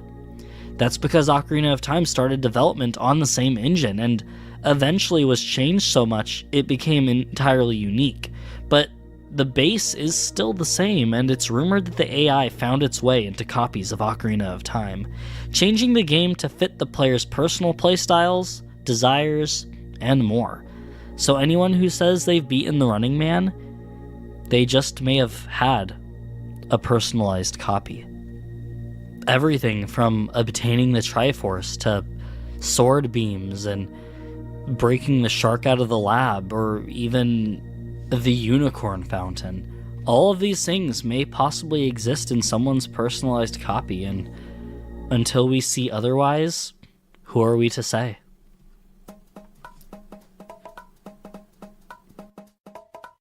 And that concludes our deep dive on this Ocarina of Time iceberg. This channel, as it stands, is now officially 1 year old, and with the close of this year, I hope to continue making content that all of you can enjoy. What started as a fun project launched something that has become much greater, and with all of you supporting the content, I have no words.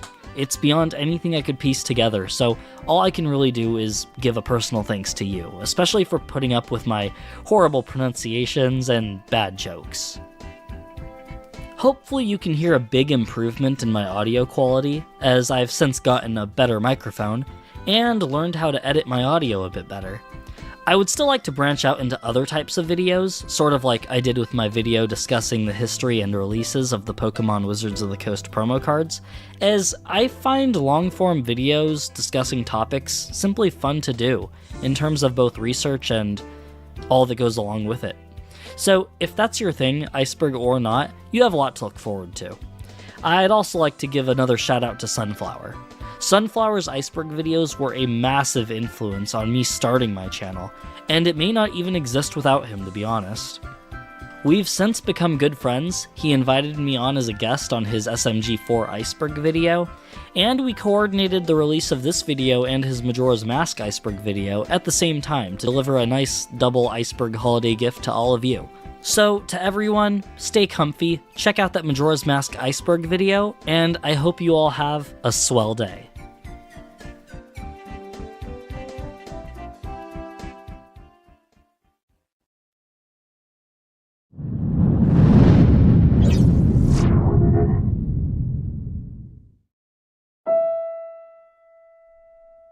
When asked why the geography of the Kingdom of Hyrule found in the Zelda series changes so radically from game to game, why locations with the same names keep popping up, yet with completely different aesthetics and even geographical locations, Nintendo's blatant answer is that it simply makes each individual game more interesting to explore. In a franchise with this many installments, having the exact same overworld map with the exact same looking Lake Hylia, Death Mountain and Gerudo Desert would no doubt become tiresome and repetitive. The similar names are simply there to give seasoned players some sense of familiarity, when the reason behind a major inconsistency is that it makes the games more interesting, aka it purely exists for game design reasons. This answer can be a tough pill to swallow for a Zelda theorist, as it is their job or passion to try and make sense of this universe, and piece together its overarching history, find consistencies or explanations for the lack thereof, and uncover the mysteries and secrets hiding in this world. Nintendo clearly wants us to do the thinking. A significant portion of the series' accepted lore, such as the infamous timeline, is inspired and even shaped by its fans, and it becomes obvious that the people behind these amazing games themselves have a hard time keeping up with their own established lore, resulting in changes in the narrative, retcons, inconsistencies, and paradoxes all throughout the series. Zelda lore will never be perfect, but that won't stop fans from continuing to work on this puzzle, even if the explanations presented aren't always definitive or watertight. And today we are doing exactly that.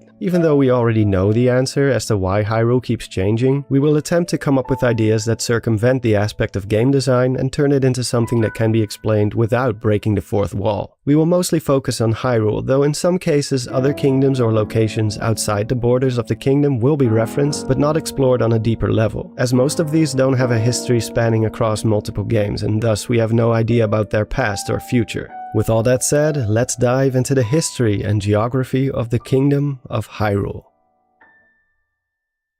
When talking about Hyrule, we have to start at the very beginning. Before time began, before spirits and life existed, three goddesses of power, wisdom, and courage descended from the heavens to create order out of chaos, giving birth to a world with a physical form, laws, and finally, spirits and life forms to uphold said laws. There seems to be a misconception that the goddesses only created Hyrule, and due to the wording and some of the backstories told, this misconception is understandable. However, Hyrule is just one of many locations that exist within this world. The goddesses didn't just create Hyrule, but in fact, well, everything. This includes any location that exists on the same physical plane as Hyrule, places like Holodrum, Labrina, and Hytopia, but also those that exist in other realms or dimensions such as the Sacred Realm, Twilight Realm, Termina, and more. Though each of these worlds and dimensions usually have their own cultures and guardian deities, it all ultimately ties back to the original three goddesses of creation. Upon departing back to the heavens, the creators leave behind a symbol of their power, a relic consisting of three sacred triangles, each one representing one of the three goddesses' virtues. Additionally, the creators gave life to a divine being by the name of Hylia, also known as Her Grace or Goddess Hylia. Though not as omnipotent and powerful as the creators themselves, in their absence she would serve the role of the highest being in this world, and thus the Triforce was left in her care. Rumors of the existence of the Triforce quickly spread amongst the population, and it was said that those who managed to obtain the Holy Relic are bestowed upon the power to make any wish come true. Due to its tempting nature, it quickly became the most sought-after object in existence, and it didn't take long for the inhabitants of the world to start fighting amongst each other over its possession. Wars ensued, and the Triforce would be hidden, sealed, split into pieces, and reobtained multiple times throughout history. Enter the very first story in the chronology of the Zelda series, Skyward Sword, a game which actually takes place in 2 different eras due to the advent of time travel. To get a better picture, let's start by outlining some of the most important events that took place during these 2 eras. The rise of the Demon Tribe under the command of Demise, also known as the Demon King, who seeks to eradicate every living being in the world and secure his total domination through the use of the Triforce, making this the very first conquest for the Holy Relic. Goddess Hylia sends the surviving human population along with the Triforce up into the skies on a piece of landmass later known as Skyloft, to keep them out of harm's way and prevent the relic from falling into the hands of the Demon Tribe. Hylia herself remains on the surface to wage war against the Demon King, resulting in his temporary defeat through the use of a seal placed on him. Knowing this seal won't last long, Hylia strives to use the Triforce to eradicate Demise once and for all. But because the Triforce cannot be used by the hands of divine beings, she assumes a mortal form by fusing her soul with a vessel or spirit maiden. This maiden being the very first incarnation of Zelda, whose future descendants will continue to pass on the essence of the goddess through their bloodline. Additionally, we see the rise of the very first knight or hero chosen by the goddess, that being the very first incarnation of Link. We see the birth of the Master Sword, a sword forged with the sole purpose of striking down and sealing away Demise were he to succeed in breaking free from his seal. We witness the first iteration of time travel through the use of portals known as the Gates of Time. This is also the first time the Triforce is used, that being Link who wishes for the destruction of Demise. And finally, the defeat and sealing away of Demise inside the Master Sword, but not before uttering a devastating curse, one that causes a never-ending cycle, an incarnation of his hatred which shall ever follow the goddess and chosen hero and their descendants until the end of time. This hatred will later manifest in the form of Ganondorf and possibly other beings such as Vati and Malladus as well, though that last part is still unconfirmed at this point. Now, here's where we need to make a clear distinction. During this era, the land where this battle between Hylia and Demise takes place is already known as Hyrule. Though, mind you, this is not yet the Kingdom of Hyrule as we come to know it later. The royal family of Hyrule has not been established at this point, and it's likely that during this era, people were still living in tribes segregated from one another. Despite this, we do see the first familiar names pop up in Hyrule's geography. Names like Eldon, Pharaon, and Lanayru, named after the 3 dragon spirits who watch over each of their respective province and whose names are obviously derived from the original 3 golden goddesses, Din, Farore, and Nehru. We will eventually see the names of these provinces and even the dragon spirits themselves make a return in later games. Aside from the provinces, names like Lake Hylia, Death Mountain, and Gerudo Desert are still absent at this point in time. Some notable locations we do find are the Seal Temple, also known as the Temple of Hylia, and the Temple of Time. Now here is where it gets a bit confusing. The Temple of Time we find here, which is located in the Lanayru Desert, is not at all linked to the same one we find in later games. It's an unrelated structure which bears the same name, probably because this is where the first Gate of Time was located before Hylia destroys it during one of her escapes to the past. The Gate of Time is what allows Link and his friends to travel between their own time period and around 1,000 years ago, when Demise was only recently sealed by Hylia. Link later learns of the existence of a second Gate of Time which will be assembled inside the Seal Temple. This temple is also where the Master Sword is laid to rest at the very end of the game. Another important thing to outline are the most prominent races which exist in this time period, that being the people of Skyloft, also known as Skyloftians, who after Demise's defeat will repopulate the surface and will later become known as the Hylians, the Loftwing, giant rideable bird creatures who remain above the clouds at the end of the story, the Sheikah, an ancient tribe who are described as the guardians and servants of goddess Hylia, Gorons, beings made of pure rock, the forest-dwelling Kikwi, mole-like creatures known as Magma, and the Parella, aquatic creatures who resemble a mix between a seahorse and a jellyfish.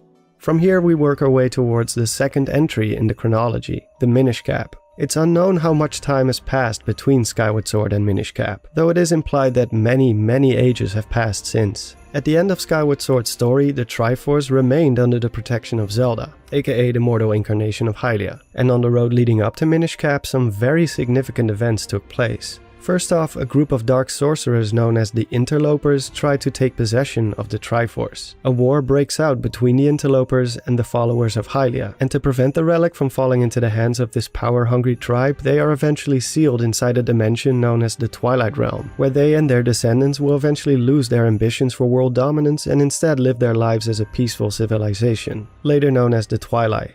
As a result of this second attempt at claiming the Triforce by mortals, the relic is placed inside the Sacred Realm, which is a dimension closely tied to Hyrule. To top it off, the Light Sage Rauru constructs a temple on top of the remains of the Sealed Temple from Skyward Sword, which was heavily damaged during the war with the Interlopers. This temple continues to serve as the location where the Master Sword sleeps, but now also serves as a gateway into the Sacred Realm. To prevent anyone from entering the Sacred Realm and once again taking possession of the Triforce, Rauru himself enters the Sacred Realm to watch over it, and subsequently seals the entrance to the Holy Land behind him. This newly built structure is the Temple of Time, which as mentioned before is not the same Temple of Time from Skyward Sword, but rather a completely new one built on top of the ruins of the Sealed Temple where Link laid the Master Sword to rest at the end of the game.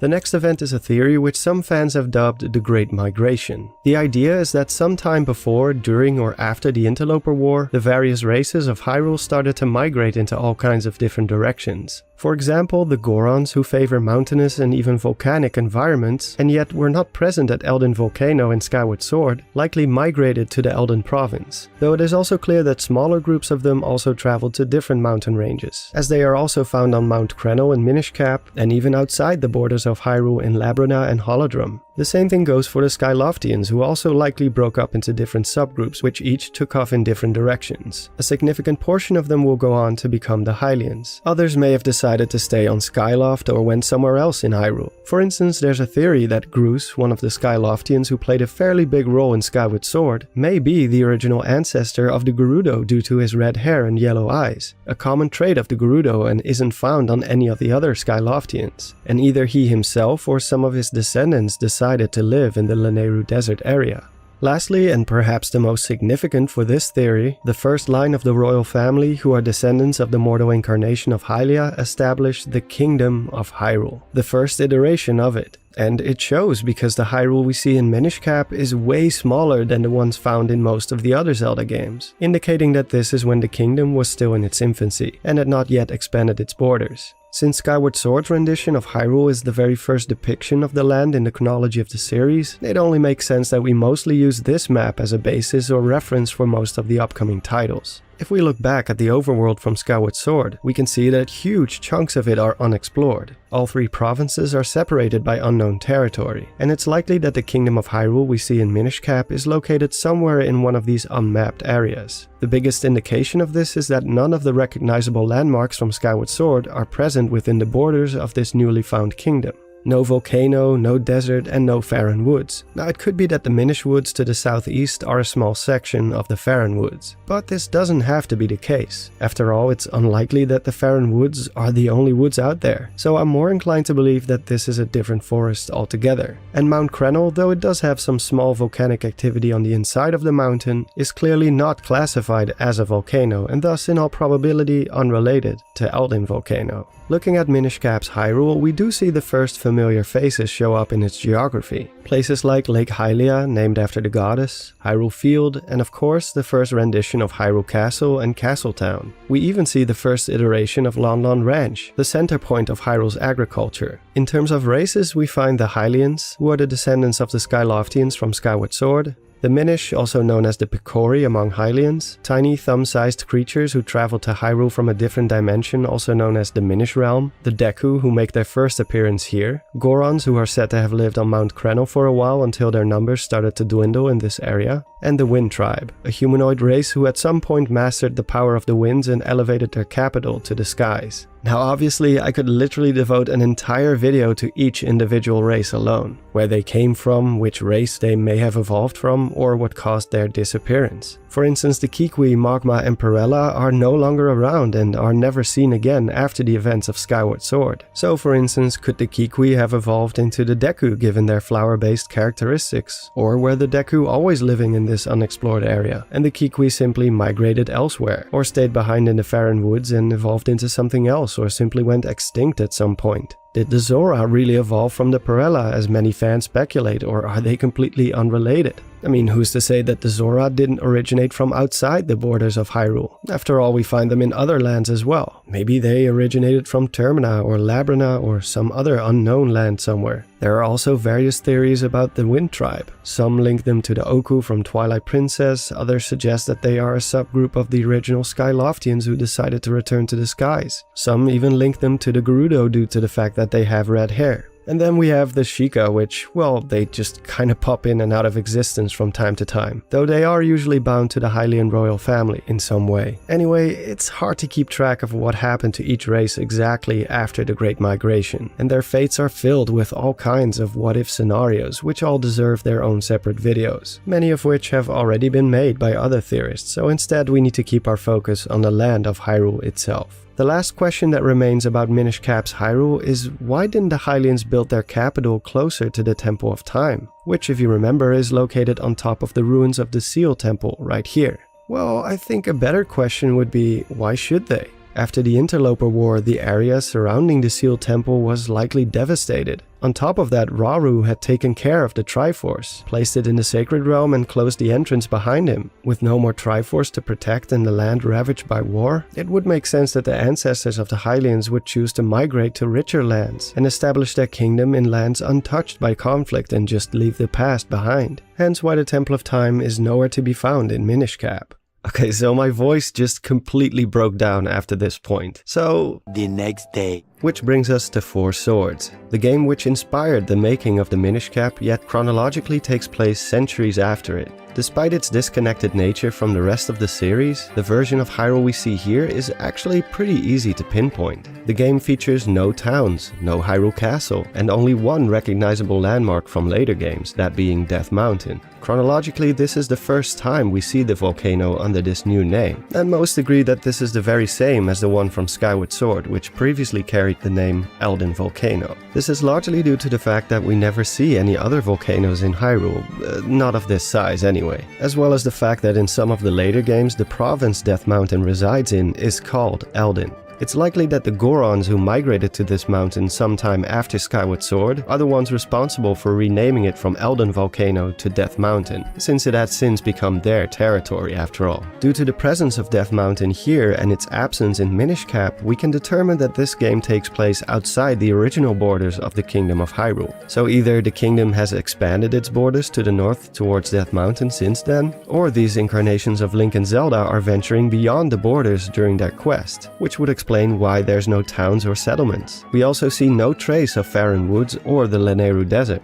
so this is definitely a mere fraction of the world we saw in Skyward Sword. All other locations like the Sea of Trees and Talus Cave are areas never before seen in any other game and never make a return later down the line, and thus carry no real weight on Hyrule's history. In the Anniversary Edition of Four Swords, there's an additional area called the Realm of Memories, but this is confirmed to be nothing but an illusory realm where the memories of events from future and past games are stored. Basically a cheap excuse to play stages from other Zelda titles and nothing more.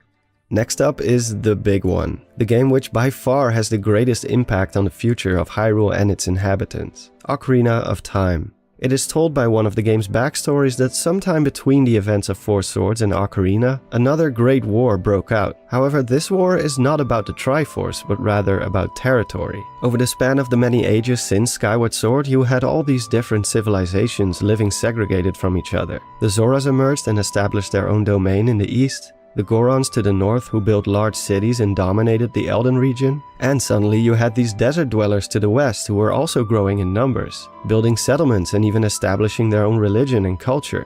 And as you remember, the original kingdom of Hyrule, that being the one from Minish Cap, was relatively small and its borders didn't cross into other territories. So for countless years you had these large civilizations thriving independent from each other, four big regional powers coexisting side by side. And what does any kingdom or regional power want? Exactly, expand. More people means bigger demand for housing, more resources, and thus more land. Suddenly, these big civilizations are on each other's doorstep. Borders start overlapping, so obviously the inevitable happens. Tensions boil over and conflict breaks out, thus starting the Hyrulean Civil War. If we are to believe the stories, this war was one of the most brutal conflicts in Hyrule's history, perhaps only rivaled by Demise's genocide during the rise of the Demon Tribe before the events of Skyward Sword. This conflict gave birth to places like the Shadow Temple, where prisoners of war were tortured by the Sheikah, a tribe of warriors and assassins who operated from the shadow on behalf of the royal family of Hyrule. We only ever saw one of them throughout history so far, that being Impa from Skyward Sword, and though they remained absent until now, it's clear that they always remained in close contact with the royal family. And here they are, back again, willing to serve the royal bloodline of Goddess Hylia, and in the most brutal way possible.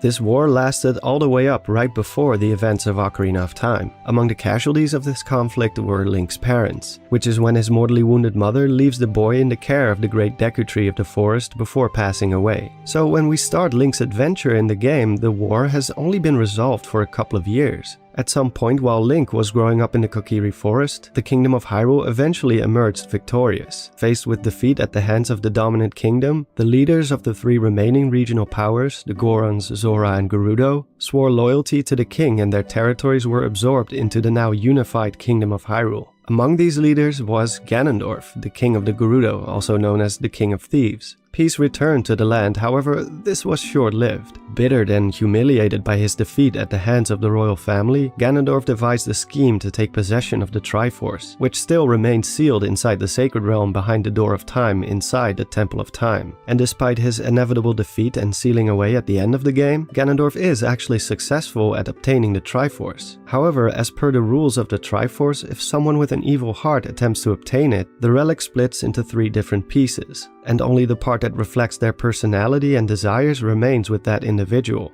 The 2 remaining parts are then bestowed upon 2 other individuals who reflect each piece's virtue. The Triforce of Power remains with Ganondorf, Wisdom landing on Zelda and Courage on Link. Despite not possessing the full Triforce, the power of this individual piece does allow Ganondorf to become the King of Evil, and with his newfound power invades Hyrule and takes control of the Seat of Power, killing the king in the process. It also grants him the ability to transform into his giant boar-like alter ego, Ganon. So now it's time to take a look at the actual map of Ocarina of Time. First off, we see the first iteration of Kakariko Village, a village originally founded and inhabited by the Sheikah, but because most of them were killed during the war, it's now inhabited by Hylians instead. But the most important thing worth noting is of course the return of the Temple of Time, which, if we remember from the Minish Cap era, was not present in that game, likely because of the migration of the Hylians after the Interloper War, meaning that at some point between Minish Cap and Ocarina of Time, the Hylians returned back to the land of their distant ancestors. It's possible that as Hyrule started expanding its borders in the run-up to the Hyrulean Civil War, they stumbled upon the old lands to the south of the original capital, and decided to move their capital back to the land of their origin, close to the Temple of Time. Because of the presence of this holy temple, we can easily pinpoint where Ocarina of Time's capital is located on Skyward Sword's map, which is here since this is where the Temple of Time was constructed by Rauru. If we compare the 2 maps, we can see that there are some strong resemblances in the geography. The forest to the southeast, Death Mountain to the north, and the desert to the west, all relatively consistent with their locations from the era of the sky. But there are some inconsistencies as well. For instance, Lake Hylia, which was last seen in the Minish Cap, used to be to the east of the capital, yet here it's located to the southwest. Similarly, Lon Lon Ranch, also last seen in the Minish Cap, was also located to the east right beside Lake Hylia, and is now found in the middle of Hyrule Field. Farron Woods doesn't seem to exist, and instead we find the Lost Woods with the Kokiri Forest tucked away inside it.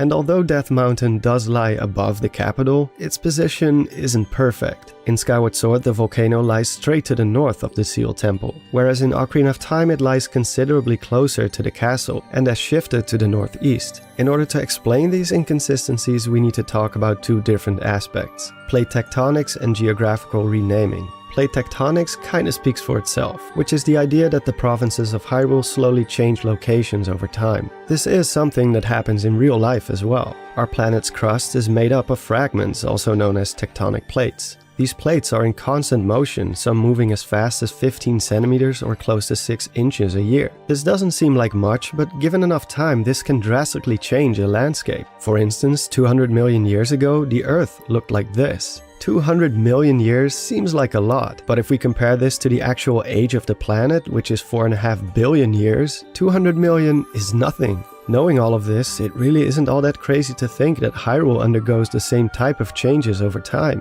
The events of Skyward Sword and Minish Cap alone already take place many ages apart from each other, so you can imagine just how much time has passed by the time Ocarina of Time comes along. A strong indication that plate tectonics do indeed occur in Hyrule is the presence of Death Mountain. The borders where tectonic plates meet, also known as fault lines, commonly have a lot of volcanic activity.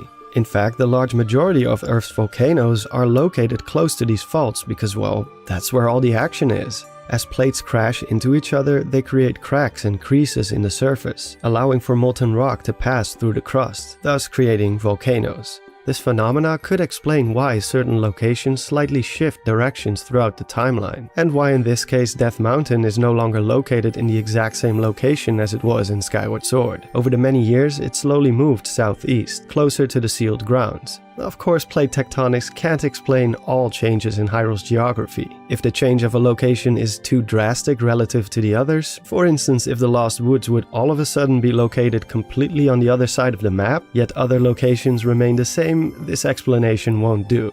Next we have geographical renaming, and we will use Lake Hylia as an example. It's easy to assume that the Lake Hylia found in Ocarina of Time and the one from Minish Cap are not at all the same location. It simply doesn't match. So then, why do they have the same name? Well, whenever the Hylians settle somewhere new, or in this case return to the land they left behind ages ago, obviously they're gonna start naming things. And as most civilizations do, these names are usually derived from their own culture and beliefs, things they know from their own mythology. Similar to how in real life we name the planets of the solar system after Greek gods, or how in cities we name streets and boulevards after famous authors, historical figures, or other people or events, things that had an impact and defy our culture in some way. So whenever the Hylians settle somewhere and they find a big lake in the area, obviously they're gonna call it Lake Hylia. Hylia, of course, being the most dominant figure in their religion and mythology. The lake usually serves as an important source of the kingdom's drinking water, and thus they are largely dependent on it when it comes to their survival. So it's only fitting that they name it after one of their most sacred deities. In a sense, it's like a tradition. By that definition, this also explains Lon Lon Ranch. Obviously, it's not the same ranch as the one from Minish Cap. It's just a name, a place that represents the heart of their agriculture. The large fields and barrens surrounding the capital will always be named Hyrule Field. You get the point.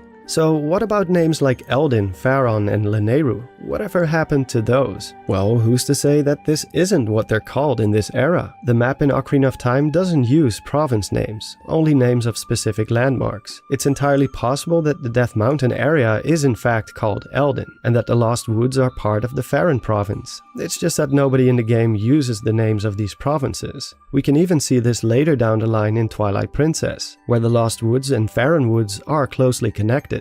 As for the Gerudo Desert no longer being called the Lanayru Desert, that too is easily explained. Lanayru is a name derived from Hylian mythology. However, the Hylians haven't been present in the desert area ever since the Great Migration. Instead, this new civilization, the Gerudo, have been living in these wastes for ages. A civilization which developed its own culture, so obviously they're gonna want to name their homeland after something related to them. Hence it became known as the Gerudo Desert and lost the Lanayru name. And while we're on the topic of naming things, we also have to remember that the Hylians returned to these parts of Hyrule after ages of living somewhere else. So it's entirely possible that a lot of the old place names like Faron Woods have simply been forgotten since then. Instead, they find a big forest which is easy to get lost in and they simply call it the Lost Woods. And lastly, we also need to keep in mind that places like the forest, desert, and mountains are likely but a fraction of the whole province. Just because the map's borders end doesn't mean that there isn't a whole lot more forest, desert, and mountains and fields beyond the visible borders, which explains why places like the Gerudo Desert are so small compared to the vast Lanayru Desert from Skyward Sword. There's probably a whole lot more desert beyond the Desert Colossus. And that concludes part 1 of our journey through Hyrule's long history and its geography. You heard that right, this is the start of a new mini-series which will consist of 4 more episodes, because honestly, this subject is way too extensive for one single video. This episode covered the unified timeline, and in the next we will be covering the first of the 3 timeline branches taking place after the timeline split at the end of Ocarina of Time, that being the Downfall timeline. But before rounding up, I have a very, very special mention, as this is not just a regular video, oh no, this is actually a special Christmas episode devoted to 2, or should I say 3 fans of the channel. A very Merry Christmas to Elijah and Dominic Celso. Your father Jonathan requested this special episode just for you guys, and the idea and subject for this episode was entirely his idea. I hope you have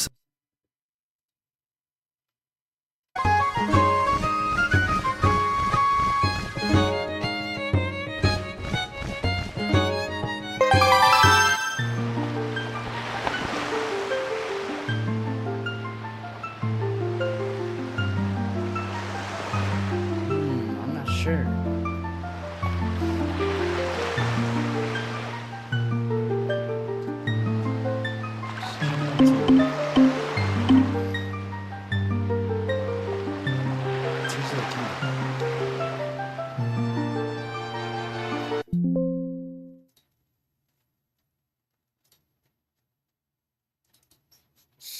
Oh no, I fucked up. So for Tears of the Kingdom,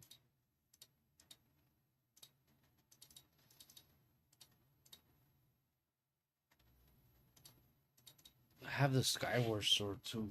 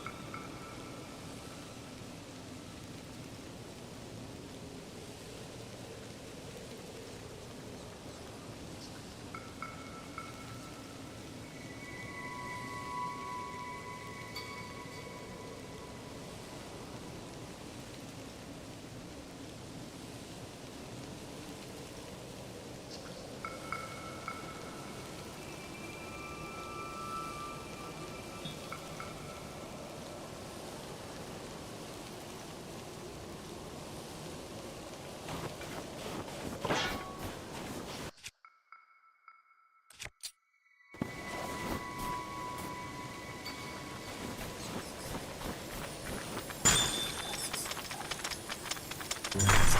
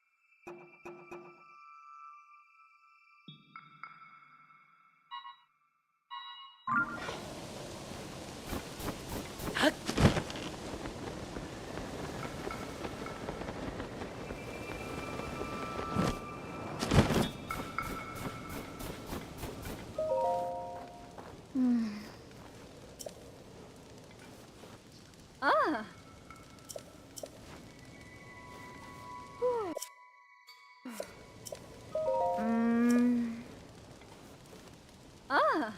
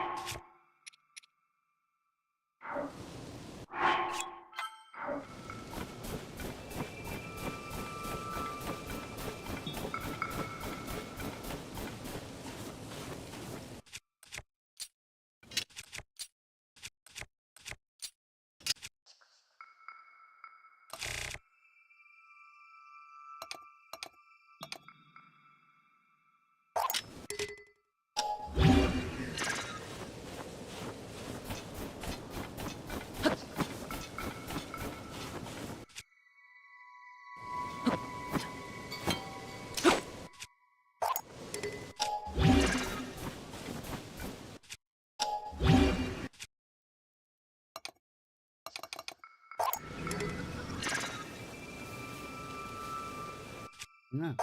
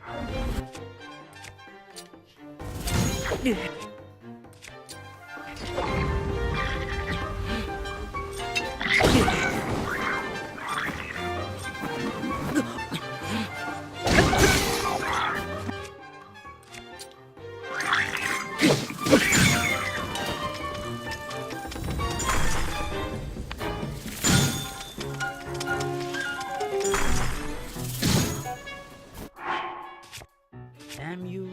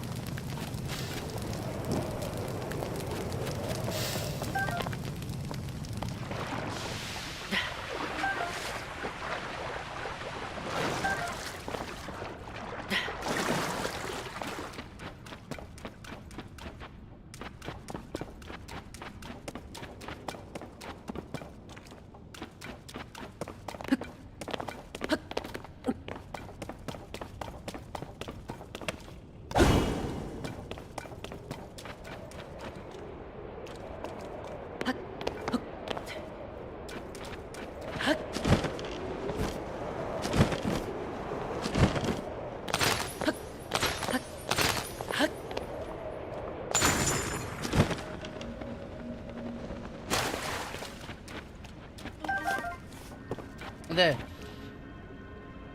Huh? Okay.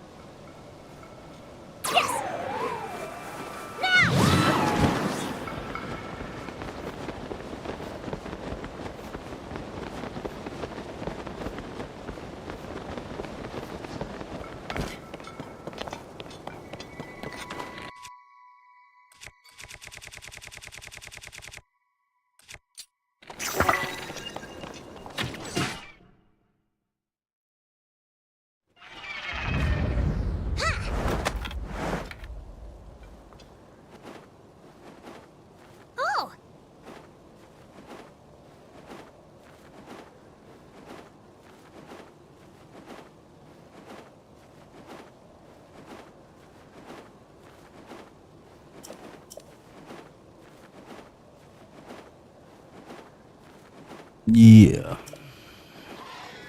I got you, my brother. Uh-oh.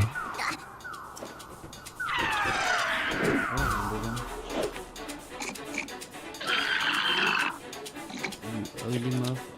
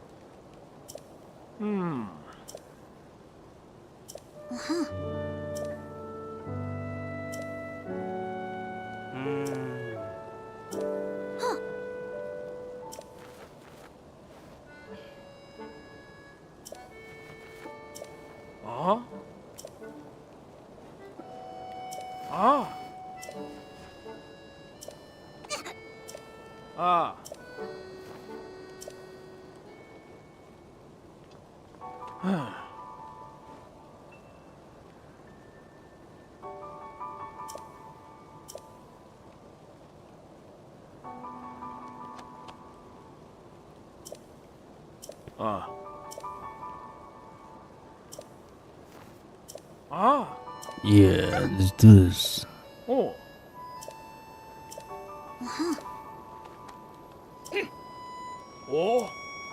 So much dialogue here.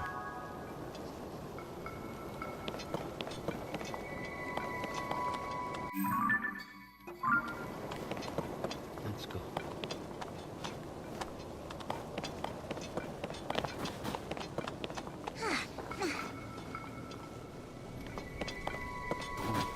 Strong wind!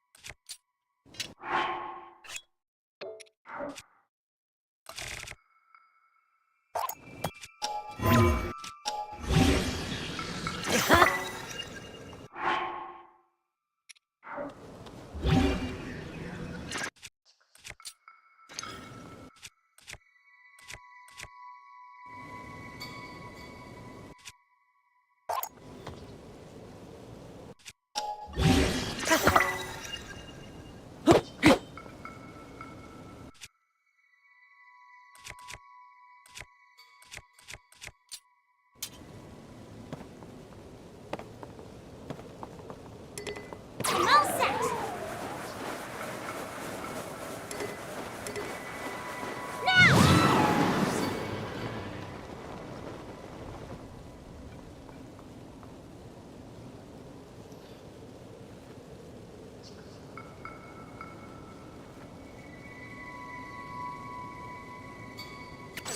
Leave it to me!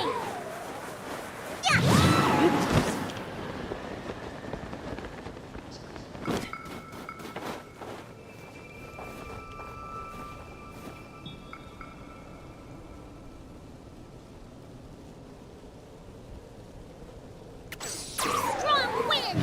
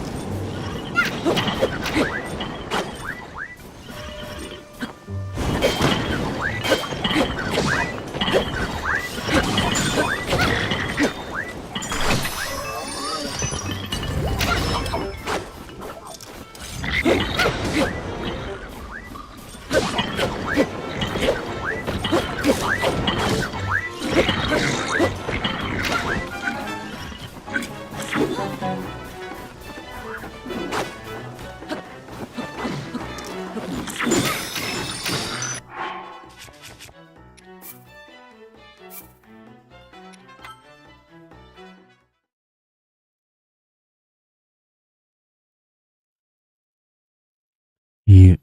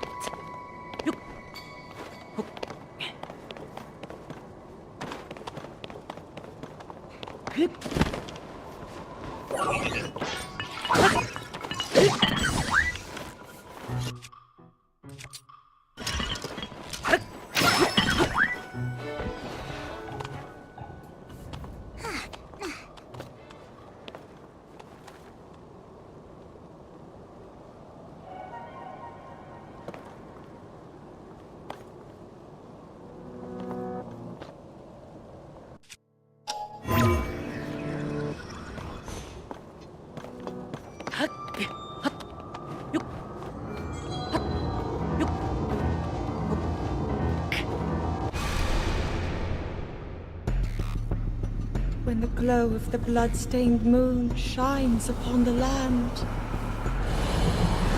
the aimless spirits of slain monsters return to flesh. The world is threatened once again. Shit.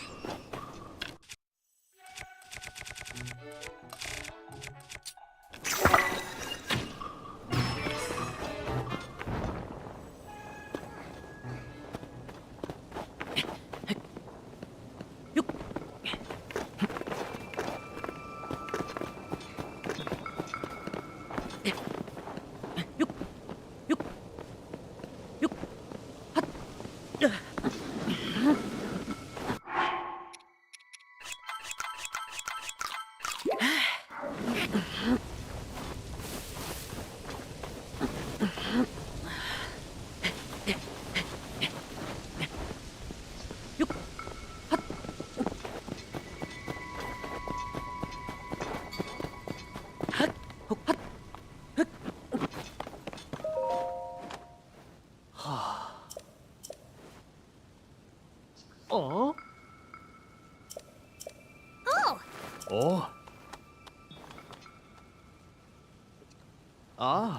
Let's do this. Here it goes. Yeah.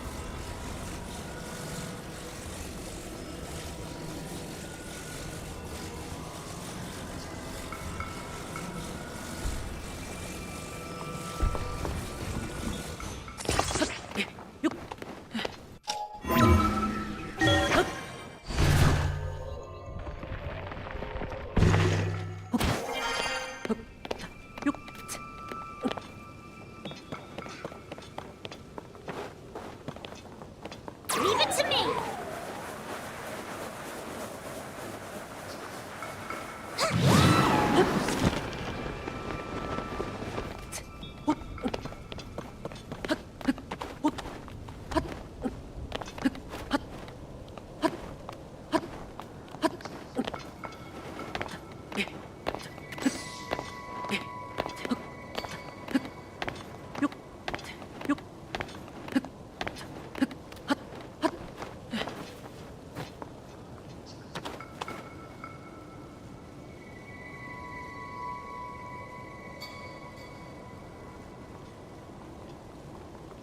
Here it goes.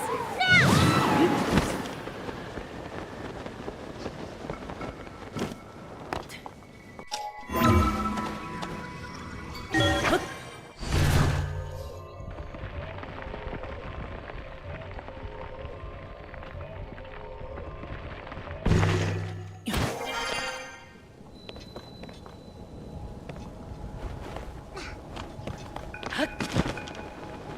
Yes. Hey. Oh.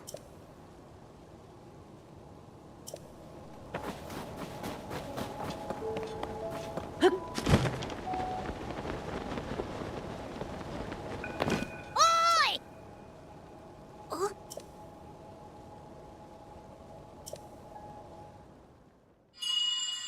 Oh.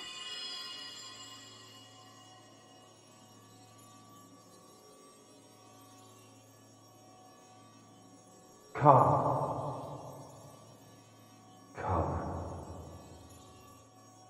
to me.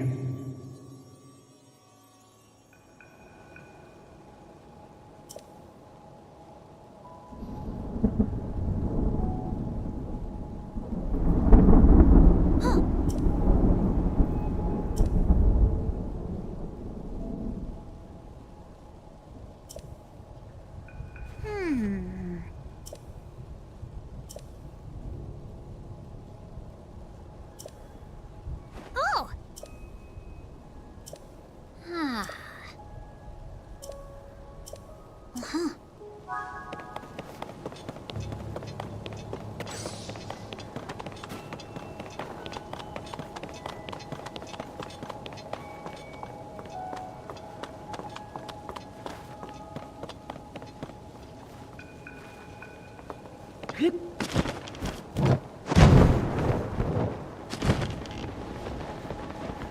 All right.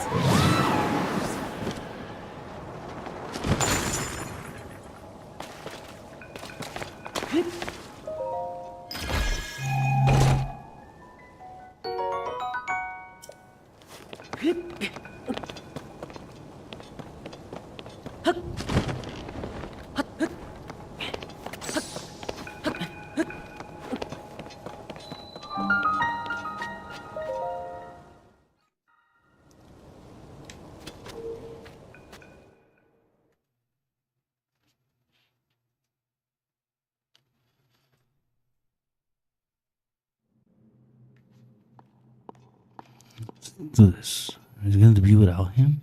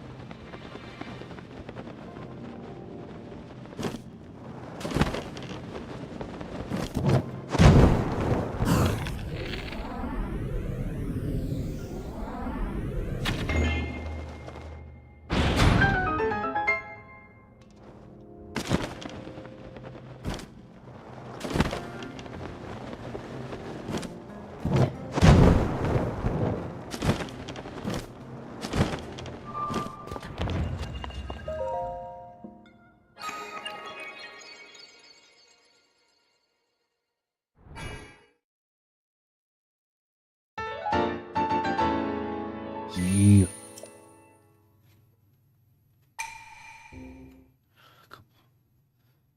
Let's go.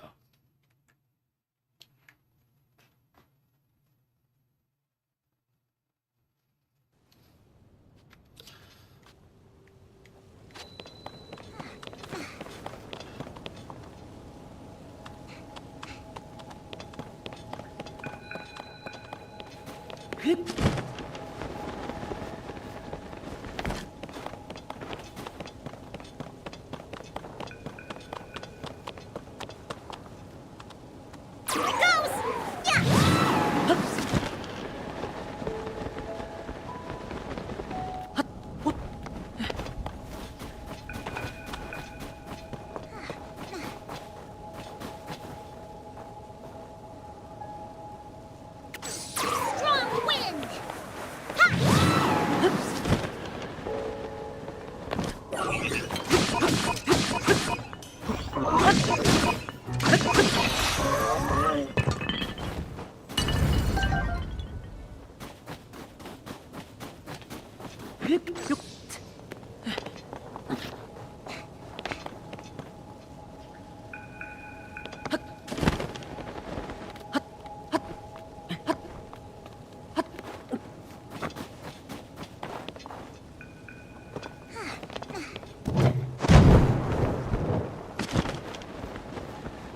Leave it to me!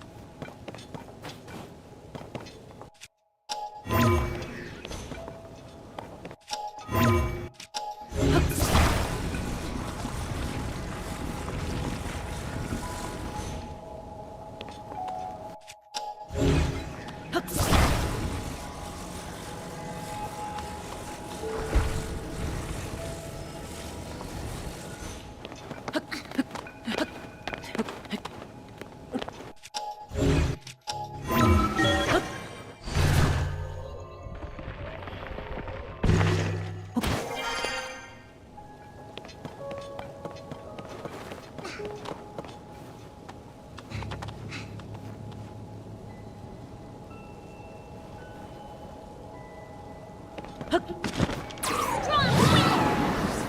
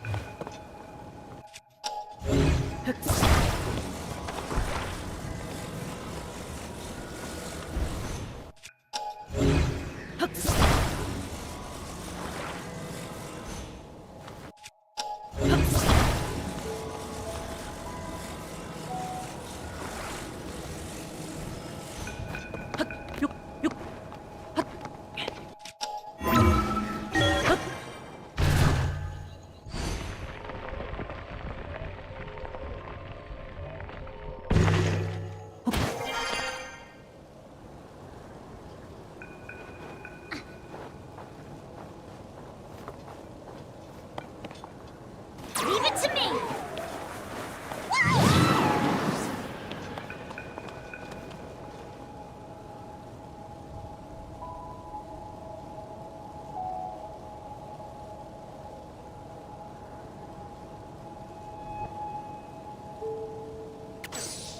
Strong wind!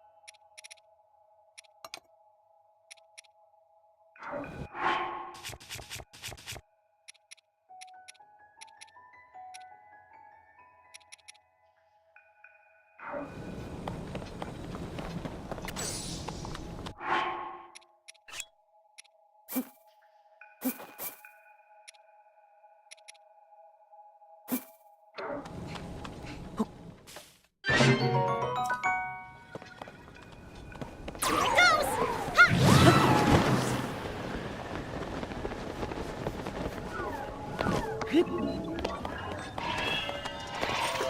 goes!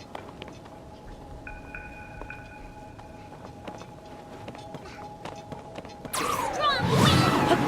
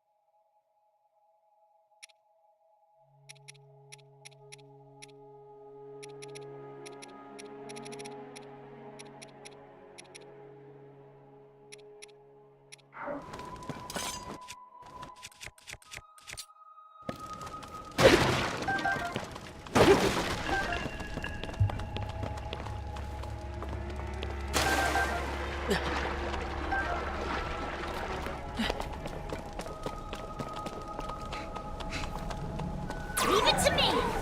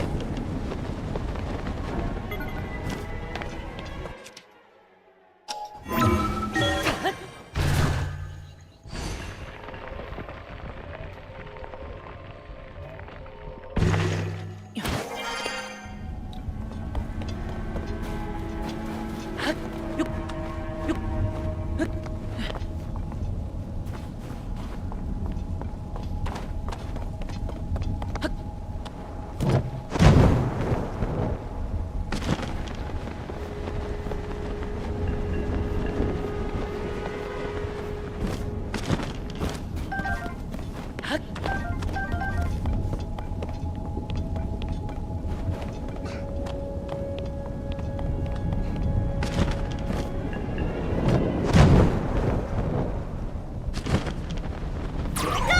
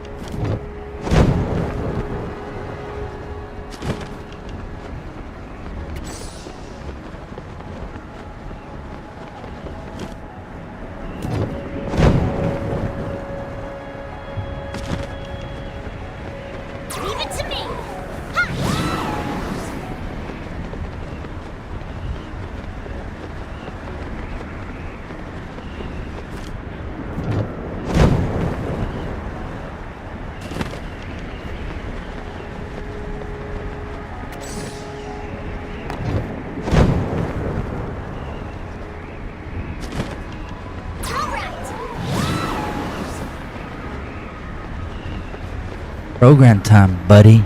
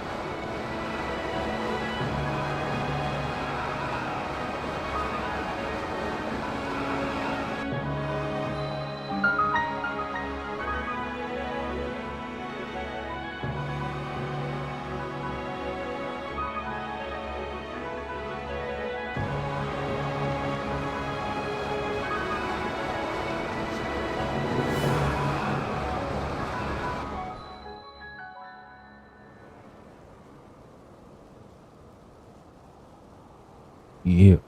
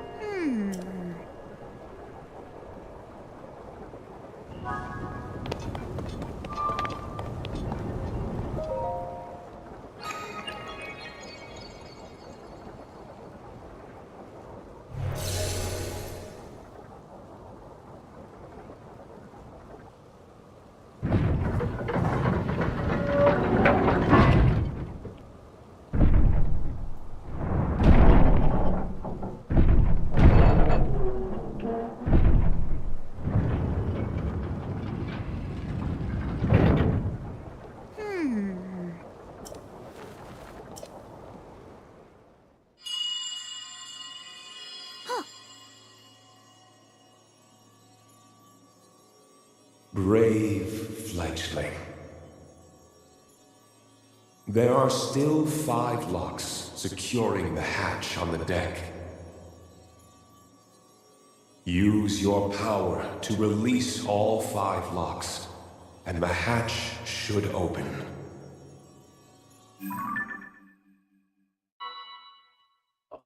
Heed my words.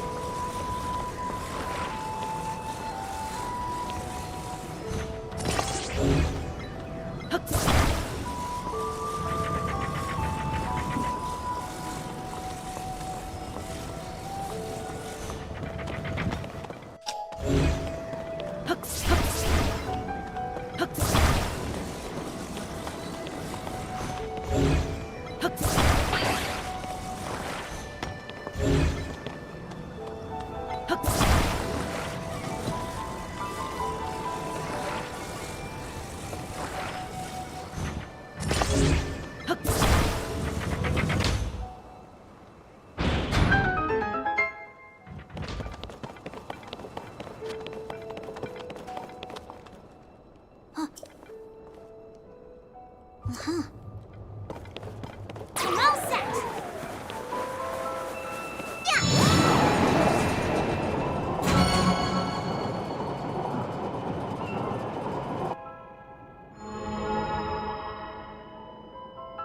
Hey, Link! This thing open.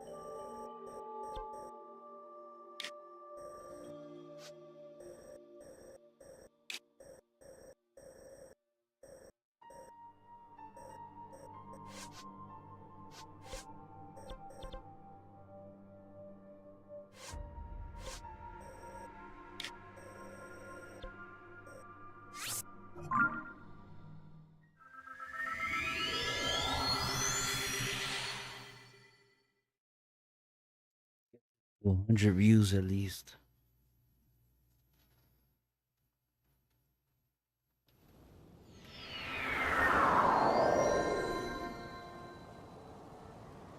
Oh! Uh-huh.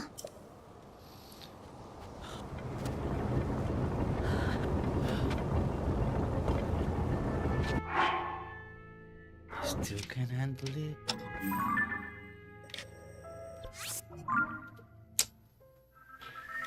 Still too quick for me. Shit. I'm gonna have to go all the way back. Try to find some.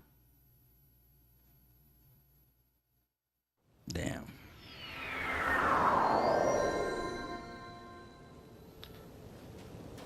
It's freezing out there.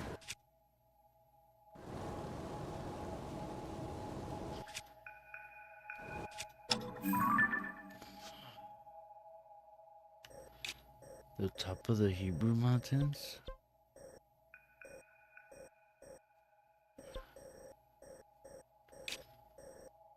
Some caves.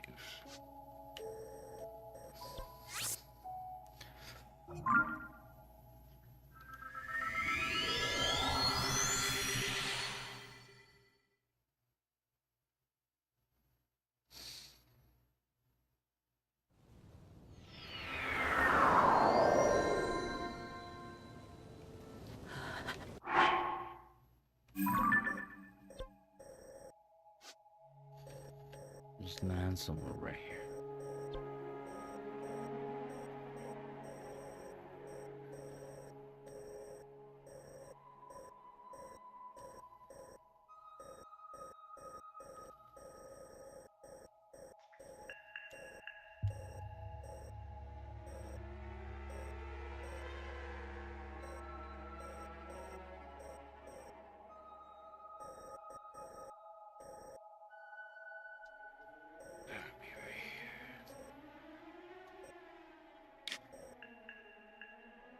The road east, right? I think this way.